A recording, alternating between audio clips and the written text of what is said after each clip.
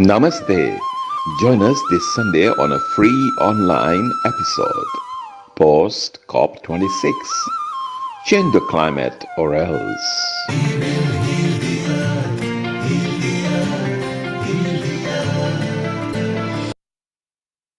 Stars, they can tell you stories which are brighter than yesterday. The streets have never been so quiet. The squirrels found a new hideaway. Tomorrow will never be the same. There is so much hope in our hearts. Brick by brick, we shall overcome and walk right into a new start. Welcome to the brand new world. We're the children of our Mother Earth. Reach out your hands, let us lead our earth together. Welcome to the brand new world. We're the children of our Mother Earth. Reach out your hands, let us lead our earth together.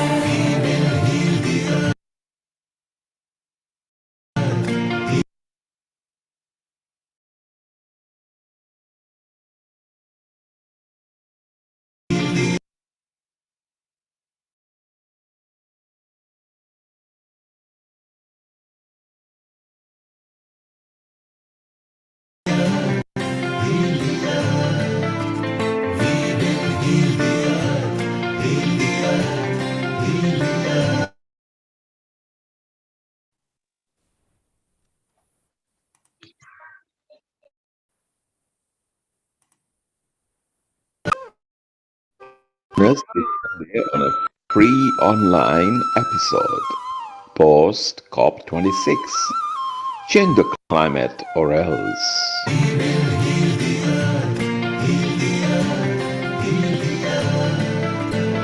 Stars, they can tell you stories which are brighter than yesterday. The streets have never been so quiet. The squirrels found a new hideaway.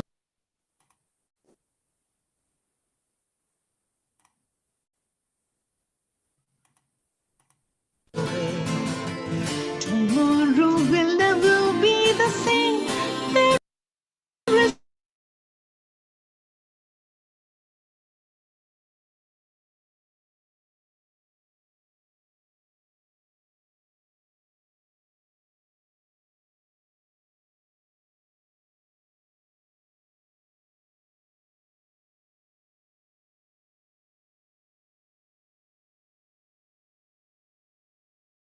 Ten, nine, eight, seven, six, five, four, three, two, one.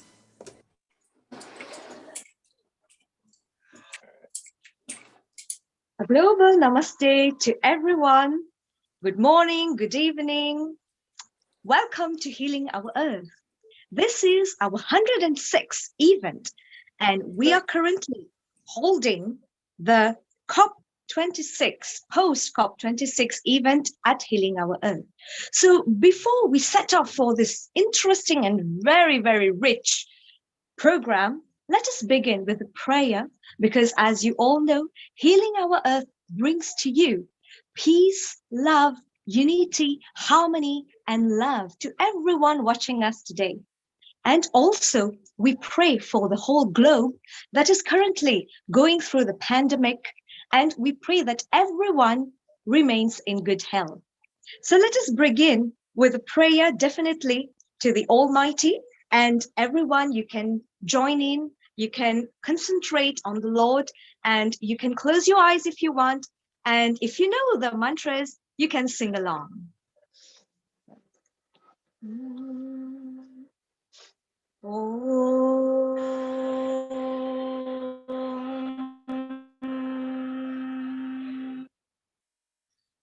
Om Shri Ganeshaya Namaha. Om Gam Ganapataye Namaha. तत्पुरुषाय विद्महे वक्रतुण्डाय धीमहि तन्नो दन्ति प्रचोदयात्। ॐ श्री गणेशाय नमः। अजं निर्विकल्पं निराकारमेकम् निरानन्दमानन्द अद्वैतपूर्णम् परं निर्गुणं निर्विशेषं निरीहम् परब्रह्मरूपं गणेशं भजेम परब्रह्मरूपं गणेशं भजेम गुणातीतमानं चिदानन्दरूपं चिदाभासकं सर्वगं ज्ञानगम्यं मुनिं ध्येयमाकाश रूपं परेशं परब्रह्मरूपं गणेशं भजेम परब्रह्मरूपं गणेशं भजेम जगत्कारणं कारणं ज्ञानरूपं सुरादिं सुखादिं गणेशं जगद्व्यापिनं विश्ववन्द्यं सुरेशं परब्रह्मरूपं गणेशं भजेम परब्रह्मरूपं गणेशं भजेम ॐ समुद्रवसने देवी पर्वतस्तनमण्डिते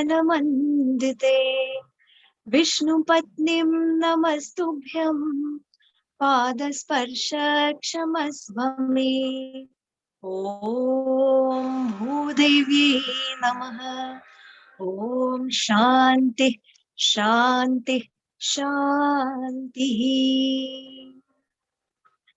This was the opening mantra in praise of Lord Ganapati, Ganesh. As you could hear, Parabrahma Rupam Ganesham Bhajema. Lord Ganapati, remover of obstacles and the Lord of wisdom and intelligence. And then there was a stotram on Mother Nature, on our planet Earth, as we say, Mother Earth.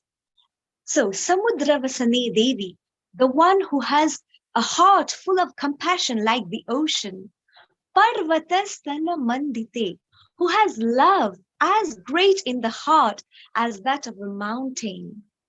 Vishnu Patnim Namastubhyam, the consort of Lord Vishnu, Pada Sparsha Kshamasvami. As every morning we get up and we put our feet on you, Mother Nature, Mother Earth, we ask for forgiveness because whenever we put the feet on anything, in fact, the feet is considered to hold the body and to sustain our body. But if we touch anything with our feet, then we're supposed to ask for forgiveness. It can be knowingly or unknowingly.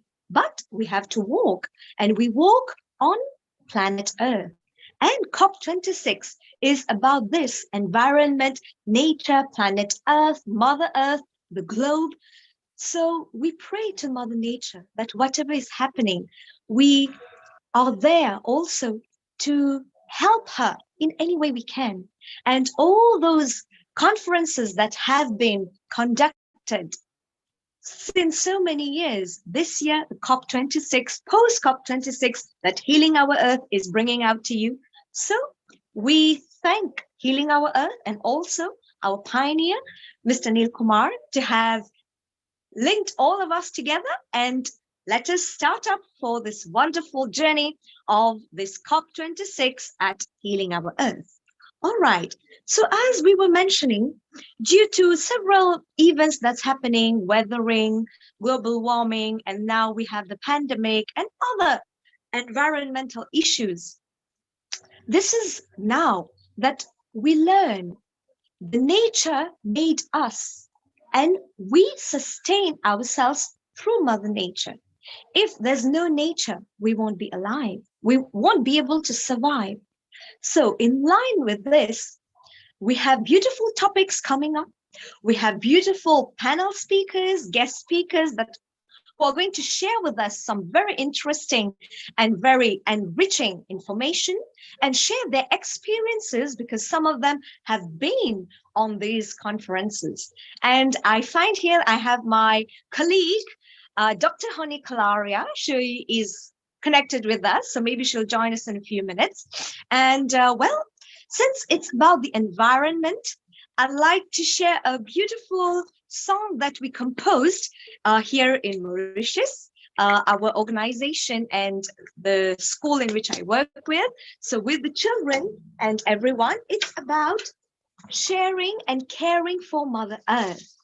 And let us just get into the mood of this beautiful topic. And it goes like this.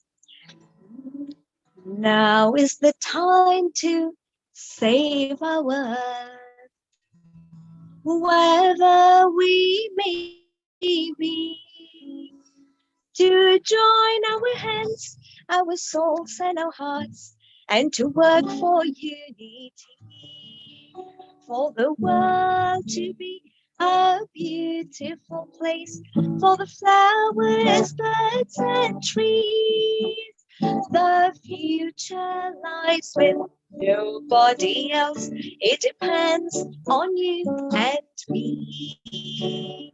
The time has come to plant more trees, make the air pollution free.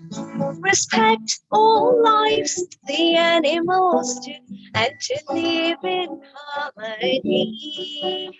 For the world to be a beautiful place, for the flowers, birds and trees. The future lies with nobody else. It depends on you and me. It depends on you and me. It depends on you and me. It depends on you and me. If the world has been created for us, and Mother Earth sometimes is crying out to us and saying, you know, I am here to help you, but you should help me also so that I can help you. And to realize this, if I die, you will also die. There's another beautiful song, maybe later on we'll come up with that. So I'd like to now welcome our very first guest of this beautiful event at Healing Our Earth. So everyone who's connected with us anywhere in the world, it can be morning, in the afternoon, in the evening, in the night. So get tuned up and let us welcome amongst us Sri Hanuman Das Ji, Ahimsa and the Environment. I'd like to say a global namaste to you, Hanuman Das Ji. Thank you for having me. Really appreciate it. Thank you. You're most welcome. Indeed, we are very honored to have you. And before I leave the floor to you, I'd like to welcome also our co-host, Dr. Honey Kalaria. Global namaste to you, Dr. Honey Ji. Global namaste to you too, Saivani. That was a beautiful song. I'm really fascinated with the beautiful songs that you write. Where do you get this inspiration from? Oh, thank you. Just a humble way. We try, but it's beautiful. Yeah, lovely words. And of course, Hanuman Das Ji, he's going to be, of course, joining us right now. So we'll be able to find out a lot more about this wonderful subject, the climate change and the environment, and so many things that are now being talked about in the industry, especially after COP26. So, Saivani Ji, my dear, would you like to take over and perhaps interrogate interrogate our Hanumanji with all the questions? Absolutely, absolutely. I'd like to say, viewers, thank you, Haniji. And indeed, I'd like to tell our viewers that Hanuman Das ji, and he'll be talking about ahimsa and environment. And before that, Go Dharmik, that's the organization. It started in 2011, so 2011, by Hemal Randhirwala. He was given the spiritual name Hanuman Das by former Harvard professor Ram Das, who introduced him to his beloved guru and saint named Karoli Baba. Go Dharmik is a volunteer-driven charitable organization founded in London, UK, charity status number 1171619, with a worldwide community of over 3,000 committed members and a social media reach over 500,000. Wow, this is really very, it's laudable task.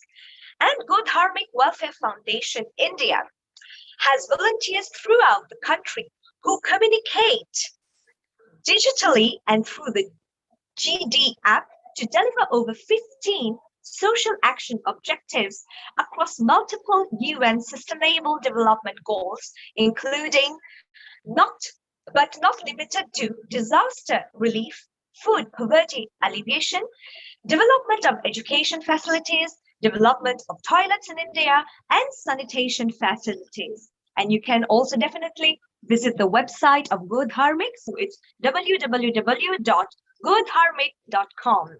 And we have the very founder with us, Sri Hanuman Das ji. And I'd like to, well, how did all this start up? And we are very keen to hear from you. Thank you so much. Namaste. And, firstly, just thank you to you for that kind introduction, and to Neil Kumar for pulling us all together, and for speaking loudly and importantly for our planet. I really appreciate this opportunity. If it's okay, I'd like to start with also a short prayer. Definitely. Yes.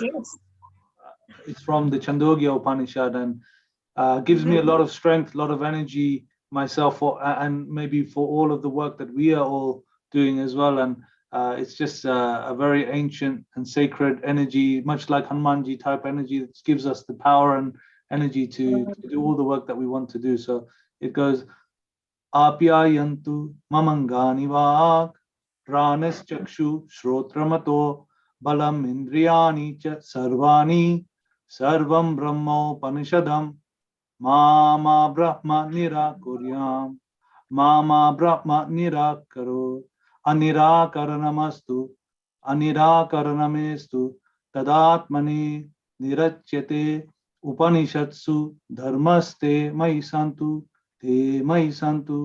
Om Shanti Shanti Shanti. Beautiful. And the meaning of that means, may my limbs, speech, prana, eyes, ears, may the power of all of my senses be strong and grow vigorous. Wow. All is Brahman of the Upanishads. May I never deny Brahman, and may that Brahman never deny me. May that relationship with the whole universe be one and remain forever. Let all of these virtues of our sacred texts, like the Upanishads, be rooted within us, and may I be rooted within them. Om Shanti Shanti. It's such a ancient and wonderful shloka. I think when we talk about our environment and what we are trying to do in terms of Dharma, when you ask that question of what does Dharma mean, it really means to realign ourselves where we have walked away from our true nature. And when we say go dharmic, we are not requesting people to believe a certain thing or to step into a certain line. What we are saying is that actually be who you already are, but that we've just actually stepped away from our true nature. And we're following a path of extreme consumption, extreme waste, extreme greed. And our true nature actually wants to bring us more back to a sattvic way of life, or a more sustainable way of life. And that's how Go Dharmic has begun to request people to try and join us in campaigning, acting, and taking actions which is practically making a difference to people and our planet for the sake of Dharma, and inspired by Sanatana Dharma in that way. Because if we think about Gita, the message Sri Krishna says, Yada yada hi dharmasya glanir bhavati bharata, again and again I come for Dharma. So if the Lord Sri Krishna was coming for Dharma, then what are we doing here to not serve Dharma and to make that action happen? So that's the work of Go Dharmic practically, is to implement that idea of aligning ourselves with that which is relevant for all living beings, not only for Hindus, Sikhs, Buddhists, Jains. This is for any human being, for any animal, for every tree, for every plant, and for the earth itself, and the air itself. So Dharma is not only for just brown people or for people from a particular place on the planet. It's for every living being. And so that's the kind of philosophical underpinnings to Go Dharmic, if it were. Absolutely, and this is beautiful because all the mantras, the shlokas, the ragas, the particular pitch and the particular note, they have each a frequency, and these are very profound because they realign and they are in harmony with Mother Nature and the ecosystem. And these are also based on the frequency, the energy, the vibrations, and the reverberations. That's why you see that great sages, great munis, even great scholars, they use those mantras in particular rituals, events, or even at great times. Through the mantras, they would invoke rain, they would bring in rain, they would bring in to cast away famine, or Right. even drought, Yeah, those are very and beautiful from the Chandogya Upanishad. I can relate to that. I studied it in the Hinduism, and true, our true nature is already within us. But what happens is like the mirror. There are layers of dust that's covering. So we forget our real nature. We get lost in this temporary world. And then when we realize at some point that we need to clean the mirror so that we can find our true reflection, and that is the Atman, or if we can translate it, our soul. Right. Beautiful, Hanumanji. Yes. Good No, then. I So, absolutely yeah. agree with you. It's all about us coming and realizing who we are, not trying to become anything. I think Chandogya Upanishad also has a very beautiful verse where it says, the whole earth, the moon, the stars, the entire universe, and every living being is hidden within the cave of our hearts. Absolutely. So, such a beautiful message that it's in our own heart. We don't need to look outside anywhere for the happiness, or for a better way, or for we're constantly striving for more, or to achieve more, or to do more. But Right. actually, it's already within. And when we start to realize that, then we won't grasp so much for external satisfaction, and maybe just take what we need rather than following the path of greed. Yes, absolutely. Well, about your organization and the COP26 and Ahimsa and environment, maybe you could share with us your experience. What is it about? And we have read that so many people are involved in this, 3,000 committed members and 500,000 on social media and volunteers. And their objective is to reach out to the disaster relief, food poverty, and etc. It's there on the website. So please tell us more about this. How did it start, and what is your experience of this COP26? So if I just share a little bit of how we started this, I got inspired by a saint called Neem Karoli Baba through former Harvard professor Ram Das. And there's a wonderful book I always have on my desk. This is a picture of Neem Karoli Baba, and just with a flower, you can see that what kind of message of love that he always carried. And many people came to Maharaji in the 60s and 70s, and they traveled from the West to India and spent time with him. And when people used to ask him, how can I raise my Kundalini? How do I achieve enlightenment? How do I meditate? The question was always a self-centered question. It was always about the self. How can I achieve something? And Maharaji's response was always, love everyone, feed everyone, serve everyone, help people, relieve suffering. Like this, he used to give the response, and people used to think, well, I'm coming to try and achieve something for myself, and you're telling me to go and help people. But actually, the answer is not in ourselves. It's actually to help others. We lose ourselves in the service of others, like Mahatma Gandhi said. So, in that way, the whole organization has been brought on that unconditional love, service, helping others. Maharaji used to say, love is the strongest medicine. It's more powerful than electricity. So he's this incredible saint who, showed us this way, and I was deeply inspired, pulled towards it, and drawn towards that energy of love. And there is a wonderful doctor who worked actually for the World Health Organization, and his name is Larry Brilliant. And Larry was a doctor who sat with Maharaji in the 60s, and Maharaji told him to go and help cure smallpox. And smallpox is one of the, diseases which has killed more people than all of the world wars put together. And India was the last remaining place in the world of smallpox as well. So, they had a huge vaccination campaigns and efforts to relieve the world of smallpox. And Maharaji said, that removing smallpox of the world was God's grace. So although there was lots of individual effort, it was never about the people. It was always attributed to God's service.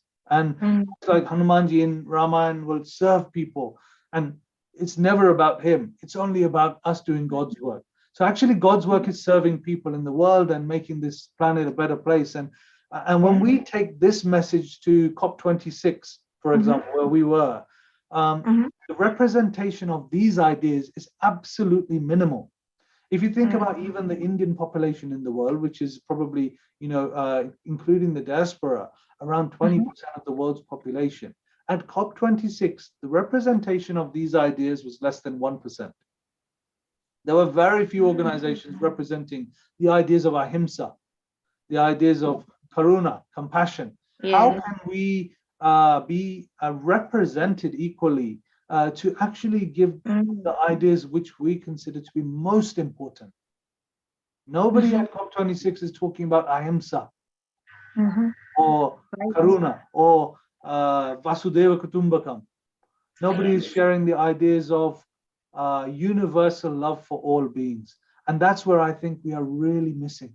We are the most important voice is the voice of Sanatana Dharma. And I felt that the first feedback I would give of post COP26 is that there was very little representation, not enough voice for the voiceless, the animals, not enough voice for the global south, which is underrepresented, the slum villages of West Bengal, people who are affected by climate change in Uttarakhand in the mountains, who have no voice when the cloudburst is happening there, or when cyclones are hitting West Bengal. The voice of the African people absolutely minimized. And when I met with Vanessa Nakate, one of the African activists, youth activists, last year at the Davos, there was a picture of 3 Western young Western girls, and the 4th girl in the picture was Vanessa, and somehow in the media the picture came through cutting Vanessa out and only of the 3 white girls. Can you believe this? And this is not intentional racism. This is in the consciousness of the world.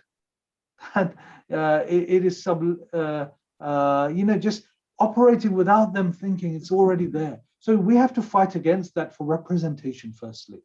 And if there are ideas that we find absolutely critical and important to the survival of not only us, but our planet, we are not talking about just our culture. We're not talking about just a heritage. We are talking about the value of the planet. And so with Go Dharmic, Sanatana Dharma means for all living beings. How can we live together, work together, and improve the conditions for all of us? And the verse that I would like to share, which is a verse, shared by a strong female voice in the Mahabharata, Savitri. Okay. And Savitri says this beautiful verse. She says, Adroha sarva bhuteshu karmana manna sagira anugraha cha danam cha satam dharma sanatanaha. And what it means is this: never displaying malice towards any living being through thoughts, actions, words, acts of kindness, and giving in charity. This is the Sanatana Dharma. So when we look at Savitri's definition of Sanatana Dharma, it's never displaying malice. It's never harming another living being. It's being kind. It's being helping others through charity, not allowing suffering, not allowing people. So that is the work of what we've tried to push through Go Dharmic and inspire with all our friends, partners, and try to gather people from all walks of life, whether they consider themselves Hindu or Muslim or Christian or Jewish or Buddhist or atheist, doesn't matter. Love, help others, be kind, increase the value of global family, and then make sure that nobody suffers. So we went with that intention to try and firstly promote the idea of ahimsa, which we consider ahimsa as the highest dharma, non-violence. And then we need to practically apply non-violence through today's world, not just the ancient definition. So maybe ancient times, people cared for some cows in a very delicate way, looked after nature, and they had a different kind of operating system to survive with nature. In today's world, where milk comes from, mass farms, where animals are not treated correctly, pumped with antibiotics. I'd like to share a quote from Oxford researcher Joseph Poore.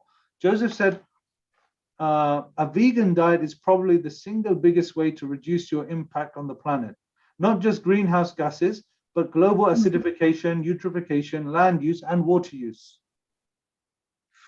Now, whether it's Oxford studies sharing that, now us as the custodians of Dharma, as the promoters of ahimsa, we need to give up our ties to animal products as a form of protest.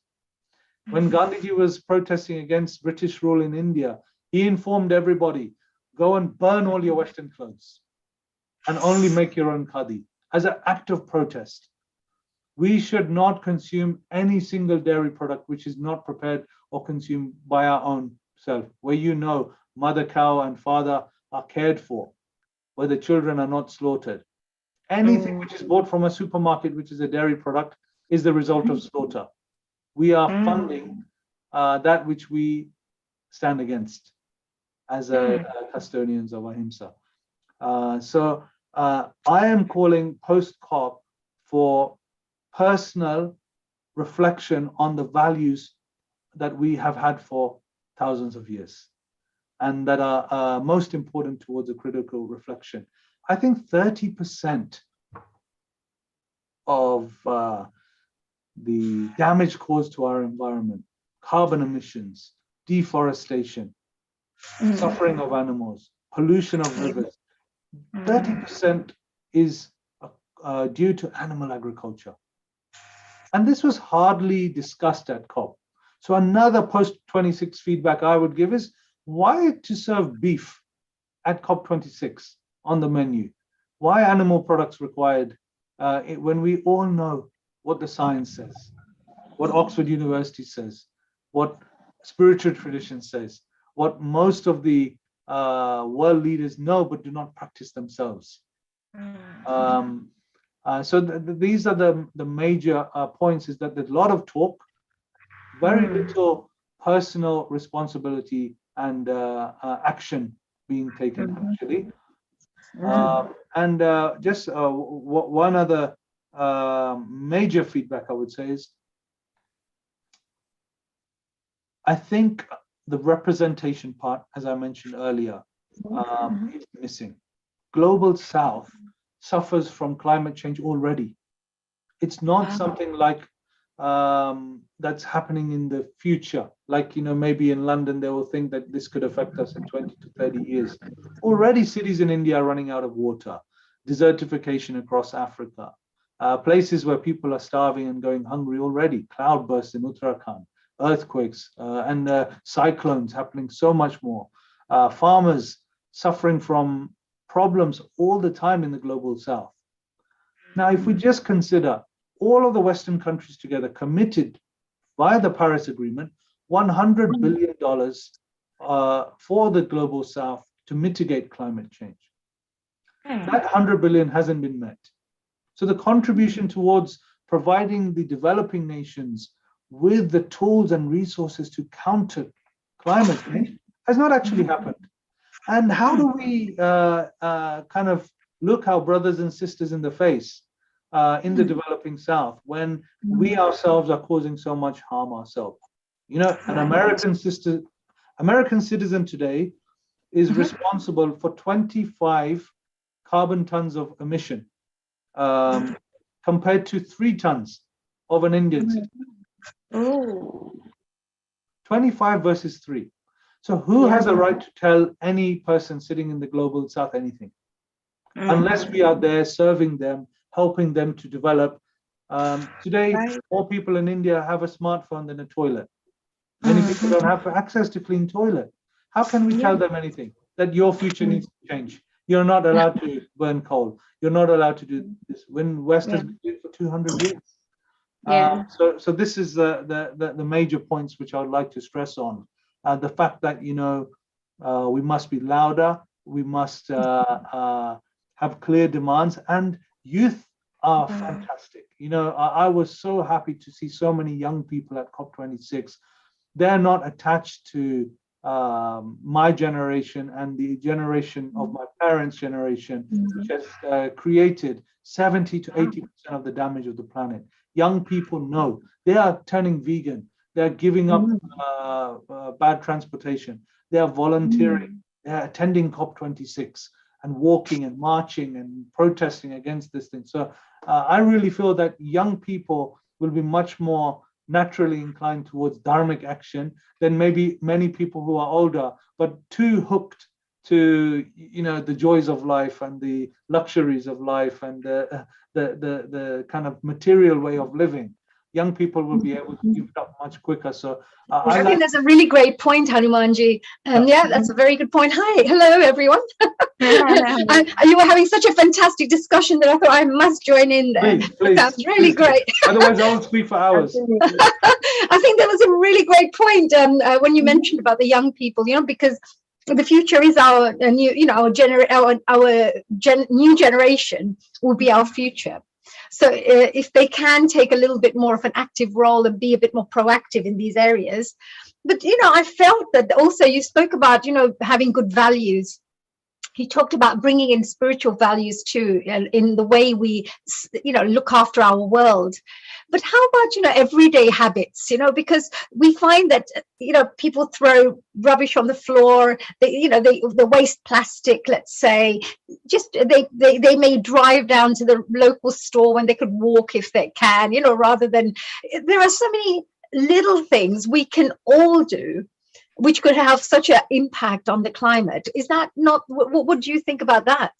About making every single one, making those tiny changes. Let's say we don't do anything except just make those little tiny habit changes.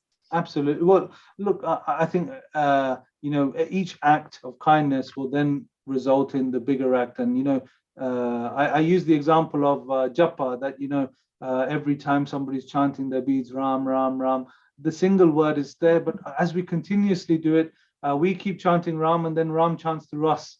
as we keep going. So I think if we look at food waste, I won't take a lot of time here, but I just want to talk about food waste. If food waste was a country in terms of global emissions, it would be the third biggest country on the planet. That's how much food we waste as a people. In Glasgow, where COP26 was, we have a food distribution twice a week in Glasgow, where we distribute food for poor people. 36% of children in Glasgow are in child poverty. They not get good food to eat. They cannot engage properly with society. But 46% of food in Glasgow is thrown in the bin. So how can that be done? What can we do? Like, for example, if there are people wasting food here and there's food that's required there, what is the actual solutions that we could come up with? Because there's a lot of discussion, as we know, that goes on, especially with places like COP26. There's lots of discussions, but the impact, what are the solutions? Can people come back and say, look, these are the 3 solutions that we can come with. Can we do this, this, and this? Could that be any ideas? Yeah, so for Go Dharmic has redistributed and served over 5 million meals over the last 2 years. We have food distributions in many major cities. I would love to have in Hong Kong and Mauritius as well, Go Dharmic food distributions, where we feed the poor, serve people all the time. So anybody can come and volunteer and serve that food and make sure it doesn't happen. They can collect from food partners to redistribute food waste. We collect from hundreds of supermarkets. Young people, old people, doesn't matter any age, people can come and give their time to helping feeding people. And we are establishing these food distributions in many, many countries, many places. They can download the Go Dharmic app, and then they can actually say, hey, I want to do something. Second thing, they cannot buy this stuff. Don't take the plastic bags. If it's an option, bring your own bag, jute bags. My grandmother used to carry a jute bag everywhere. Now we need to learn these things. So any city where this is good, Hanumanji. This is good, because you know what you're just mentioning, which is really important for our viewers to also understand, that we can all make a difference. We don't have to wait for people to come and give us policies, and we don't have to wait for people to say, well, this is how we can change the world. We can all come and get involved in this. As you mentioned, we need to do this on a collective effort point of view. And also, you know, there are so many really, really tough things happening, like, you know, the glaciers are melting and all sorts of things. The people talk about the ozone layer being affected and all sorts of very much larger things that are happening out there. But we always say that a real big change takes place with little steps. So that if every single person starts taking those little steps, collectively, we can make a huge difference. And even on one day, if everybody says, okay, nobody's going to drive for that one day, can you imagine? I remember during COVID-19, when we had the lockdown, all the air felt so fresh. As soon as you'd go outside, there was no cars, no nothing, and I could just smell. When I used to do my pranayama, I used to think, my God, the air feels so fresh. So yeah, so you know, little things like that. You could have a no car day or something, no driving cars day, rather than, you know, all these other days that we have every single day of the year, right? Oh dear. Well, yeah, I just want to say, I mean, definitely, Saivani, that was really interesting, wasn't it? And I love the values point. You must love that as well, right? Because you're really into developing the right values in children, because if they have the right attitude, when they grow up, it becomes part of their character. Absolutely. And since a very young age here in Mauritius, we have the holistic and integrated education for our kids, that since very young age, they learn a little bit about kitchen garden. You know, we don't, when they will, let's say they peel potatoes or they help in the kitchen, let's say little stuff. So they don't throw it in the bin. They will use it in composting, for example. And we also had the Ministry of Environment in Mauritius. They distributed, so together we work with the ministry, and with their help, they distributed the compost bins to each family, so that they encourage the kitchen garden and the composting that can help in the garden, and with lots of beautiful stuff. And as you were mentioning, during the COVID, lots of things were happening and everything went fresh. So people started planting in their own homes. They had beautiful little, you know, God, organic seeds, organic foods, yeah, organic vegetables. understanding. I've even had, you know, like when you have spare bread, I'm going to feed it to the squirrels, and the squirrels have become they become so fussy. They're like the chapati more than the bread. Oh, They eat all the chapati with the butter first, you know, with the ghee. So meaning that you don't even have to go out there. You can even feed little birds and, you know, definitely. squirrels and whatever you want to, you know. So there is positive things you can do with all of this. Absolutely. No, thank you so much, Hanuman Dasji. You were absolutely amazing. We wish you the best of luck with Go Dharmic, because I think you guys are doing an amazing job. Your whole team, really fantastic, good attitude, and really wonderful energy, you know, that you're spreading across the world, the light that you're spreading across the world with all the work that you're doing. So we are very proud of you. Thank you very much for joining us here today. And oh yes, I used to also, by the way, Saivani, I also used to perform for Go Dharmic, because they used to do fundraising cultural events. So I Oh, wow. remember being part of that group and supporting them as well many years ago with all my little students as well. We used to go and support them because they're doing amazing work. So That's we're beautiful. now moving on to our next guest, aren't we, Saivani? Yes, absolutely. Well, before that, I think we have to let our viewers know a bit more about Dr. Honey Kalaria. So let me just say a few beautiful words about you. Dr. Honey Kalaria is a mind, body, soul coach and an award-winning creative dance expert with over 35 years of experience in the field of art, culture, and entertainment. Haniji has been a spiritual seeker and a meditator since she was a teenager, and regularly practices Samarpan meditation, which is part of Dhyana Yoga taught by the Himalayan yogi Sri Shiv Kripanand Swami. She has enjoyed studying many spiritual disciplines and yogic sciences, ranging from Raja Yoga taught by the Brahma Kumaris, Art of Living by Sri Ravi Shankar, Vipassana by Goenka, Isha Kriya by Sadguru, Kundalini Yoga by Yogi Bhajan, Vedantic spiritual practices as taught by Chinmaya Mission, as well as other Western practices such as mindfulness and transcendental meditation. She believes it is important to self-reflect, contemplate, and grow spiritually to become a better human being. Oh, thank you so much. What a lovely, lovely introduction there. Even I didn't realize what a spiritual journey I've had. Thank you so much. You deserve And it, my dear. Saivani, you know, before we say thank you to you and we're moving on to, of course, our wonderful guests, Shailen and Lisa as well, I just thought that maybe I should just say a little bit about yourself as well, because I know that you've been absolutely amazing, Saivani, as well. Thank you for hosting and being part of our Healing Our Earth team. And just wanted to let the audience members know that Saivani is a child psychologist, and she uses music therapy as a method of counseling. And she's also the founding director of a EHV STAR Academy, where EHV stands for Education in Human Values, and STAR means a student training in attitude and responsibility.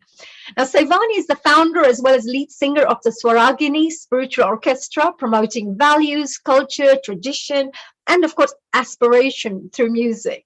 And having a spiritual background as well as a professional experiences, Saivani has really been inspired a lot by her mother, who is an amazing lady whose name is Gayatri Devi, of course.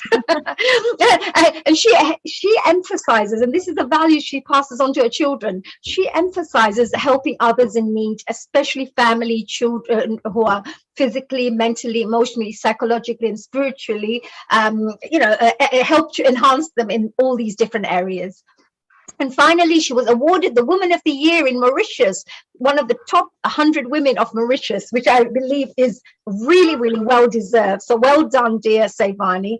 And I just wanted to give you also best of luck for all the work that you're doing too. Thank you for being our little member here as well, our family member. Thank you so much, Haniji. This is a long journey, mine too. So thank you. Thank you very much. Yes, and keep up the great work, my dear. And we look forward to seeing more of you. And we're just moving on to Shayla next, actually, Shaylan Mittal, and he's actually going to be talking to us. He's all the way from the UK, which is, of course, in our country here. And he's going to be talking a little bit about getting the youth in the schools ready for climate change. Now, let me tell you a little bit about the wonderful Shaylan. Shaylan Mittal is a senior manager in a British food business. That's what he runs. He volunteers his time as an Art of Living teacher and a board member for UK chapter of non-profit called International Association for Human Values, which is fantastic. Currently based in London, his hometown is New Delhi, and he has lived in Brazil as well. He speaks Portuguese and German besides English and Hindi. Wow. We've got a multi-talented Shaylan here. And when the emotion gets intense, he expresses it by writing poetry using Urdu words. He must be a real romantic person at heart, I think. And Shaylan is passionate about the causes of peace building, education, and climate change. And he was privileged to represent IAHV, Climate Action Now, UK, to save our planet and various different organizations. He believes that meditation, kindness, and ethics should be part of a daily practice for all. So welcome to you, Shailen. Thank you, honey. Thank you so much. Global, Wonderful for the wonderful words and the introduction. Thank you so much. Very well. And I know we're also, joined by Lisa Toth, who I believe also is a founding member of the Saving Our Planet, wonderful charity. I used to always support the charity for many years. Now, Lisa Toth is a founding member and board member and vice president of Saving Our Planet. You must go and find out. These guys are doing amazing work. As such, she volunteers her time to bring climate education to schools as well as adult audiences. At this critical juncture in history, it is important that concepts of global warming, carbon budget, tipping points, and climate degradation are understood by everyone so that we can take personal informed responsibility and encourage governments to take appropriate decisions immediately. That's what she definitely believes, and we all believe too. And as a civilization, we have run out of time to ignore this problem, she believes, and that imminently threatens a human-caused sixth wave of extinction. Ooh, that is tough stuff. This is getting into real heavy things. So Shaylan, first of all, yourself, you are really involved in human values, but you're also very interested in climate change too. Can you tell us a little bit about what are your thoughts on this? Because COP26 just took place and is taking place right now. Yeah, I was quite privileged to be in Glasgow and representing Saving Our Planet actually, and IHV. I was joined by my friend and co-volunteer Pawan, as well as Stefan, who will join us now in a few minutes. I think, and it was a last minute opportunity actually for me. It wasn't on the cards. And when it came up, I said, okay, I'm jumping in. I will take the seat that was going vacant. What we have here is this: everybody's talking about the problem and disaster or catastrophe and all of that. But I would like to focus on what we can do and what are the solutions that are available, and something which is simple and to hand that probably all of us, can raise awareness about. And that is why I'm joined by Lisa in this interactive session. Lisa's introduction, I would like to add to that. She's also the founder of the IHV's project called Climate Action Now. And it's her mom who wrote this book called Let's Save Our Planet. Yeah. Wow, that is fantastic. And where is that available from? Where can we get that from? We'll talk about it. It's available on Amazon, as well as we offer it as a package to schools. And this is a graphic novel, which is perfect piece of climate change education for years 3 to 7.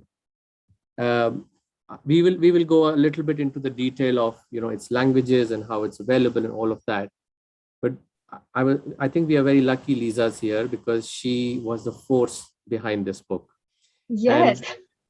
And Sorry, Lisa, as whilst you're here, because I know Shaylin will take over and introduce, of course, Stefan very shortly too. But I just wanted to say that Saving Our Planet is doing amazing work. You know, you have done, and you're one of the founding members as well, for doing such great work. I wanted to first of all congratulate you, because you know all the different aspects of what the charity does is just really amazing. Truly, we need organizations like yourself to really make a difference. So Thank can you tell us, Hamidi. Thank you. yeah, what inspired you, Lisa, to set up this Saving Our Planet? I mean, it's... Well, climate change was not something that I jumped into with 2 feet. I had my career in Silicon Valley. I had a job that was multinational. I was with a big multinational company, of several, where I was vice president of intellectual property. And I flew all around the world, often on business. I knew vaguely that it was not right to fly so much. So I would try to minimize my footprint by making my trips last for a month and just doing everything in one trip so that I'd use less airplane.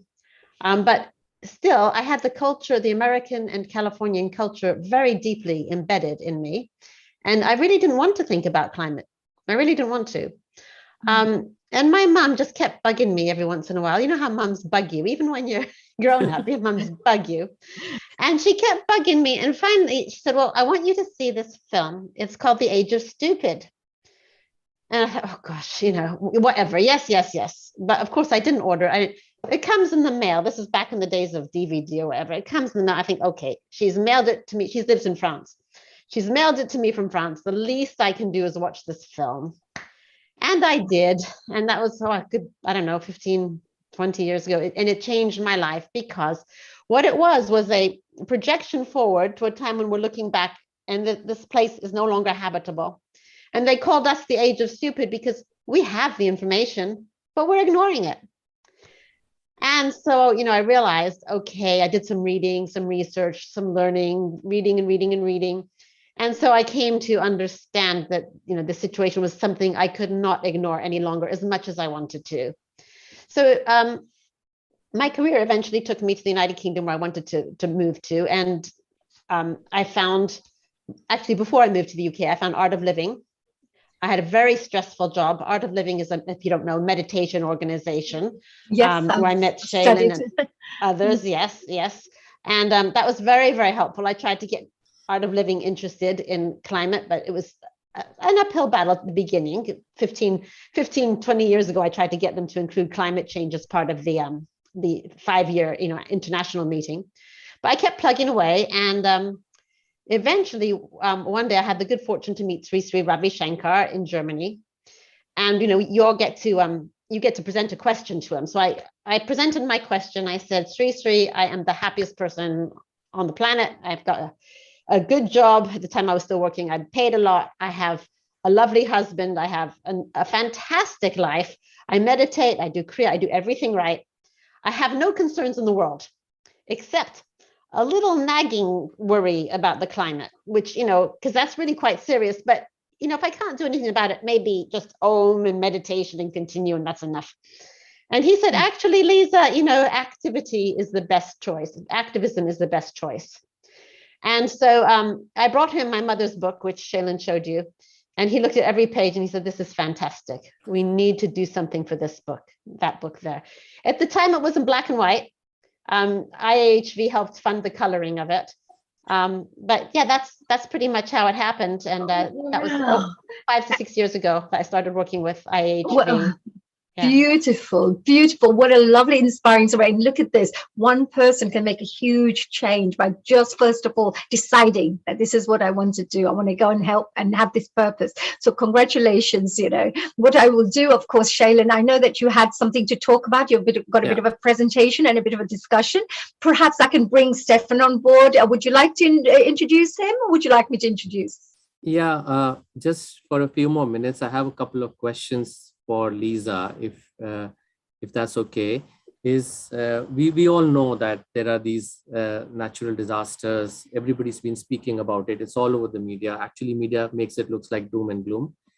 There is trouble ahead, but there are solutions. And I think it's with courage and with solidarity that we can solve these. But these are, we know we're going in the wrong direction, right?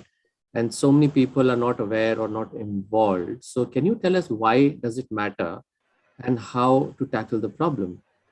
Okay, well, the most important thing, Shaylin, is this concept of a carbon budget. So basically what the greenhouse gases do is they keep us warm and toasty, and it's good to have greenhouse gases or it'd be too cold to live on the planet. But too much of a good thing is not good. And by our nature of living, by our burning of fossil fuels, if you get nothing else, the burning of fossil fuels, coal, petrol, gas, is warming up the planet. The CO2 and other gases, they go and make like a blanket, and they don't go away really quickly. The only one that goes away a little bit quickly is methane. And if you stop eating meat, anyone who still does, that can have a relatively quick effect on protection because the methane does go away faster. But every time you take an airplane, every time you get in the car, you're adding to this layer of warming. So we've got to stop burning fossil fuels. And there are solutions, there are ways, but we have to do them. And there is so much ignorance as well as misinformation. Can you tell us how the book separates the real from the fluff? Yes. The book is a story about Maddie, an imaginary butterfly. She's extinct, and her ghost comes to help two children understand why is climate change important? What is it? What causes it? Why is it important? And how can we address it? And what the book does is it gives facts in a friendly way, a way that children can appreciate, and so can adults. It's written like a comic book, as you saw, and it tells the story. Maddie first shows, okay, this is why it's important. Look at all these places in the world where there's these extreme climate events. We're going to have more of this if we don't address it. So we really have to address it. And then she teaches us about the different things we can do from a personal responsibility point of view, and then also from the point of a bigger, more global point of view, what we have to do with our energy. So it's very factual, but friendly factual. And it's got a lot of information for children and adults. She wrote it with an 8-year-old in mind, but actually, I think it goes from 8 to 80. Yes, thank you. And what are the science-based solutions it touches base upon? So the science-based solutions are based on what's called carbon budgets. So for every bit of carbon that we put up there, and we all put up carbon, we get in the car, we get in a plane, we're putting up carbon. For every little bit that we put up there, the earth warms. It's pretty, hand in hand. So there are actually solutions, technical solutions that don't burn carbon. We could, if we electrified everything and didn't use gas, coal, or oil to provide the electricity, we would actually be much better off.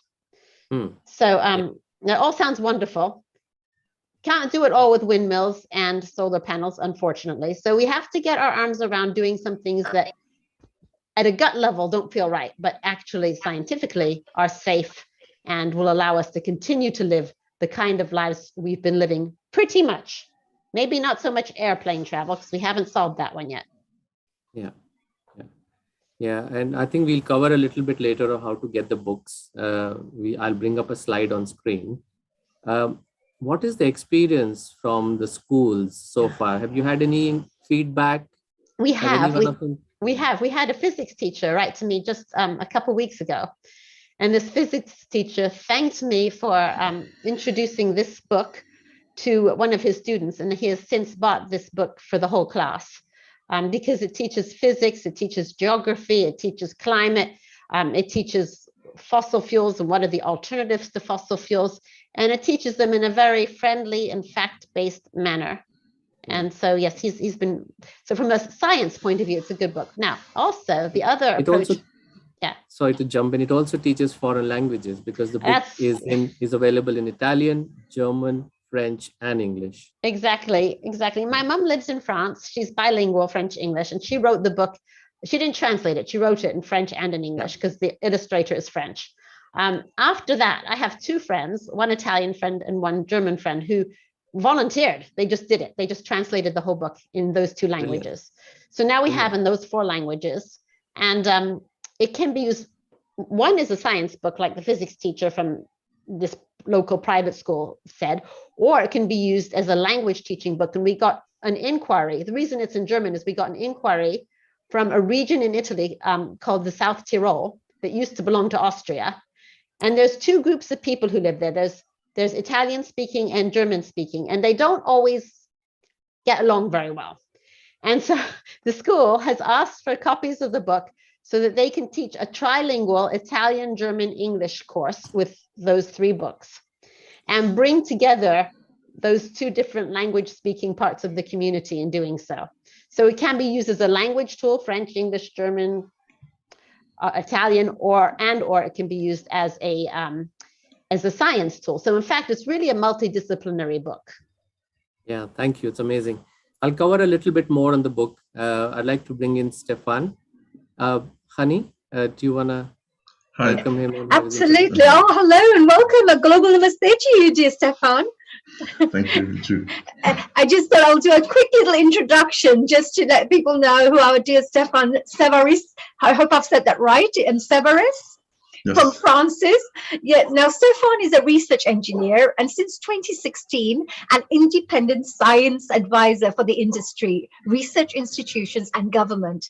Stefan became involved in climate change information when he joined the NGO SLC, which is Sauvons le Climate, which is savetheclimate.org, which we've just been talking about, with a focus on climate science and global warming mitigation. Wow, you have been doing very interesting work, Stefan.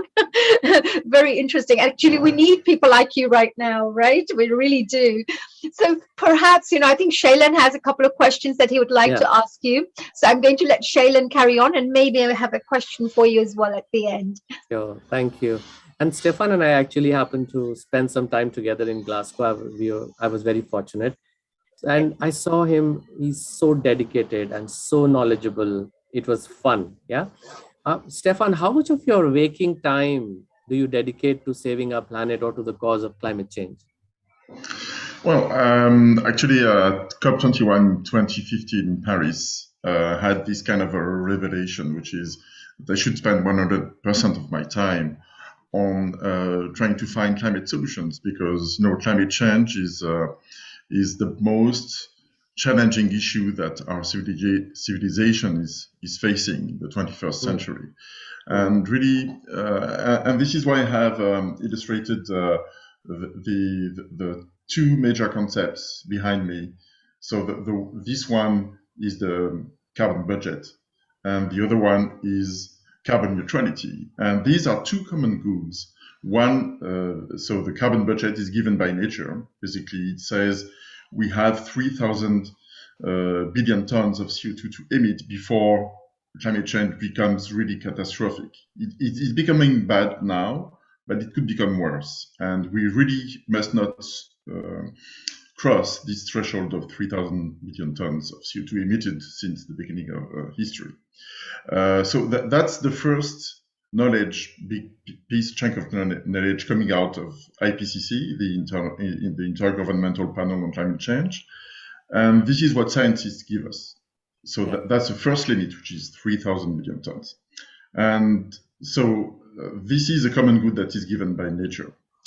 And the common good that we can create is carbon neutrality, which is if everybody works together, we can reach carbon neutrality, which is stop making the problem worse, but before 2050, and if possible, before 2040. So those two graphics are excerpts from the IPCC SR15 report, which is the IPCC report published in October 2018. And I think these are the two most important things to understand about climate change. So when we co-founded Lisa and Hans and Julie and Bob and Charles, Saving Our Planet, we said, okay, the most important thing that we need to do is to explain climate science to the people so that they can understand and make this fight their own. That's the first thing. And the second thing was, what about climate solutions? Because knowledge is a good thing, but then you need to go into action. How do you, what is climate action? What should we tell people? And so I decided in 2015 to spend 100% of my time trying to explain climate science and also give advice on climate solutions. That's incredible. Incredible. 100% is the answer. That's 10 on 10. So I know you spoke about action as well as education, right? So we played this game called Climate Fresque. We were together in that in Glasgow. I thoroughly enjoyed it. That was one of my biggest, it blew my mind. It's what, just for the sake of audience, IPCC's 42 actions for the world have been translated into playing cards by this company, this organization in France called Climate Fresque. And they've gamified the whole knowledge that people at homes or in offices or friends can just play and learn. What you will learn in maybe years, you can learn in just 1 or 2 hours by engaging in that in the cards. So what was your biggest takeout, Stefan, from the Glasgow conference, or maybe 1 or 2, whatever? Well, definitely being part of the Climate Fresque team and engaging with almost 200 people who came to really for the first time show the Climate Fresque every day, several times per day at the workshop, and also in 2-3 spots in the blue zone was really a highlight. And meeting Cedric again, I've known Cedric for about 10 years. We met through a group called Central Energy, and in Paris. And so it's fantastic what Cedric and his team have done, which is first the game, but moreover building this very well organized team, and now which is going international, and I think they did the right thing at COP26 to reach the first goal, which is climate education, how to educate people about climate change. So I think they really tackled the challenge of direct education, which is really going to the people and trying to explain to them in half an hour, 1 hour, 2 hours a day, everything that needs to be known about climate change. So that's with Saving Our Planet, we had a different strategy, which is how to teach the teachers. That was the first idea about climate education in Saving Our Planet. So there was the climate cinema, then the climate school, which is teaching the teachers or the coaches and really training climate coaches, people who would represent the climate science, climate action, and climate solutions to other people, young people, even children. So I think addressing those 3 different kinds of population, which is the general public, the youth, and the children, is really key to framing this conversation about climate that we need to have, because we need to have everyone in the same boat to tackle the challenge, because it's so huge. And the last part is, okay, what about climate solutions? So the Climate Fresque doesn't address that part. We did the 2-ton workshop, which is an attempt at addressing that part, but needs to be perfected, I think. And what we did at Saving Our Planet was first research climate solutions, and second, sort out what the priorities should be. We were asked to make several shortlists, a 4-item shortlist, a 12-item shortlist. So we have published that in our point of views, the previous COPs, and they are still available and still valid because it comes from climate science, and that is not going to change anytime soon. And so we did that, our homework, which is, okay, what are the top priorities in terms of climate solution and climate action? That's interesting. And I'm with you on teaching the teachers and as well as empowering the youth, because then they become change agents. The word spreads faster. Each of them, they're influencers. And children also influence the parents at home. So yeah, with you on that. Tell me something. What was disappointing for you as an outcome of COP26? And do you think it was a success because so many people just come out and ridicule? And this is subjective, but what was it disappointing for you? What is disappointing is that these 2 points, and especially the carbon neutrality, are not yet correctly understood by everyone at the COP and by everyone in general, despite the fact that this has been published already 3 years ago. And these are the two key points. You must not cross the 3,000 billion ton threshold, and carbon neutrality is better in 2040 than 2050. So when I heard countries which said, okay, we're gonna exit coal in 2060 or 2070, okay, they're on the right track, but they're still lagging behind. So this was at the same time, it's the half empty, half full glass story. There was the good news was that everybody, all the countries, commit to stop coal and go carbon neutral at some point. But some of them have targets which are way too late for the climate, because because the later they go to carbon neutrality, the higher will be the carbon budget, and way beyond 3,000 tons if we wait after 2050. So the challenge for the COP27 is to get everybody on the right track, which is earlier carbon neutrality and earlier exit from coal power generation. Well said, well said. And countries like India, China, and Australia have a lot to do on that, even the US, the big contributors. We all have to do this together, yes. And Stefan, tell me, what is your focus for 2022, for next year, for fighting global warming? What is the one thing that is on your list which you think you can really drive, or your organization? Well, I think one strong idea is really this one, which is convincing people that carbon neutrality should happen earlier than 2050, and if possible by 2040. So some countries have very earlier date, like 2045, and that's the right direction, because it enhances our chances not to cross the carbon budget. I think that's the main point. The second point is about coal power. Coal power is really the main problem, and maybe I can share a picture, or I'll send it later. I'll share it in the conversation. It really shows that coal power is 10 billion tons CO2 per year. So it's about 1/4 of the global emissions, right? So it means as long as we keep coal power generation, we won't be able to tackle the challenge. Yeah. And what is your message to the youth before we go? I'll then switch to my slides. Yes. So, the really two things that make me hopeful about the youth is that they get it very fast. They get those 2 points very fast, faster than most adults, right? In fact, so I think that the youth can be the coaches that children need for climate education and climate action. And then the second thing is that they have also an impact on their parents, on their adult friends, and even on their teachers. So I think that if we empower the youth with this role that they are willing to take, nobody told them to do Fridays for the Future or anything. They did that on their own, right?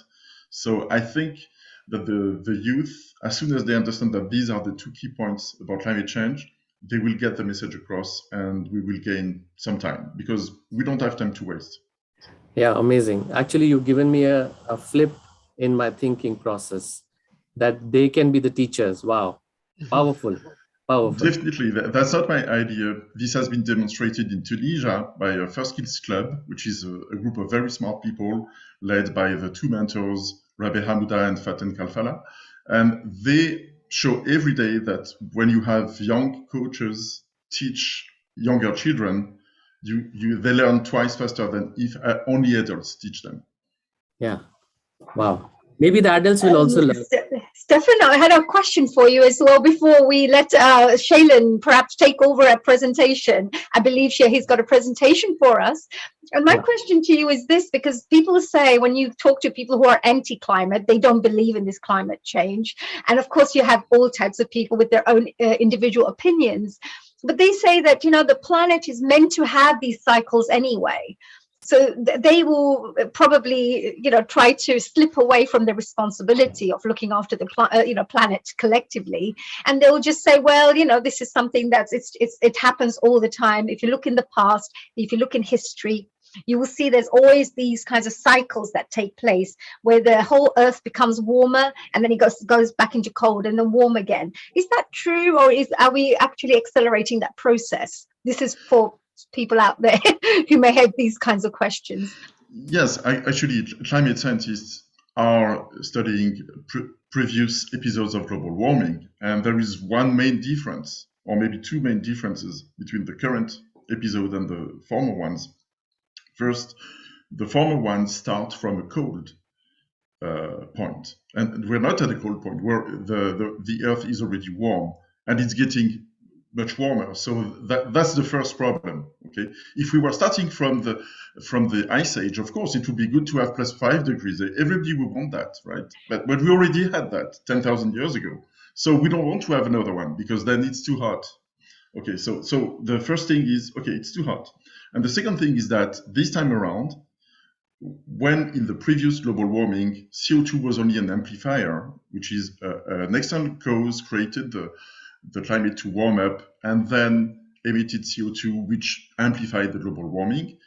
This time around, it's CO2 the cause because there are no natural causes that can explain how the speed and the amplification of global warming that you are seeing. So we are really responsible for this one, so it's for us to solve. Nature so, right. So all these corporations who are out there who feel that it's okay to make lots of profits and not worry about climate for short-term profit point of view, maybe this is a very important point for them to take back, that we're all actually very responsible, and if we don't do anything now, in 50 years time, 100 years time, we're going to have a lot of problems, huge challenges for the planet. Stefan, thank you so much. I know all the way from France, of course. We're so proud to have all our wonderful multicultural, diverse experts coming along from all around the world. And also, Lisa, I just wanted to say the great work that you're doing, the Saving Our Planet. Perhaps I'm part of a Rotary Club as well. And we're always looking for organizations to volunteer, to send our volunteers to. Perhaps we can have a discussion and maybe send some volunteers to do some work with the climate change if you need anybody there. So Sefa, thank you very much. A global namaste to you. Thanks for joining us here today on Healing Our Earth. And Shailen, you had a little presentation for us before we move on to our next guest. Yes, all yours, the whole presentation. Hopefully it will come up on screen, so please tell me if you see it. We see it right here. Thank you. Brilliant. I basically wanted to share visually some of my experience of being at the conference. And what you see here, the picture on the right is me and my friend Pawan. I think Pawan might be with us as a participant here. As soon as we arrived at the Glasgow train station, we were welcomed by this. Thank you for traveling by train. So that's a message in itself. Use more of public transport, fly less, and travel only if it's necessary. And then I'll come straight to the core of the topic for our sharing today, getting youth in the schools ready for climate change. And one of the things I was struck with at the conference, you see this wall with letters, with these pictures. There were 10,000 letters that children from about 100 countries wrote to the organizers of COP26, right? And I will bring up a couple of them. I read each one of them. I took pictures of about 20 to 30 of them, but I'm going to bring up only 2 of them. There was a unanimous call from this generation, who are our daughters and sons. I've got a 12-year-old daughter. I think she's also with us in this conference. She's an activist. She has a YouTube channel called Discover with Divi. This message is a couple of them. It reads like this. This one, the one on the left, was sent by Walter from Colombia. Dear principal, we need your help for include in the curriculum climate change for all students in classes. Pardon the grammar, but there's the message. Then the one on the right is a 13-year-old from Afghanistan who's written the letter. At the top, it says, to the whole world. Climate change is an important education that has to be told in schools.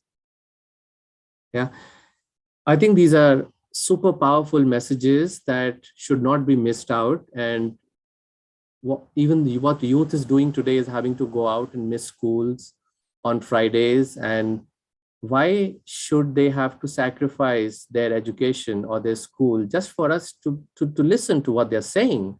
I think it's a shame for those grown-ups who are making the wrong decisions or those who have their ears and eyes shut about what's happening in the real world. So there's a message very loud and clear. And the book that we spoke about, Pawan and Ritu and me, we went around on the days of the COP26 conference in the mornings to visit schools and give them complimentary copies of it. They were very well received. So this is and we are now in the process of getting feedback from them. The book is ideal for years 3 to 7. And I think Lisa's already touched base upon how it is a fun resource. It's storytelling by an extinct butterfly that comes back to life by magic. Yeah. So this with that book, actually, I would like to make an appeal to all the school parents and any educators who are listening to this, that please join hands. Please, let's take this book, because the children are waiting for this. They are asking for this, not just waiting. Then we are organizing a green quiz. We organized a couple of them in September, actually. They one for youth and one for the grown-ups. And we will do this again on 22nd of January. It's a Saturday in the evening, 5 p.m. for the youth, for children, and 6 p.m. for the grown-ups. So come and test your knowledge. It's fun stuff out there. We touch practical stuff about home appliances, about which country is doing more or less, and it's all very interesting to see. You can really raise your own awareness. Registrations will be announced on the organizations of IHV, Art of Living, and LEAP, which is a organization based of Lancashire. Finally, this is the campaign that Pawan and I, you see on the picture on the top right, Pawan is there. We were delegates together in the conference. On the way to Glasgow in our journey, we spun out this campaign to hit the goal of 1 million trees. So this is IHV Climate Action Now, and it is the most cost-efficient reforestation initiative. It not only removes carbon, it provides employment to local villagers, it protects and fosters biodiversity, and these trees are planted in tropical countries in accredited reforestation sites, and Saving Our Planet and NOCO2 are part of this, are in this together, in this partnership. So this is an appeal for both individuals as well as businesses to join the initiative, and let's restore our forests. And the message is eat plants, plant trees. Yeah, so two of the things we can really do to do a bit. Quick picture gallery. The one on the top left, and these are from Glasgow, the conference. We can do this if we act now, and now is highlighted. So this is also an invitation to volunteer. Join us, join IHV, and let's do this together. We need to do it. Couple of graphics. There were also these walls of cartoons. The one on the left shows 2 dinosaurs, and the elder one is teaching the younger one, saying, if you cover your eyes, you can make it go away. There's a meteor which is coming to destroy them, and this is sadly the state of things. The one on the right, people covered in whatever bio heat protecting this thing. It says, finally, good news. The newspaper says, new ways to adapt to a burning planet. And the other one says, I hope you finish reading the paper before it burns up. So the message here is that this is an emergency. It's urgent for us to act, and we should not delay what needs to be done. It's few pictures from the tree planting reforestation. You can see from the top left, propagules are being collected. And on the right, the forest that has recently been planted, all those propagules on the ground. Local villagers who are helping with the plantation, and on the left, it's nurseries. So deciduous trees are also planted dry. So they first go into the nursery, then they're replanted. And then those of us who missed the COP26 or could not physically be there or busy doing other things, very important resource I want to share with everybody is the COP26 YouTube channel. There, all the events that happened over there, the talks, full of knowledge, full of insights, full of science and research and all of that. You can go and catch up on all of them. And there are some other resources. There's a song I wanted to play, but I think this song is actually also part of the book. but I'm told that we should skip it for now. It maybe we'll circulate it in the chat so people can watch them. And the concluding message, look at the picture on the right. Children, students, the youth who are protesting around the world, we will go to school if you keep the climate cool. I really love that message. No explanations are required out there. It's a message from the youth to us grown-ups. And even Obama called out for the young people at the conference to stay angry in climate fight. I think anguish is a very potent tool, and it is a very potent change maker. So with that, I'll conclude my presentation, but welcome if anybody has questions. Lisa is also here. Stefan is also here. Pawan, I can see him. There he is. Pawan. Yes, Pawan, congratulations. Both of you are doing an amazing work. Shailen, thank you very much for a really great presentation. It was very inspiring, and I loved seeing all the photographs and the animation. I think that was a really good, it's a good choice because it connects with the younger people as well as the older people. So it connects with everyone. And Pavan as well, with the 1 million trees, I feel like coming and joining you guys and start planting trees because I really believe I really believe, I do not like deforestation at all. It's something that hurts. And, it's very painful to see the earth, the Mother Earth just being destroyed bit by bit. But yes, so that's something, a very good positive work that you're doing. Congratulations, Lisa and Stefan as well. And Sevani, did you have any questions with our wonderful team before we move on to our few other guests? It was very interesting, and really to get the youth to be part of this and to get them engaged, that itself is a great, laudable initiative.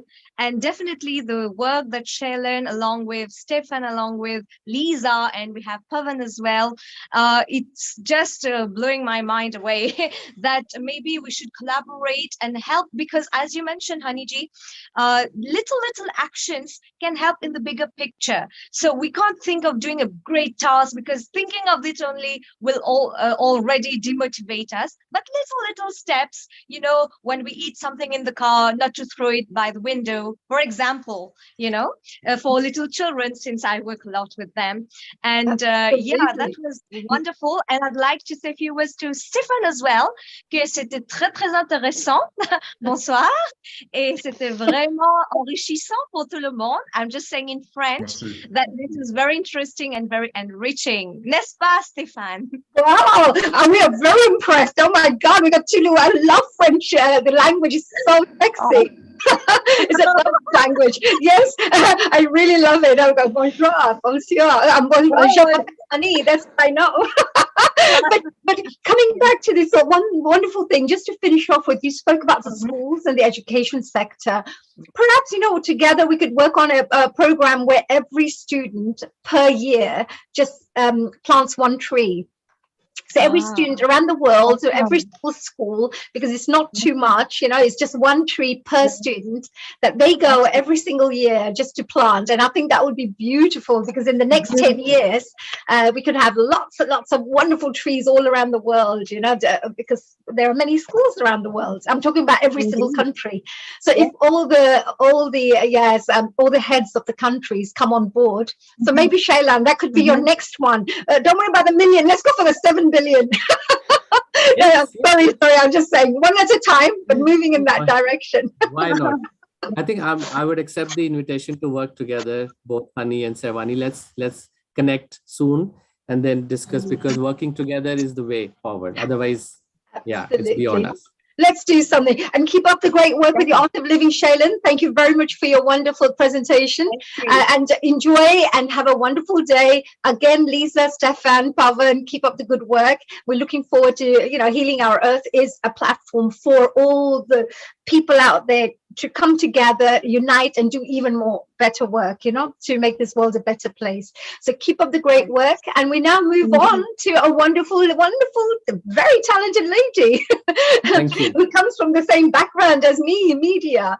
And I'd love to invite and, of course, introduce Sevani. Philippa's coming on board, and she's absolutely amazing. And so is our wonderful sister, GMT. who is my wonderful role model. I think she's absolutely amazing. But let me tell you a little bit to our global audiences, a little bit about Philippa. A global namaste to you, Philippa Blackham. You're here, Blackham, yes? Yes, honey, I'm here. Oh, and Om Shanti, dear Sister Jayanti. Om Shanti. Om Shanti. Now, before we move on, I thought I'll just do a quick little introduction. Now, Philippa Blackham is a former staff reporter and presenter for BBC Radio 4, including 7 years as one of the voices of Women's Hour and an award-winning radio documentary maker. You know that she's very, very talented. She's the coordinator of 100 Women of Spirit, which recognizes the spiritual contribution to society made by women. She is ordained as an interfaith minister and currently works as a celebrant. She has studied Raj Yoga meditation with the Brahma Kumaris for nearly 40 years. And you can tell that with that beautiful aura of hers. And of course, Sister Jayanti, who's also joining us, and she'll be talking a little bit about the spiritual perspective of climate change, the environment, Mother Nature, and you will find out a bit more very shortly. But Sister Jayanti is the European director of the Brahma Kumaris with over 40 years of experience of Raj Yoga meditation and its practical application in daily life.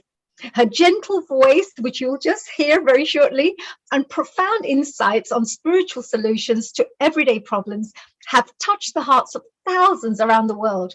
Sister Jayanti has a unique ability to impart the deepest spiritual truths with the utmost clarity. Her prominent lecture themes have included health, education, racial harmony, women's needs, religions of the world, sustainability, peace, and international relations, all of which have generated a lot of media interest.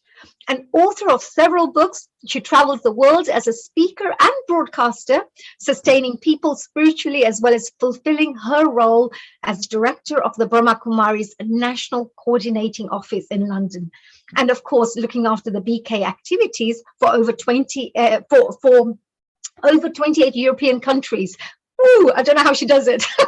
She's also the recipient of several awards, and of course, she's also received the Bharat Gaurav Award, which is a really amazing award to receive. So again, a very warm welcome, dear Sister Jayanti and Philippa. Today we have a very interesting discussion. It's all about climate change. It's all about COP26. It's all about looking after our planet.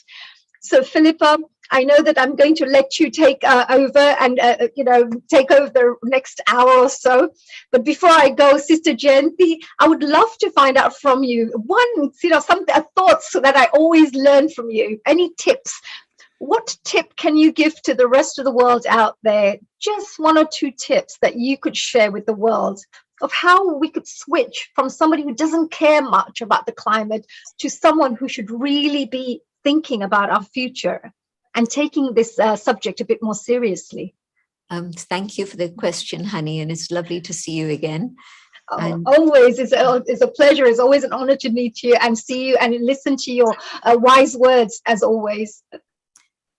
When I realized that, in fact, I, the living being inside this body, am sacred, and I realized that this body is made of the elements of nature, of matter, and so this is very precious and sacred. Then I realized that looking after nature is not something far away from me, but looking after nature starts right here. And so when I can learn to look after this nature, it wasn't made, it was provided by nature. And so learn to look after this with the proper diet, plant-based diet, and also look after nature that's all around you, whether it's a little plant in your home or whatever it may be. We're each one of us responsible. And together, it was lovely that the other person, I think Shailen said, it's collaboration that's going to make a difference. Wow, beautiful. What lovely words there. Absolutely, all coming together. So Philippa, that lovely wise words I'm going to take back with me. Start looking after myself first. Of course, we're made out of the 5 elements as well, aren't we? We ourselves are made out of that part of nature. That was beautiful. Philippa, it's all yours. So, global namaste, and I'll be back very shortly to interrogate both of you with some questions later on. Good. Global namaste to you, Honey, as well, and to all the team. It really is lovely to be together again. And as Sister Genti said in relation to Shailan, it's interesting to see how our thoughts are all beginning to track along the same lines, that the time is now for working together with collaboration, with cooperation, that everyone is beginning to see that the problem is bigger than any one of us individually can tackle, and it's only by working together that we can begin to take steps forward. And initiatives like this one that you're doing today are all an important part in that journey of waking humanity up to the need of the hour. So it's great that we can be with you, and thank you so much for your invitation. Sister Genti and I are actually here with two of our colleagues who were also with us at the COP26 event in Glasgow, and we've invited them to be with us for this session today. So let me introduce you. We have Valériane Bernard, who is here from Geneva. And Valériane takes care of the interfaith work within the Brahma Kumaris Environment Initiative. Welcome to you, Valériane. All the way from India, we also have Golo Pilz with us. Golo has a very special place within our organization, as he was the first one who kind of woke us up to the importance of renewable energies and thinking along these lines.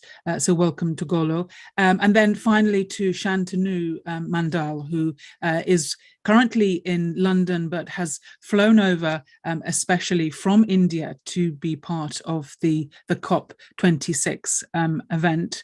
We're going to be hearing from you a little more in a moment, Shantanu, but firstly, why did you feel it was so important that you came over to be here in person? Thank you so much, Philippa, for the wonderful introduction of all the friends, and thank you everyone who is here. The question is very interesting, given the situation we all are living in. In-person meetings are rare, and rare things are very opportune if you are able to make it happen. So I found myself very lucky enough to be able to come close to my friends that I have been friends with, many of them past some of the conferences. So it was a chance for me to come together and see all those time that we have been meeting over the virtual medium, how much more can we achieve when we come together.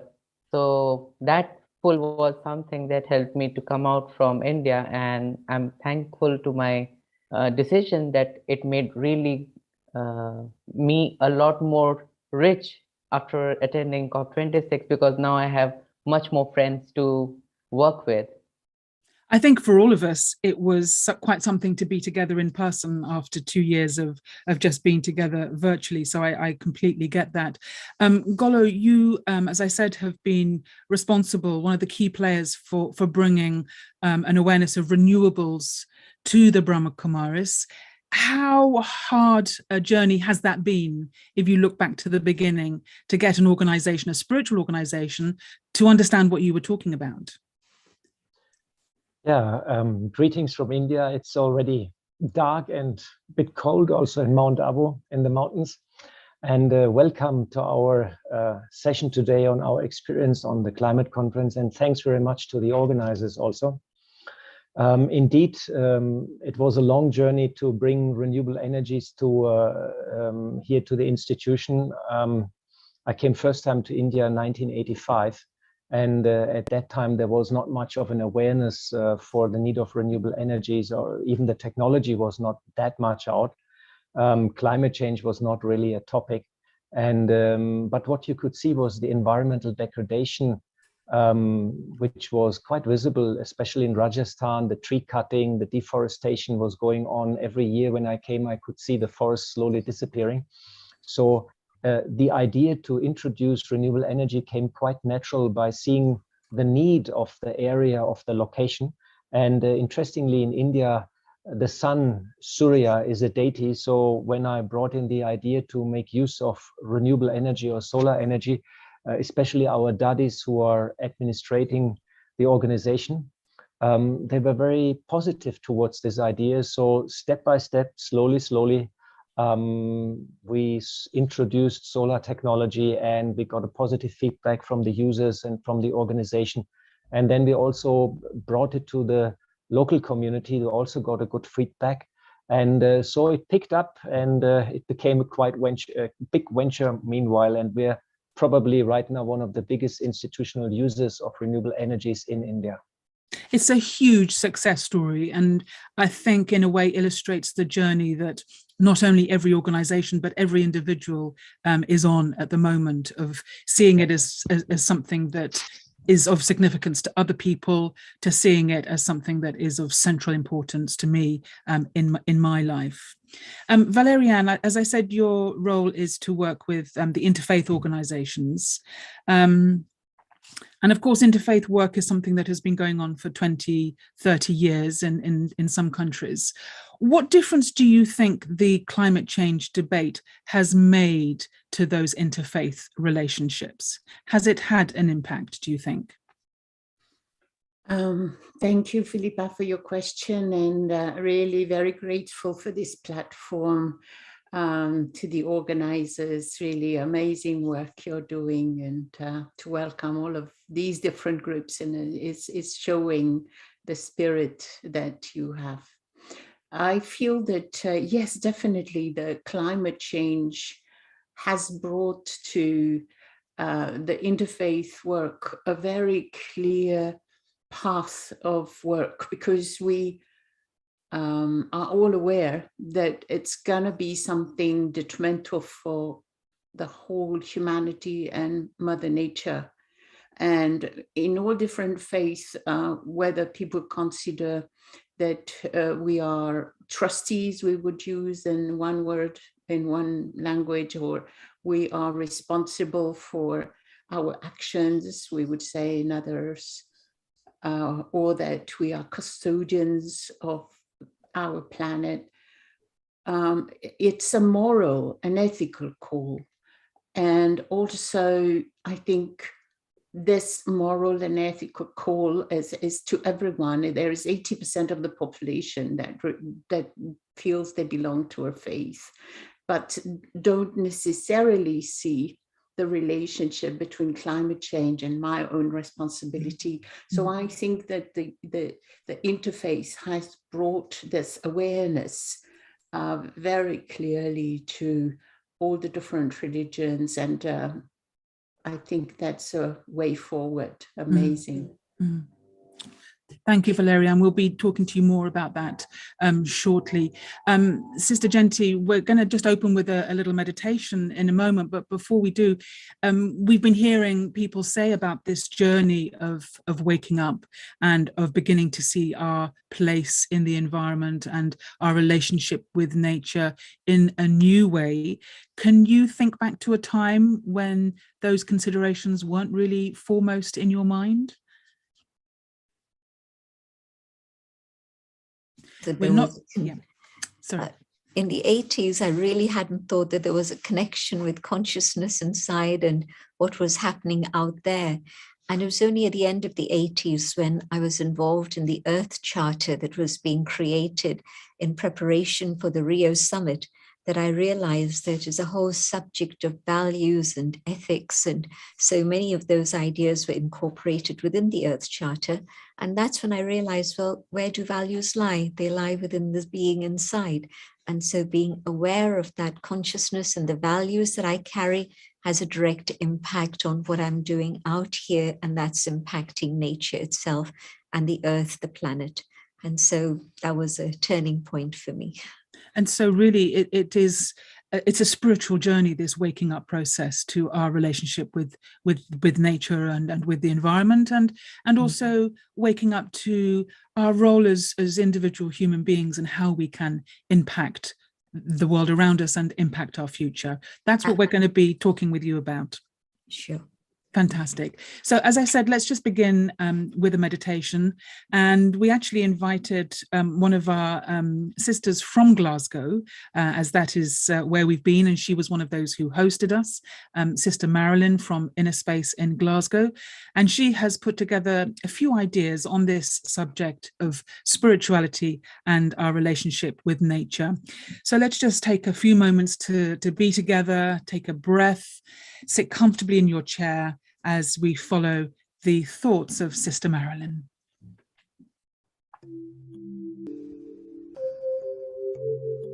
Can I create a consciousness that is selfless? I take so much from nature, and yet I forget to give back.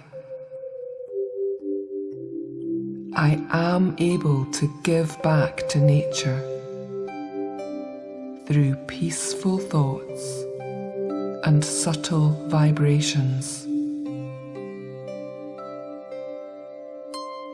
Do I use everything in a worthwhile way? My thoughts, words, actions, time, all my energies?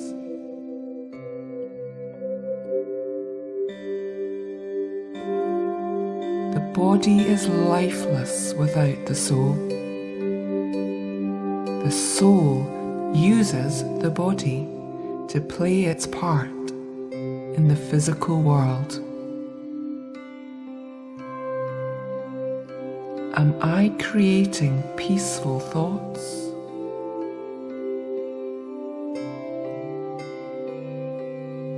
Peaceful thoughts bring me into a state of relaxation.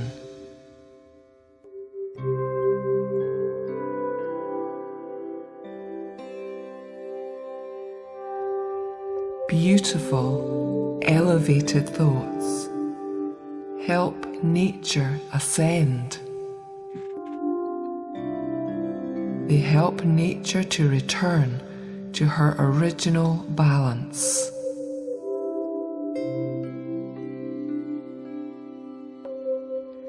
Let's take everything to the smallest unit and build from there.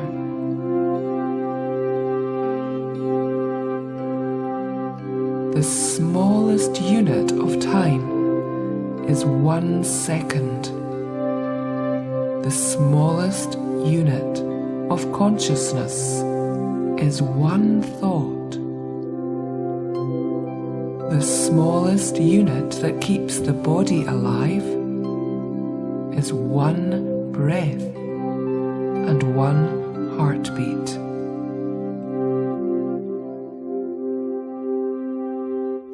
One second of peace. One breath of peace. One thought of peace. One heartbeat of peace. I relax.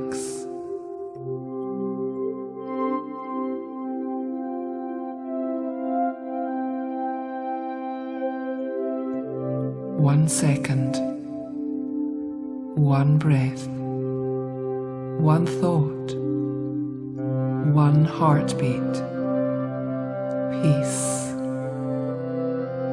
1 second, one breath, one thought, one heartbeat, peace.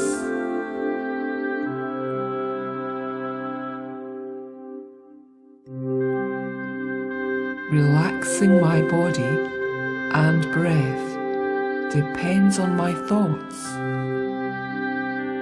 What are my thoughts?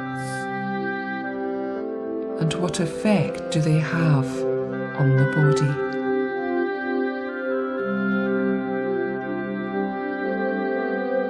Things will not just happen. Nothing happens unless I do something. The soul is in the body. The mind is in the soul. I feel the connectedness.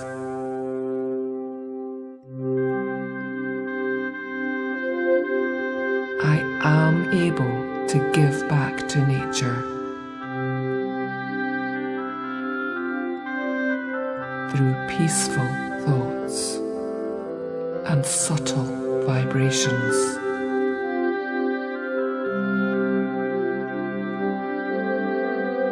Om Shanti.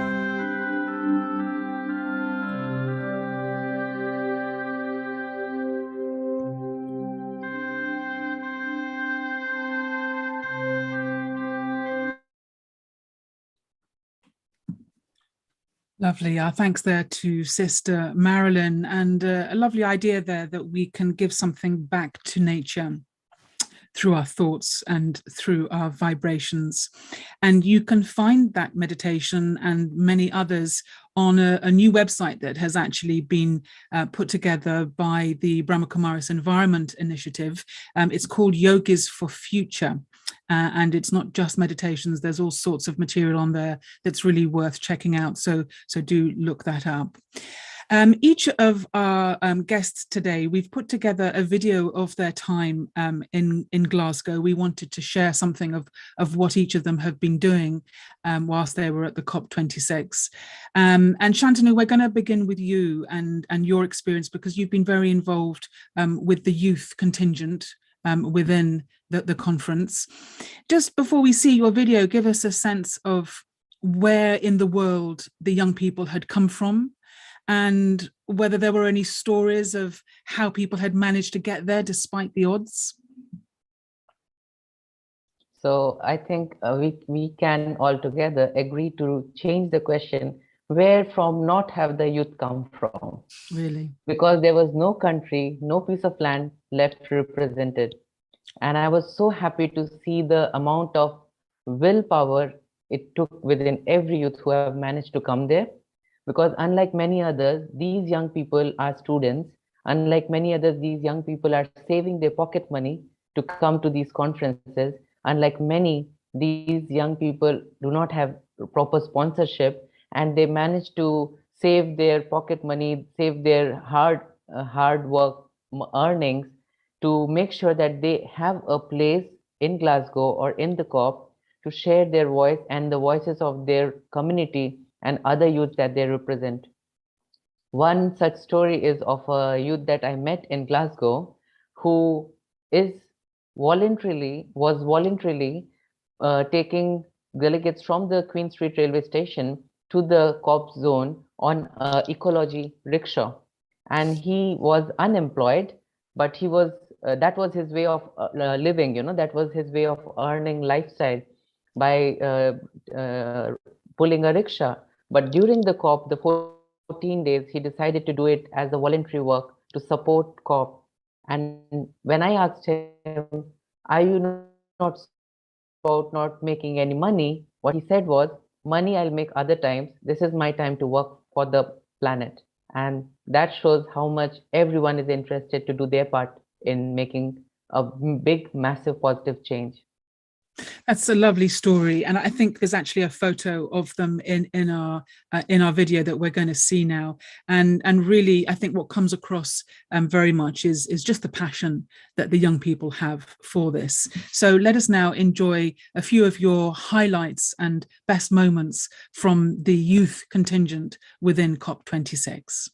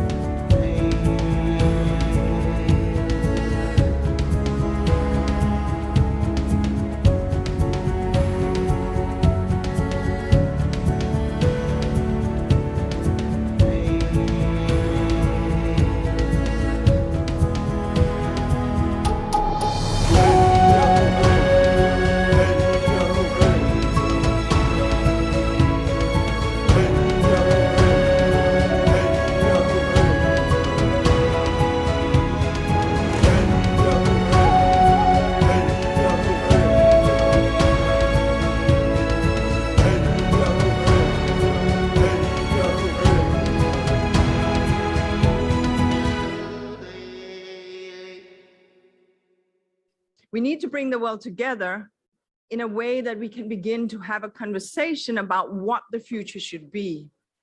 And that led to the Stockholm Conference on the Human Environment in June of 1972. And believe it or not, that journey of 50 years, yes, I know you're impatient, and yes, I understand that you're pushing, but you must know that you're standing on the shoulders of giants and that there are others before you who have pushed. And part of why we have somewhat cleaner, somewhat more awareness around this is because of that 50-year journey. So we have really high expectations from ourselves, but also from you, from youth representatives, to aid us and help us and work together with us on this process. So for me, it's extremely important to have an integrated process where voices of young people from all over the world is involved in every step leading up to the Stockholm Plus 50 conference, in every meeting room and in every conference leading up to there.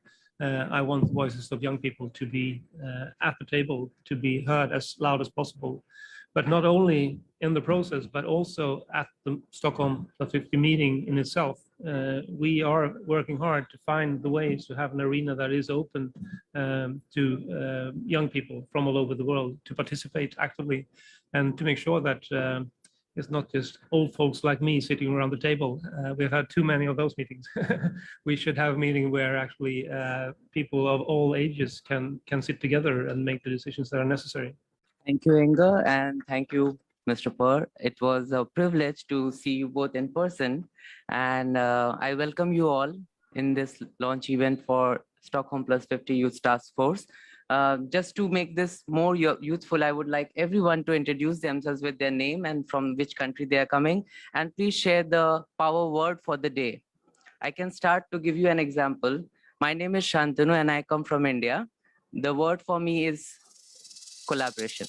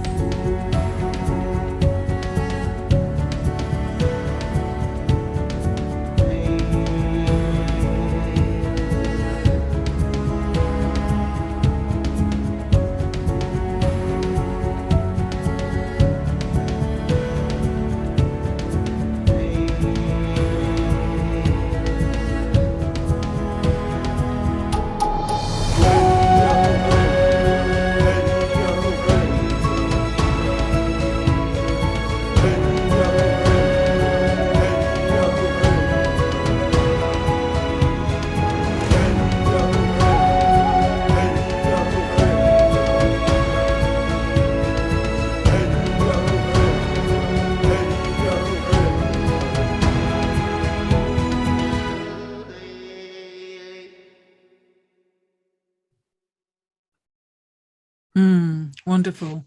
And many of those photos Shantanu took himself. So thank you so much for sharing those with us. It was great to see. As has been said already, the young very often have a lot of anger. They certainly have a lot of passion. And I'm just wondering how you go about channeling that energy into something positive, how you deal with their frustration. I saw there quite a few craft and art workshops that you had laid on, which must be a great way of expressing yourself. But I wonder as well what forums you had for young people to really feel that their voice had been heard and that they weren't just there as passive observers, but they were actively engaging and getting their point across. How do you work with that energy and bring it together? Thank you, Philippa, and thank you wonderfully for putting up all those pictures and memories. It felt like I'm back in the COP days. It's interesting if you just think about the idea of anger translating into some kind of action. It's very hard to believe that wise people, intellectual people, people with great experience, when they start saying that anger is useful and you just stay angry, probably they are looking for a right word, which probably means that stay passionate, stay focused, stay encouraged, and they're not getting the right word. So they use a word like anger. Because sometimes I feel like if I am going to stay angry, imagine everybody who are here and who are listening, they have an experience of anger and what that feeling is like. We don't feel comfortable when we are angry even for 5 minutes. We regret that 5 minutes so much more. And when you say stay angry, it means I'm being asked to stay regretful. All my experience would be regretful. So is there a way for me to really come out of that regret zone later and exhaustion right now, and to channelize that I want to do something kind of energy into what can I do? So I found that asking the right questions always gives you the right answers. So instead of asking why, if I start asking what now, that starts to shift my perspective and that starts to help me focus on what I can do.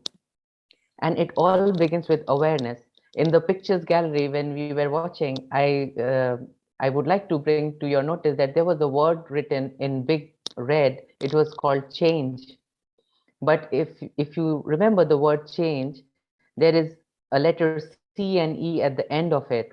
But if you take out the C and E, the word just spells as hang. So which means what? If we do not have the consciousness, the C or the awareness, then we will be hanging.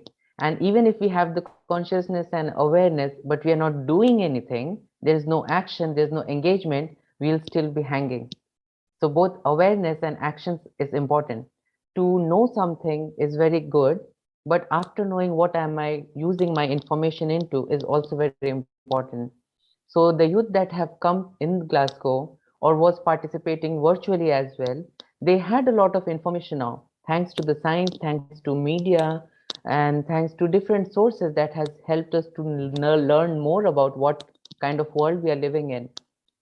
But there has to be more input in what can we do now. And when you are lacking these resources to come from outside, you have to come together to find out new ways. And that was what youth was very busy with this time. This time, many of my young colleagues, we were all busy in figuring out many different ways, many different networking and pathways to collaborate, to see what small, big, medium, large, what steps can we take together that bring about a change that is necessary for this time. It's always a good idea to take appropriate action when you're feeling this strong emotion. You know, what is it that I can practically do? And we saw you in the video chairing a debate where it seemed like the adults were very much welcoming the input from the young people. Can you tell us about that session? And also, I think there was another session where you did almost like a virtual conference, but with young people as the speakers. Give us a little bit of an insight into that. So the first conference that you are mentioning was the international launch for the Youth Task Force for Stockholm Plus 50. As many of us know that 50 years back from today, in the year 1972, in Stockholm, the world came together and many world leaders were there, and they agreed that the world is facing a situation where environmental crisis is going to be one of the biggest challenges. And so it's been 50 years, and it's been a long time for us to have faced so many different kinds of problems, which are Anthropocene, which have been human-induced situations. And also we saw how we have really worked together to make it more cleaner and greener. It could have been worse.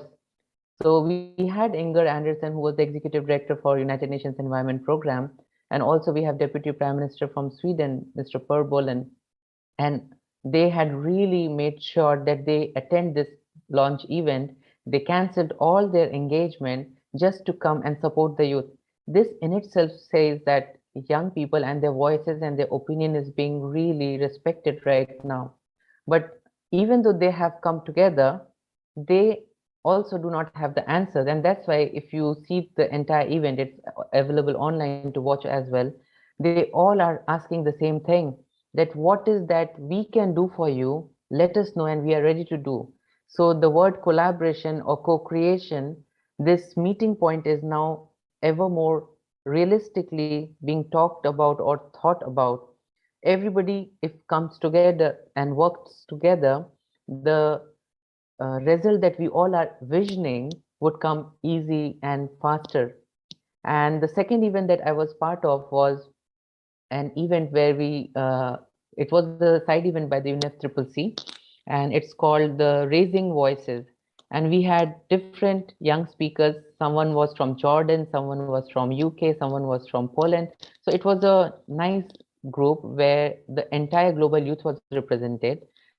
And we looked into different aspects of what different countries, what different communities and the youth especially there are looking forward as a solution, or what are their suggestions like. So the idea is, when you have an open dialogue where nobody is a leader and nobody is a listener, it's a circle. It's more like the culture of equality. A new culture of communication has to be created. And that event was a good example for that, where the youth and the audience, some of them were present in person, but also virtual audience, was allowed to speak. There was no hierarchy that they are speakers, they will speak, we are listeners, we have to listen. It was a culture of equity, and it was a culture of harmony. And that is what was an example that as youth we presented to the UNFCCC, saying that this is what is more needed. Harmony and more of a consciousness where we see each other as equal. Most of us, we have been thinking that humans are a superior species than any other living species. And that is ego consciousness. And what eco consciousness is, to know that I am also a fellow species living with a different species, and we all are family. So this shift from ego consciousness to eco consciousness needs awareness, and that has been one of our prime action areas. Fantastic. I mean, it's such a huge topic. We could literally spend hours looking at, I think, the contribution of young people. And I think for those of us, I was there for the last part of the COP, but for those of us observing the first part, one of the strong messages that came out was that it's within youth that the real passion for action lies, and the vision for change. And if we look at the changes that have already happened, like the huge movement towards plant-based eating, by and large, that has been driven by young people because it is their future. And so therefore, of course, they're motivated to make a difference. You know, most of us on this call, we grew up with a childhood and a young adult life, not carefree, but certainly not with these cares on our shoulders, and they're having to grow up into this world. So we look to them for courage, and we look to them for inspiration. Shantanu, we'll leave it there for now, but we'll hear more from you before our session closes. But thank you so much for that sharing. We move from youth now to interfaith, and the work that Valerian does as the co-chair of the Interfaith Liaison Committee. And Valerian, we've got some of your photos and clips from your experience at COP, and we will be seeing people from different faith organizations coming together. To pull off an event like that, is it a huge amount of work from one year to the next? And is it just one or two individuals within those religious groups that you're dealing with who happen to be aware? Or do you get a sense that actually the different faith communities are really on board with this now? Thank you for your question, Philippa. It was actually a group of us that has been working for 2 years, because there was 2 years before the next COP. But also we connected with the local interfaith communities. And so I can't really say, but it was, maybe there is a group of 10 of us who are extra active, or 6 or whatever, but there was the collaboration, the very needed collaboration of at least 20 or 30 people. We managed to get a wonderful synagogue in the midst of Glasgow. And I won't tell you all the details, it would take too long, but yes, fantastic collaboration. That's great to hear. Well, let's enjoy now some of the scenes from the interfaith events that you were part of organising and that you certainly enjoyed during the COP26.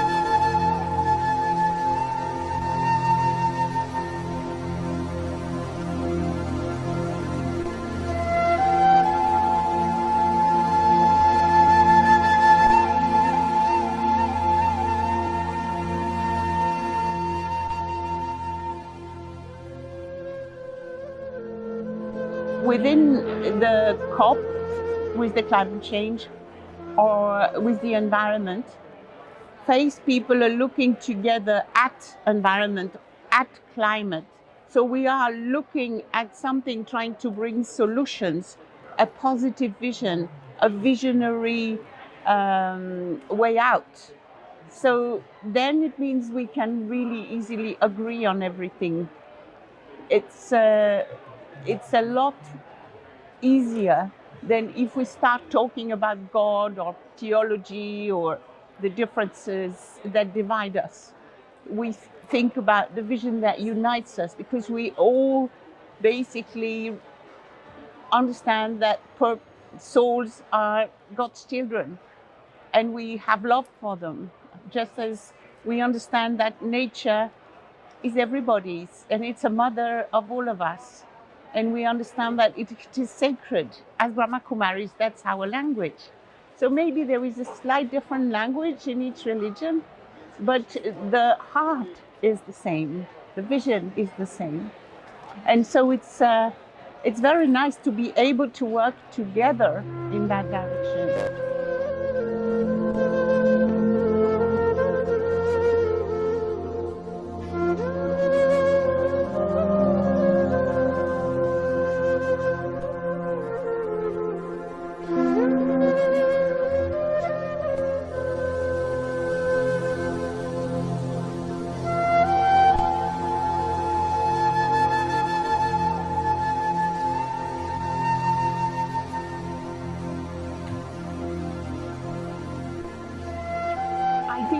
we have learned to work together as an interfaith movement better and better, because originally the people who were the most present at the COP were the Protestant and Catholic religions, because they are very hierarchic.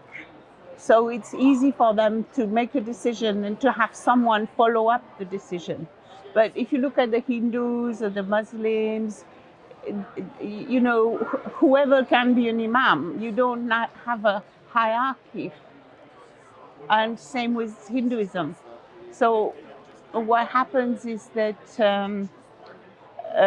they're very interested within the UNFCCC to have more voices from the South, to have more voices from women, to have more voices from grassroots, to have more variety, youth.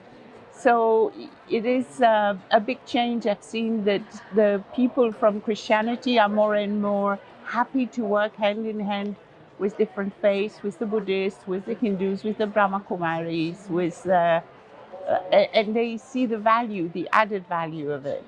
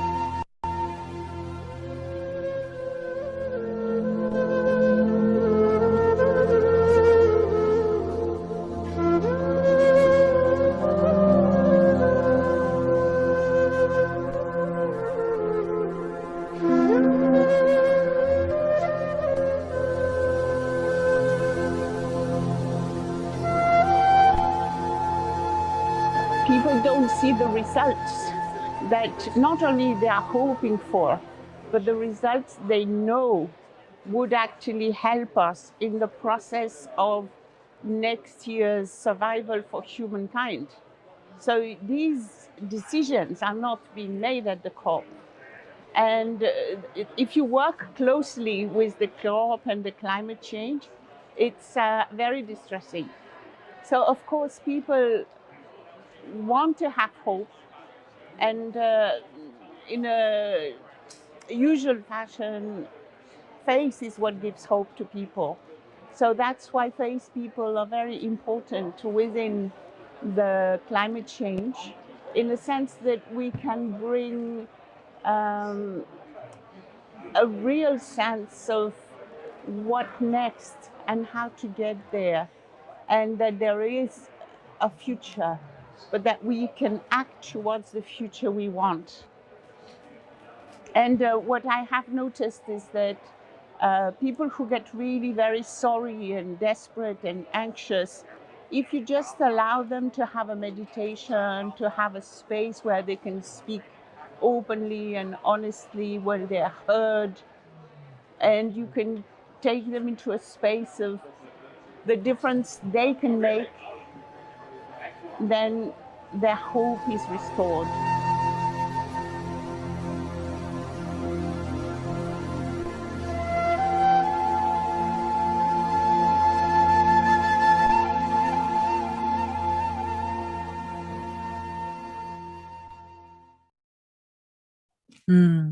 I love that final photo of people sat in meditation with a picture of the earth hanging around their neck, literally carrying the earth as they meditate. Some really interesting points there, Valerian, and so inspiring to see the different faith traditions working together collaboratively. And as you said in that piece, realizing that we are all brothers and sisters, we are all one family. But I want to kind of really get to the nub of the faith-based contribution, because for many people, climate change is about technology, it's about finding practical solutions, it's about changing habits and lifestyles. And for you, obviously, because you spend so much of your time working in this field of interfaith, for you, the faith communities clearly have a huge contribution to make. Why for you is it so important that people from faith backgrounds are included in these events? Thank you. I think the first the first thing I would like to say is that most people who represent a faith, they also have a connection with a huge audience of people for whom they are teachers or guides or priests or sisters, and so I think that there is a need for a global wake-up call for all humanity, and also for all the politicians and the businessmen of this planet. And what I see is that people who are very active in this movement, in the interfaith movement, they're moving from a heart space, and this is terribly needed. Of course, I was saying earlier on to you that I think the voice of ethics and the voice of morals is also something that people haven't identified. Like, what I do in my life is my business and I'm allowed. And if I buy what I've been told I could buy, it's fine. And suddenly we are coming into a space of reflection where it's not about doing things without thinking. We are a spiritual being. We have an awareness. We understand we are part of nature. We understand that everything we consume comes from the inside of Mother Earth. It's her body, it's her strength. And so when we have a faith and we look at it like that, and we look at our brothers and sisters who are vulnerable at the forefront of the problematic of climate change, then you really want to be able to make a difference for yourself, for your family, for your community, and also inspire others to create a difference. And that's so interesting, because within religion, there is this conversation around right action, around taking responsibility, around looking at yourself. So this sort of self-reflection that naturally happens is part of what now needs to happen globally and focused on the environment. So I really see that. And you made the point in the film that the role of faith is to keep hope alive. And I think, you know, that is also a real contribution that leaders from faith communities can give. What happens after an event like COP26? Are there ongoing activities, or does it all kind of go into hibernation until the next COP event? We've already started to work quite a lot. So many webinars are happening, and we're organizing the next COP, who's going to happen in Egypt. It's going to be a whole different world. We're looking at organizing the work at the level of the human rights planet of it, because you know, the intergenerational right, you know, why is youth so important? Because tomorrow the planet is their heritage. So we are already working towards the next COP. We've already met, and we are also trying to bring to life the different analysis and the different needs that we feel are terrible, because we managed to have some words included in the text in Glasgow, like loss and damage, or human rights, or indigenous, or finance, but it is very poor. It doesn't have a context. So now it needs very powerful people to do the advocacy part. in their own countries, but also globally.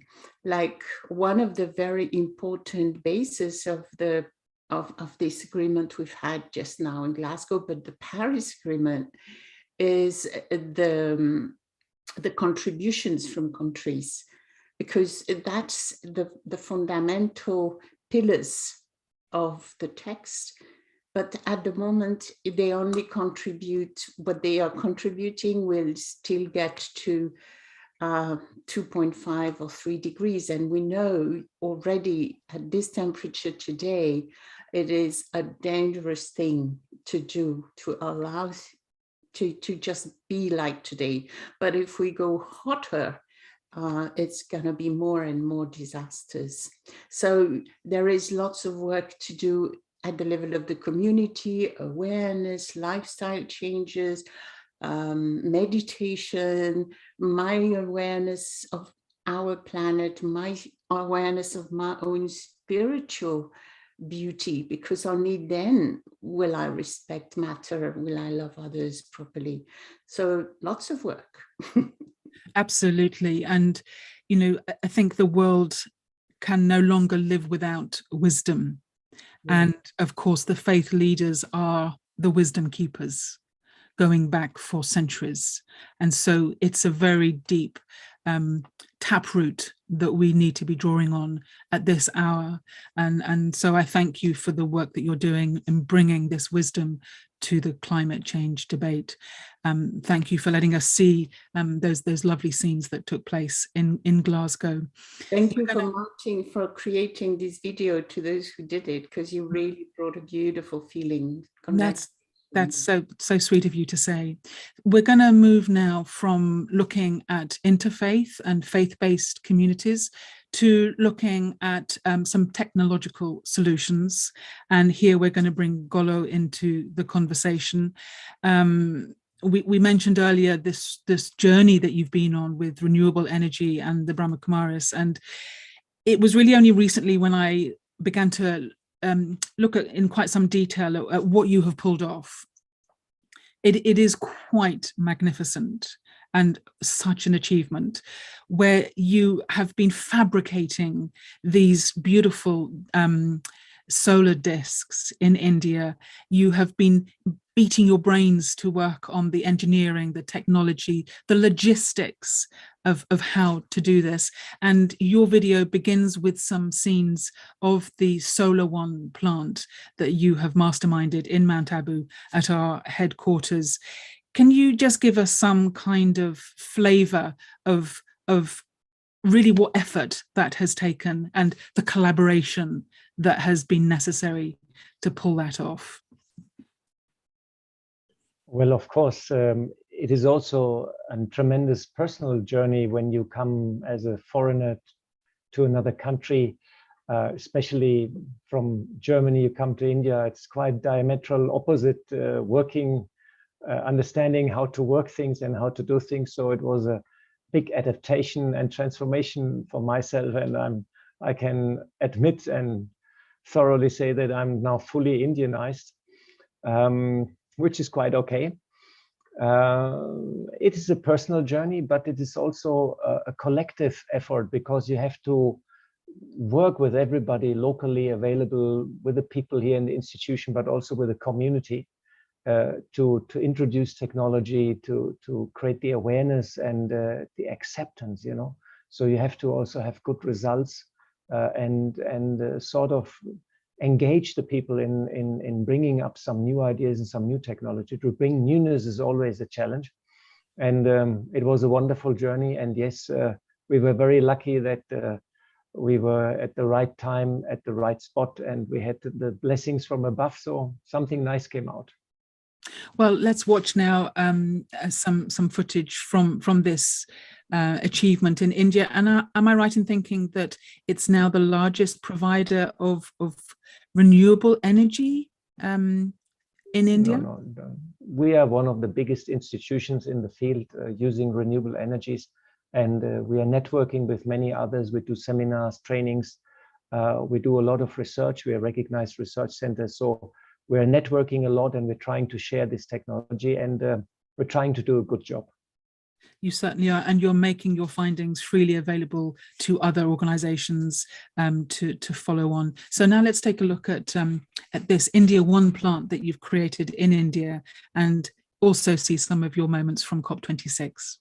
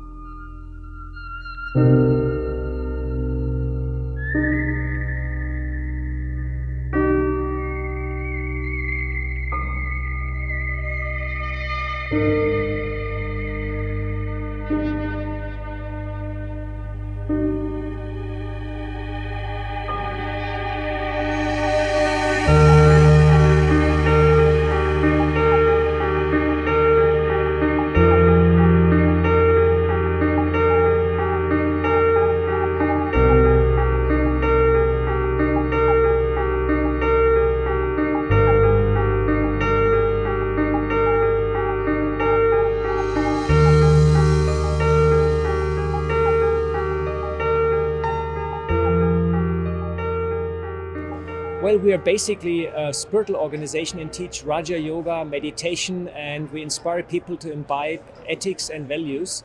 And we have also many other activities. For example, we have a radio station, we have a rural wing, we have a doctor's wing, and so on. And we have also a hospital which we are running. We also work with local farmers and teach them organic farming and so on. And we're also very active last 25 years in the area of renewable energies.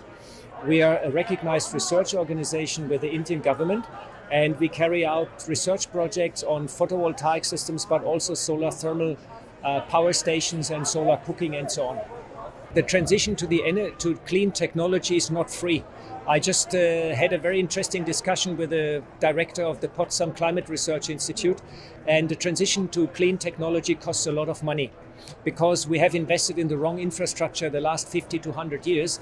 And of course, now to change everything costs money. So the big question is who's paying the bill? And for example, the European Union is now having the discussion to subsidize this transition and give back some incentives to ordinary people, which will have problems paying for higher energy bills. But for sure, we have to put a tax on carbon, and we have to put more taxes on fossil fuels, that's for sure, in order to accelerate the transition. That's for 100% sure. And people have to change and adapt a little bit. That's also what's in the pipeline.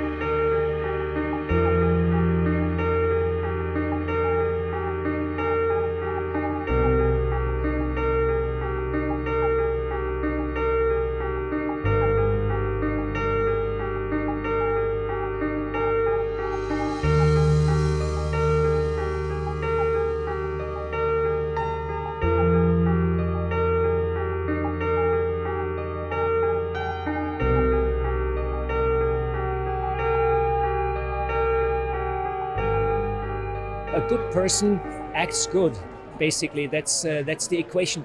And if you love something, you don't destroy it. So it's important to inform them about climate change and the negative consequences, and inform them about renewable energies, have education there, have the information material there, subsidize renewable energy so they become affordable for everybody, especially for the third world, but also teach them about ethics and values, which is very important. After all, we need a peaceful society to become prosperous.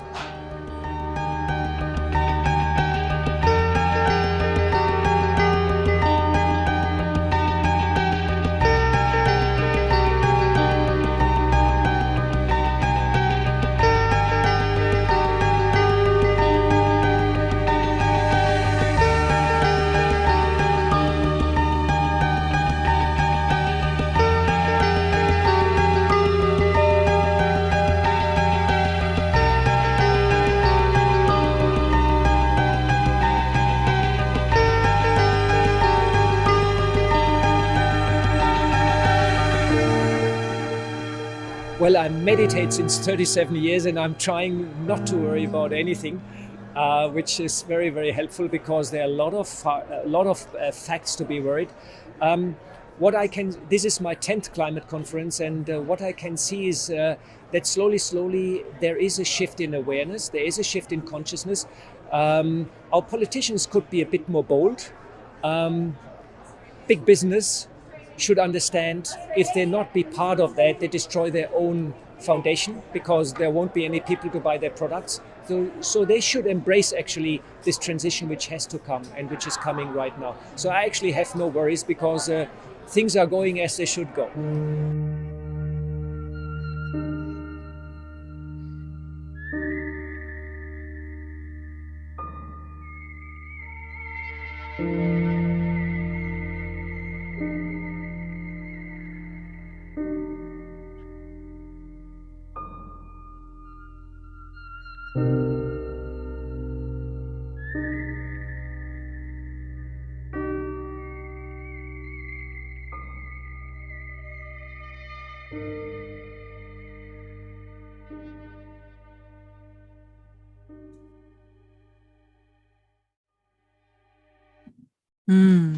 Finishing there with some of the many wind turbines that you can see if you travel around Scotland these days. Golo, what is interesting for me about your video there is that clearly you have spent a big chunk of the last 25, 30 years thinking about technological solutions for the climate change imperative, and yet you're still very much into the human values that if you love something you won't destroy it, that if the heart is connected then everything will be okay.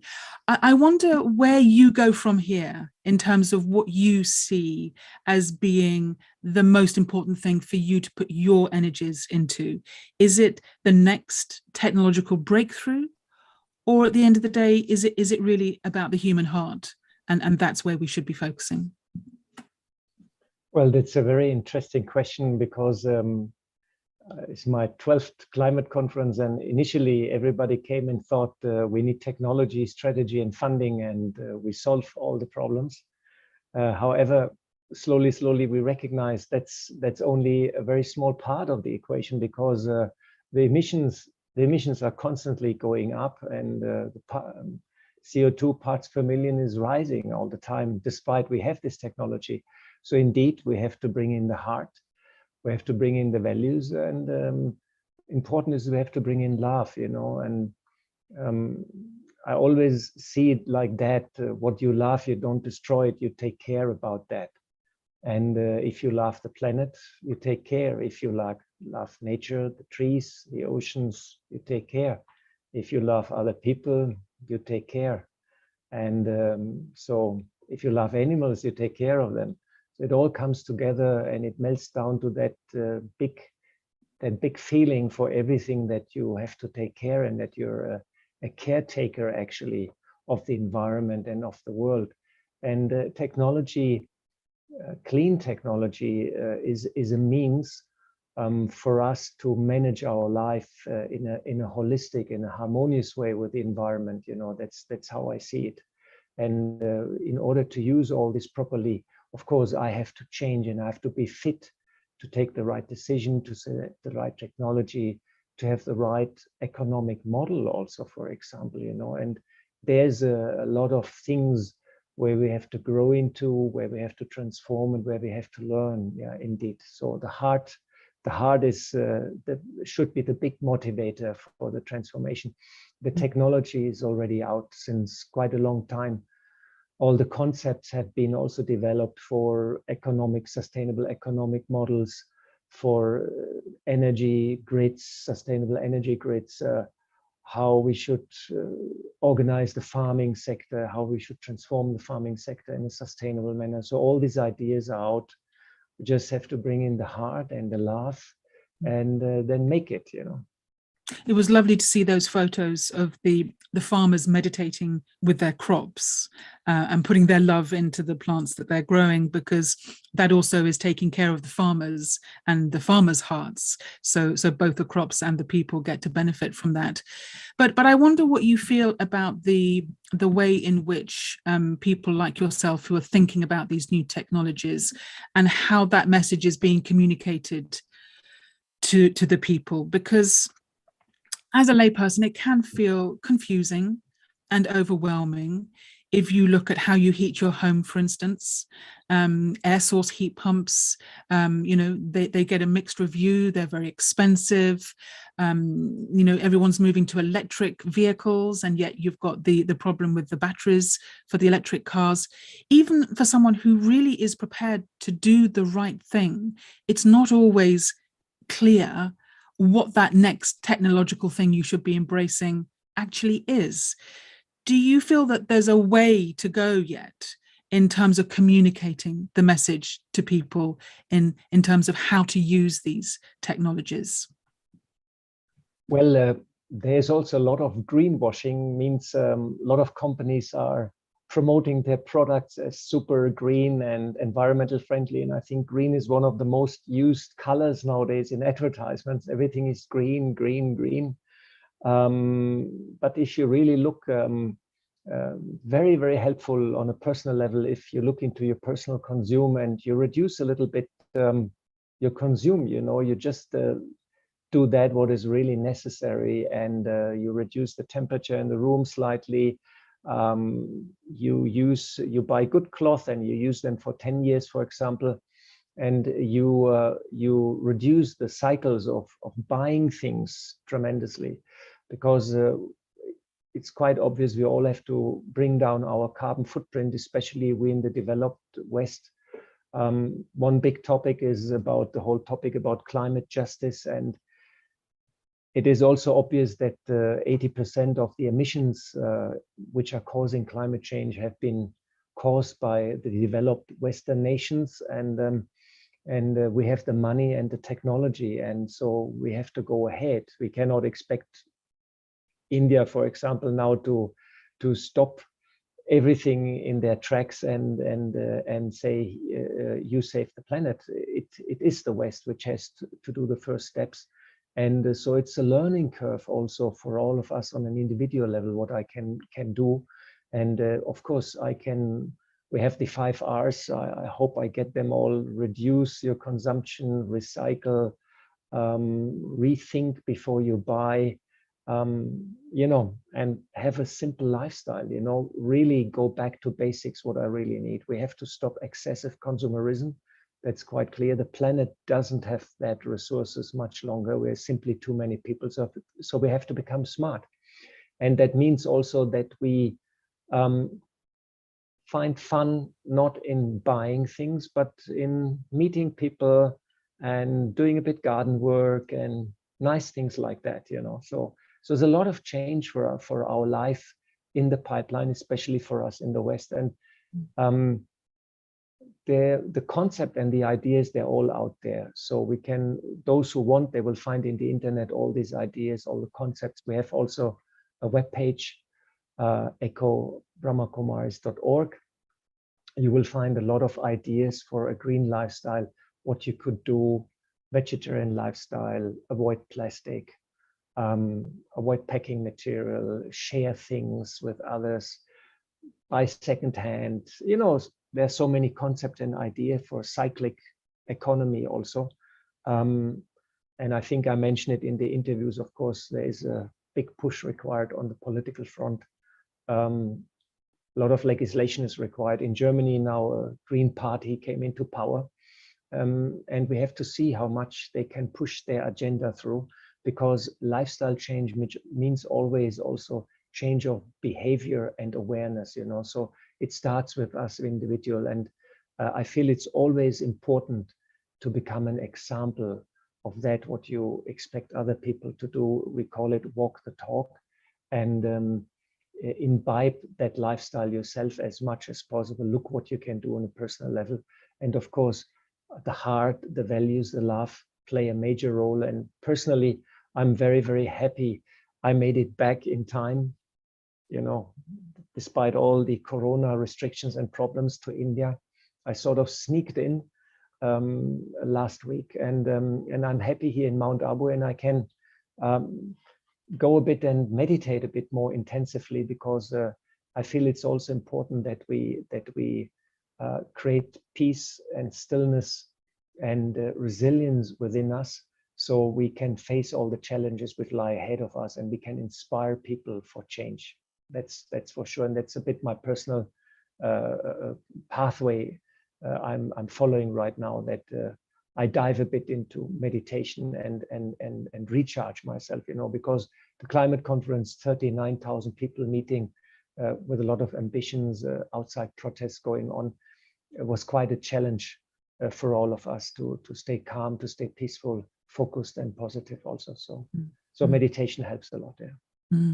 Well, you paint a lovely picture of being in Mount Abu, and having that life of meditation to support the work that you're doing. And you truly are an inspiration, Golo. And I love the way I ask a question about the complications of technology, and you answer with such a simple statement of, before you buy something, just ask yourself, do I really need this?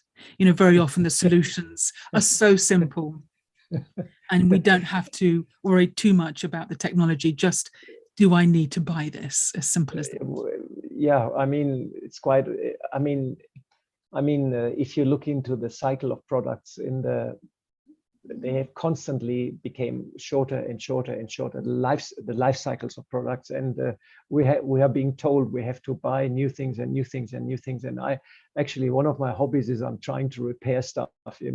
That's also one of the ways you can help nature. I try to use everything which is with me, repair everything, and before I buy something, I ask a lot of people, do you have something, is this there or this or there? And I try to make use of old stuff, and I try, whatever I have in my hands, if it's not working, I try to repair it. It's a hobby, and it's very satisfying also. And I think the whole industry is popping up now everywhere, which is quite good, recycle things, use them.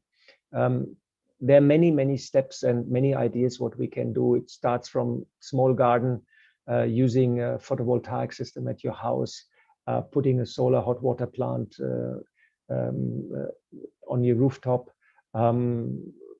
reducing your consumption, water, electricity, wherever possible. Look into your travel patterns, share transportation with others. There are tons. Look into your food. Plant-based diet is one of the big contributors. In your cloth purchasings, there are many, many things what we can do, and many, many small steps. They actually add up, and they create a momentum. And if we all join hands in this momentum of changing our habits, changing our consumeristic pattern, we have a big power, and we apply pressure also to the big companies and and we can also change the political agenda, then also influence it. And it is said that only 2% of the people are required to bring a paradigm shift in a society. So I hope that this 2% are there, and they're dedicated, and they go in the right direction. And Absolutely. They bring this combination of science and spirituality, because both have to merge. Science needs guidance to be applied in the proper way, and spirituality is important to go deep into the values and the ethics, which is the foundation, of the future world also. Well, you've queued us up very nicely for our next topic, which is the consciousness element of the climate debate. And Sister Genti, you've been listening to 1, 2, 3, 4 of your colleagues who were with you in Glasgow, and you really do have quite a special team now within the Brahma Kumaris who are so skilled and so knowledgeable in this area. What do you feel listening to what everyone has had to say and seeing what the Brahma Kumaris contribution has become? It's amazing to see how different people are, and yet how each one of them has a special passion to be able to do something for their own spiritual development, but also to do something for people and the planet. And so if you think what links us all together is that vision of a brighter future for all, because we all come from so different backgrounds. So it's beautiful when a team is multi-talented, multicultural, multiracial, multi-everything, multi-generational. So it's really lovely to see how over the 10 years we've been participating in COP, 11 years, the team has gradually come together. And so Shantanu was one of our latest additions, but Golo, Valerian, myself, and others have been together since 2009 on this particular journey. I've known them longer, but on this journey since that time. And I see that that contribution essentially of spirituality is something that touches every aspect of life. Of course, if technology is only technology without the motivation and the guidance of spirituality, then I think Mahatma Gandhi said that was lame. If you have just spirituality, it can't function in the world, but it needs technology also. And so technology without spirituality is without values. And so you see how both working together can actually create a future, which is a beautiful future for all of us. Now, you had quite a busy COP this year. I think you went to 30 plus events, and you were speaking at many of them. And as an outsider, it seems that your gentle presence over the years is getting more and more noticed and acknowledged. Do you feel that the voice of people of spirit is slowly getting across and having an impact? It's getting across in a big way. I remember that environmental activists weren't so interested to listen to people from a spiritual or faith-based background. And yet they understood through the years that the contribution that faith-based organizations and spirituality can make is absolutely critical to bringing about change, because A, it touches 80% of the world's population, but B, nature is sacred.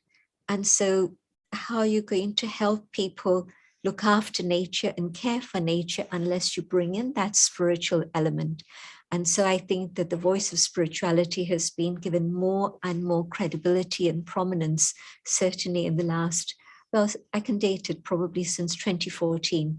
And from that time on, I see how there's been a very deep involvement in many, many different panels and organizations that 10 years ago would have said, you know, we'll get on with our work, you get on with yours. But now there's this wonderful combination that works together. It is interesting watching how things begin in a way on the fringe and move to the mainstream, because the whole climate agenda was being talked about in, you know, so-called hippie circles and fringe circles for many years, and they were seen as being slightly crazy people. And now, of course, it's become so mainstream. And in the way the same is happening with meditation and spirituality. It started off as being seen as something a bit different, and now it's being seen as, well, we can't actually make progress without it. Exactly.